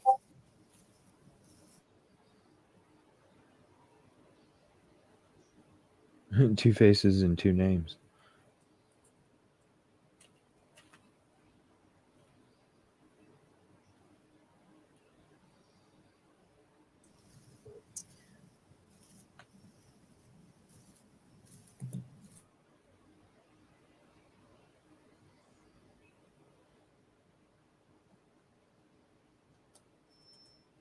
Frank put a steak on the grill. I know people were asking about the black box at some point too, but I think that thing only it only keeps like the last 100 miles. Oh wow! Saved, yeah. I would have blew that out of the water. I learned that in the in the Dylan Rounds case when they found his truck. That's how they knew that it had been driven around and moved before it was parked because it wasn't. Not to change topics but what is going on with that one? Because I was going to cover that one a long time ago, but I got busy and then I heard some new stuff came out. Is there any progress in that or? Not necessarily. I mean, I need to do an update. It's just nothing important because they haven't found him. Yeah. And James Brenner isn't saying a damn thing, even though they have all the evidence of it. They found, I don't know what's the latest you know about that case, but they released that they had Dylan's phone that had like a time-lapse recording. Yeah. James Brenner basically like covered in blood and cleaning a gun. And I'm like, holy shit, bro. Like if you needed anything else more incriminating, you cannot build it that way. But he keeps having conflicts with his lawyers, or he's faking conflicts with his lawyers because he's like it's his conflict he's having. It's not like an internal issue like we had in this case with Xana's mom and Ann Taylor. It's like him. So because he didn't have a lawyer for like a really long time, I always questioned why they didn't go question him whenever he didn't have an attorney, because there was a good amount of time he didn't have a lawyer. So then they finally gave him a public attorney at the court hearing before last, but then now there's another problem. So he just now got assigned another attorney. So he's just like, he's doing everything he can to elongate crap for no reason and putting these parents through more than they need to be going through. Right. Honestly, I still feel like Don Headley needs to be talked to. I don't feel like he's innocent in any of this. I think he's got at least part of the cover up of the situation. Really? Wow. Mm-hmm. I don't trust him whatsoever. Dang. I mean, he was the one that idiot had given his guns to hide. And then that's also where he was the day that Dylan was killed. Was his whole alibi he tried telling everybody at first was he was at Don Headley's having a barbecue. Well, I've always wondered, have they had the canines go sniff around Don Headley's place? Because that's a little strange. And then the grandma called Don Headley, and he was supposed to go check and see where Dylan was, and never called her back until like she had to contact him the next day. And he was like, "Oh yeah, we were over there. The truck was there. He wasn't there. You didn't call Grandma back. Why didn't you call Grandma back whenever you saw that the truck was there, everything was locked up, but no sign of Dylan?" So right there, off the second I heard that in the very beginning of the timeline, I was like, no, he's there. Yeah. Wow. Yeah. But he's not talking. He's not admitting to anything. He's not telling them where the body is, nothing. They still have no idea. And they're still doing a lot of searching, and they've done a lot of like organizational type stuff to like help other parents and start like they're amazing people. Legacy, I think is what it's called. Yeah, they're doing a lot. And I know That's that awesome. the search for a while was put off because of the winter time, because out there it gets so bad. So some of that stuff got restarted again, but they just that's so sad. I thought when that video came, that video you were talking about with the gun and him cleaning the blood, I thought, at that point I was like, oh wow, I know the family was excited. They were setting up an interview with I think Nick Eaton from East Idaho News. And I was like, wow, cool. I mean, I haven't covered it, but I'm glad to see that there's something going on, because I knew how messed up it was. Yeah, that's so sad. It is. It's so ridiculous. Like they've gone through all of this, and now like he knows damn well they have the video. Well, there's nothing that you can say to explain that away, sir. So just tell us where our son is. Like, how hard could it possibly be at this point? You're already guilty. Ain't no way you're getting out of this. You're already in there on weapons charges, federal weapons charges. You're not going to get out of this. You're old. You're not going. You're not leaving, bro. Just tell us where the body is. Like it's a twisted game. Yeah. I'm still here, by the way. I'm sorry. I was just reading stuff on this thing here, trying to figure something out. So no worries. I'm talking about the Dylan Rounds case. Right. Well, did anybody have anything in chat that you guys wanted to go for that? I guess we're not going to really go into that. We kind of talked around the documents as it was, and kind of talked about what was on them anyway. So I don't think there's any point in reading through the entire document itself. Yeah, the one that you had pulled up was the newest one. My only question was, what the hell is the point? Because it's a motion to shorten time for the hearing, but the damn thing's on Tuesday. Like, how much quicker do y'all want it, and why? I'm just not. It's strange to me, kind of like the Gonsalves family's gag order stuff that I'm not understanding. I don't understand this move. So I don't get it. Yeah, we can look at it still if you want to, and then. Well, I mean, it's all it says is we want to shorten time, and then the other one just says, okay, cool, approved. Other than that, that's it. But it's just strange because the hearing's Tuesday, so I'm not understanding the reasoning. What time is it on Tuesday? 1:30. Brandy, just deal with it, hon. Like I said last night, okay?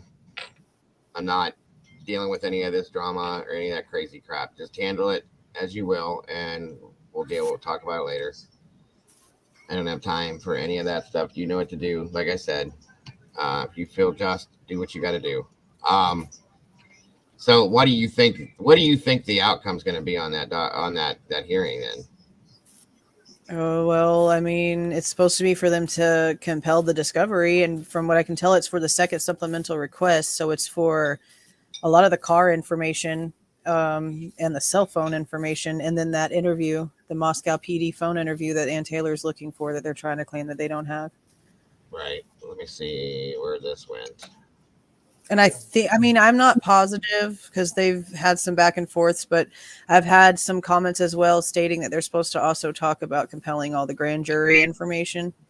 Mm-hmm. So I don't know I don't really understand the point in those things, because all the judge is going to say is, yeah, you got to get it to them.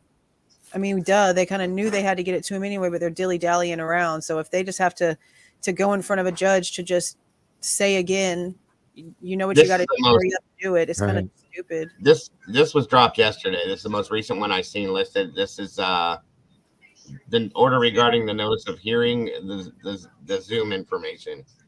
Yeah, that's just for the hearing on the 27th. That's just for the family and them to be able to go in and look. And then back up. Sorry. Redacted. Notice the order to shorten time. Notice of hearing defendant's second motion to compel, and defendant's motion to shorten time. Yeah, that's what I'm saying. Like that's when I looked up the definition of that, it was like them needing it heard prior or like faster than what the court allows. And I'm like, well, the court's allowing them to talk on Tuesday. I don't understand. It's 2 days away. It kind of seems pointless. I'm not really understanding the reasoning. Like if this was a few weeks ago, maybe, and then they agreed to it. Okay, well, if you're agreeing to it, we're not seeing a faster date coming up. So I don't know. The whole thing just seems kind of pointless.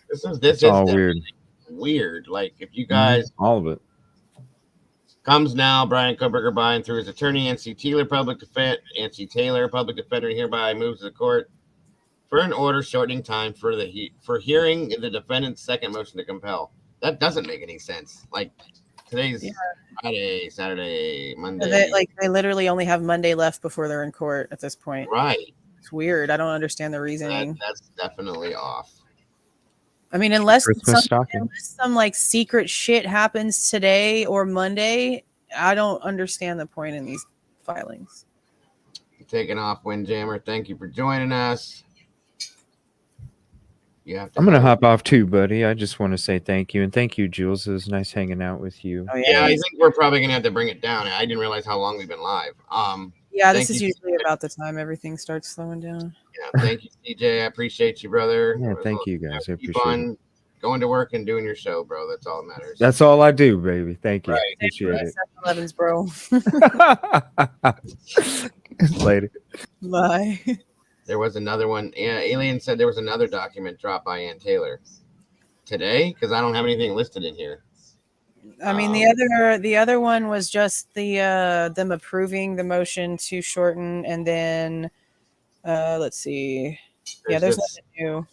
And then just the actual date and time of the hearing. Those were the 4. Yeah, that's it, right? Yeah, there's nothing else. No, that's it, guys, right there. It's literally like 4 filings of meaningless things, honestly. Yeah, nothing here. What's up, Stevie from Publicly Buzzed in the house? Good to see you, brother. Thanks for jumping in today. I appreciate you. It is Friday. Hey, what's up?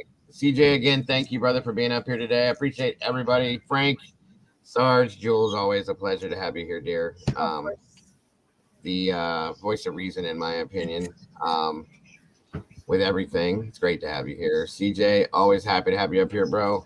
Sarge is just Sarge, guys. We know how that goes. He's awesome. We love him all the way around. And Frank, very interesting info today with you, brother. I appreciate you too. Very much so. I like, having different people. Yes, very much so. Very much so. Been a week. Yes, it has. I'm going to go ahead and get off of here so I can finish up my work stuff before I talk. Great being up here. I hope you guys have a great weekend.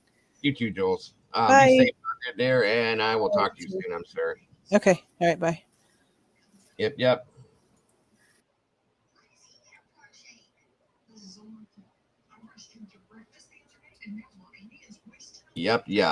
All right, guys. So, what's everybody's thoughts on today's show? Anybody got anything for me? Good or bad? Cuss me out, slap me around, smile at me, whatever you want to do, guys. Let me hear it real quick before we get out of here. At least some final thoughts, guys. I always want your guys' ending thoughts on anything. Miss Jen is leaving. Got to go as well. Thanks for keeping me company today. You guys were great. Thank you for that. We appreciate Sergeant Friday every day. It comes up. That's a fact. Gordon, you are correct, my friend. Sent me an email. Thank you, Rumsey. I'll check that here real quick as we're getting everything else. Let me get some of this stuff out of here, guys. Hold on a minute.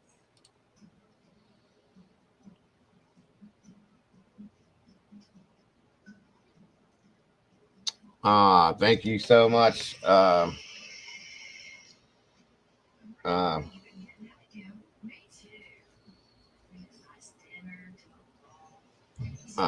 Stevie, I appreciate that, buddy. 1 second here. Where'd it go?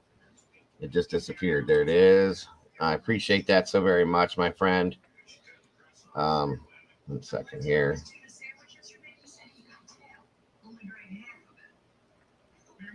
Where did it go? It's gone. Hold on. There it is. All right, Stevie. Appreciate you, bro. Absolutely, Miss Jen. I appreciate you. Rumsey. I don't see it anywhere.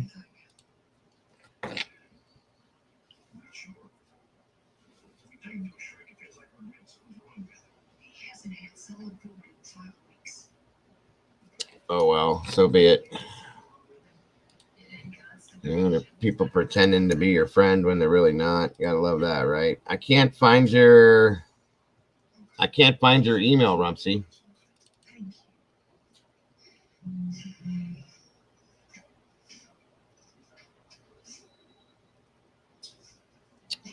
Hold on, let me try to find it this way. I'm sorry, hon. Oh, there they are.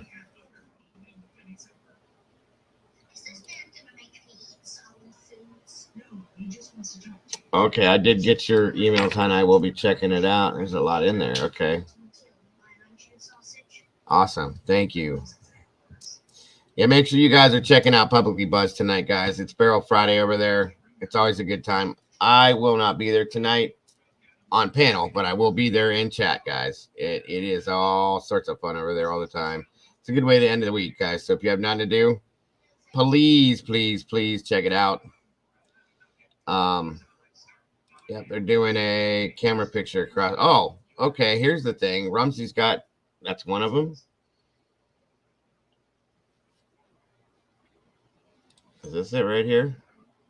Oh, hell no. That's a sword. That's damn, Rumsey.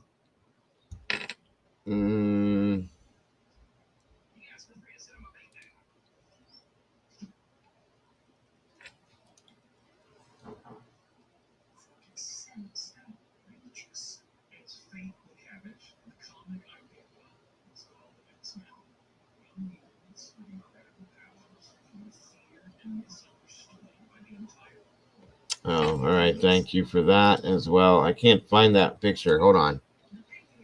Yes. Hang on, guys. Don't be running off just yet. Hold on 1 second, folks. Let me get this.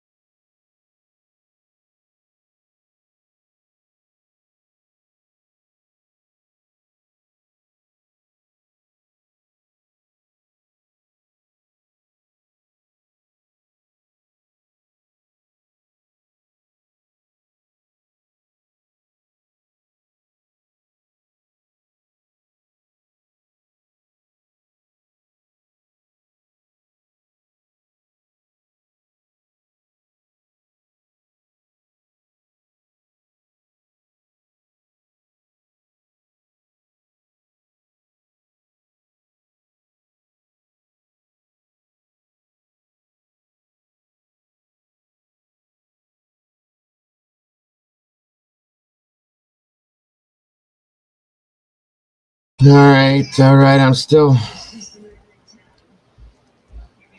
looking for that.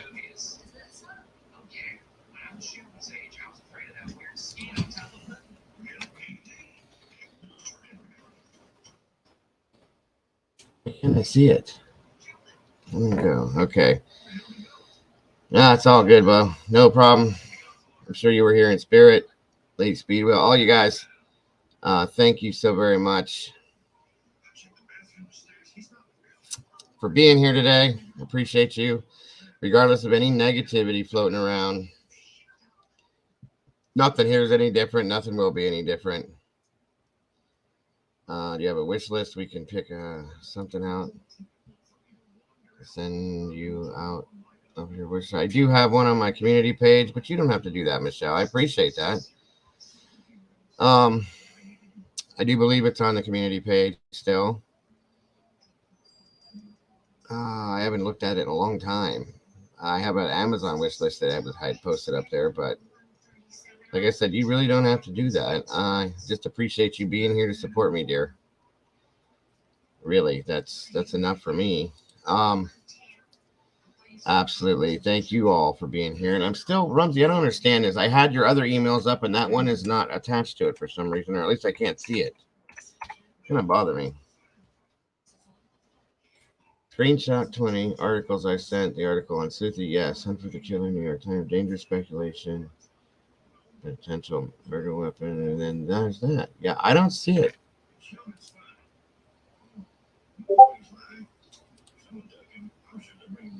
That's weird.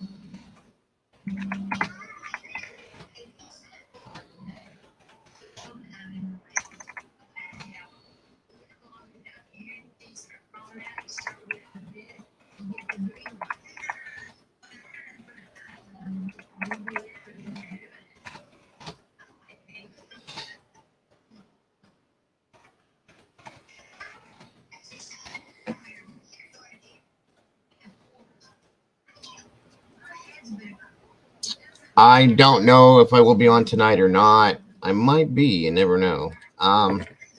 Thank you, Firefly. I hope you guys enjoyed the show today. I thought there was quite interesting talk going on. Thank you all for that. I had a great panel up here today, as always. I enjoyed that very much. It's, like I said, we always have a decent people up here that have decent things to say, in my opinion. And I hope that you guys feel the same way. And thank you, Rumsey. There we go. There it is, Rumsey. This is what she was showing here on this picture, guys, of the camera across the street. Yeah, I think I have seen this one, but I never paid attention to it like that. So that's a dish there. That looks like a dryer vent of some kind of a vent right there, guys. If that's what we're looking at. That looks like a vent. That's a dish.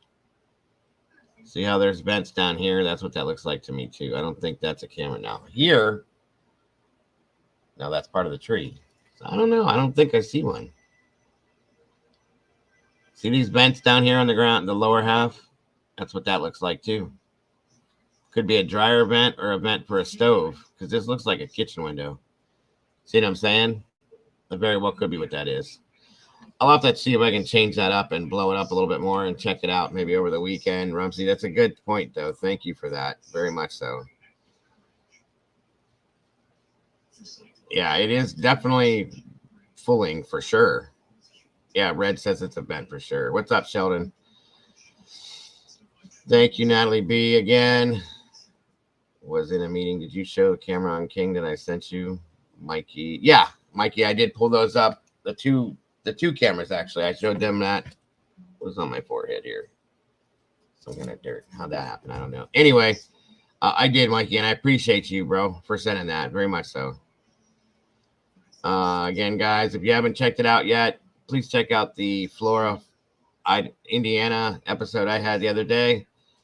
By CJ's request. He wants you guys to check it out again, and so do I.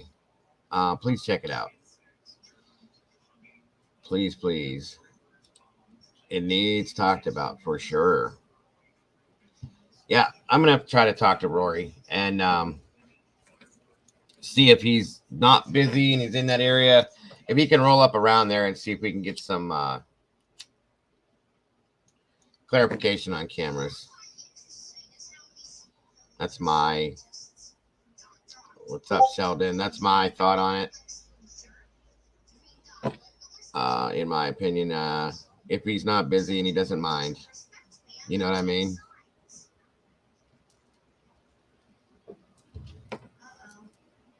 All right. So nobody has anything else in here. We're dropping down little by little. I see that. everyone. I hope you guys have an amazing day. I may see you tonight. I can't promise. Friday. I may see you tomorrow. Can't promise. But I might. If nothing else, you'll see me tonight over at Publicly Buzzed for sure. If you're over there, we should definitely jump over there, guys.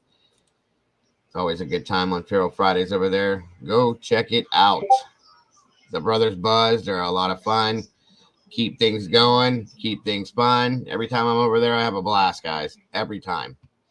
I've been on their panel twice now on Fridays, and it's always fun. So they're doing the drinking game tonight, guys. It should be a blast. Please show the love. If you haven't subscribed, do that. And if not, at least go on over there and show some support.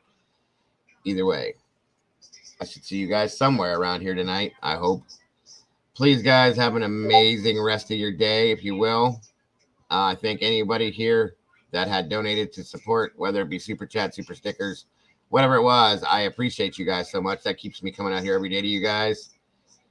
I sent him the message picture and a message. Diego, I sent him. Oh, okay. Thank you. Truth. Besides that, don't forget to love yourselves and to love each other, everyone.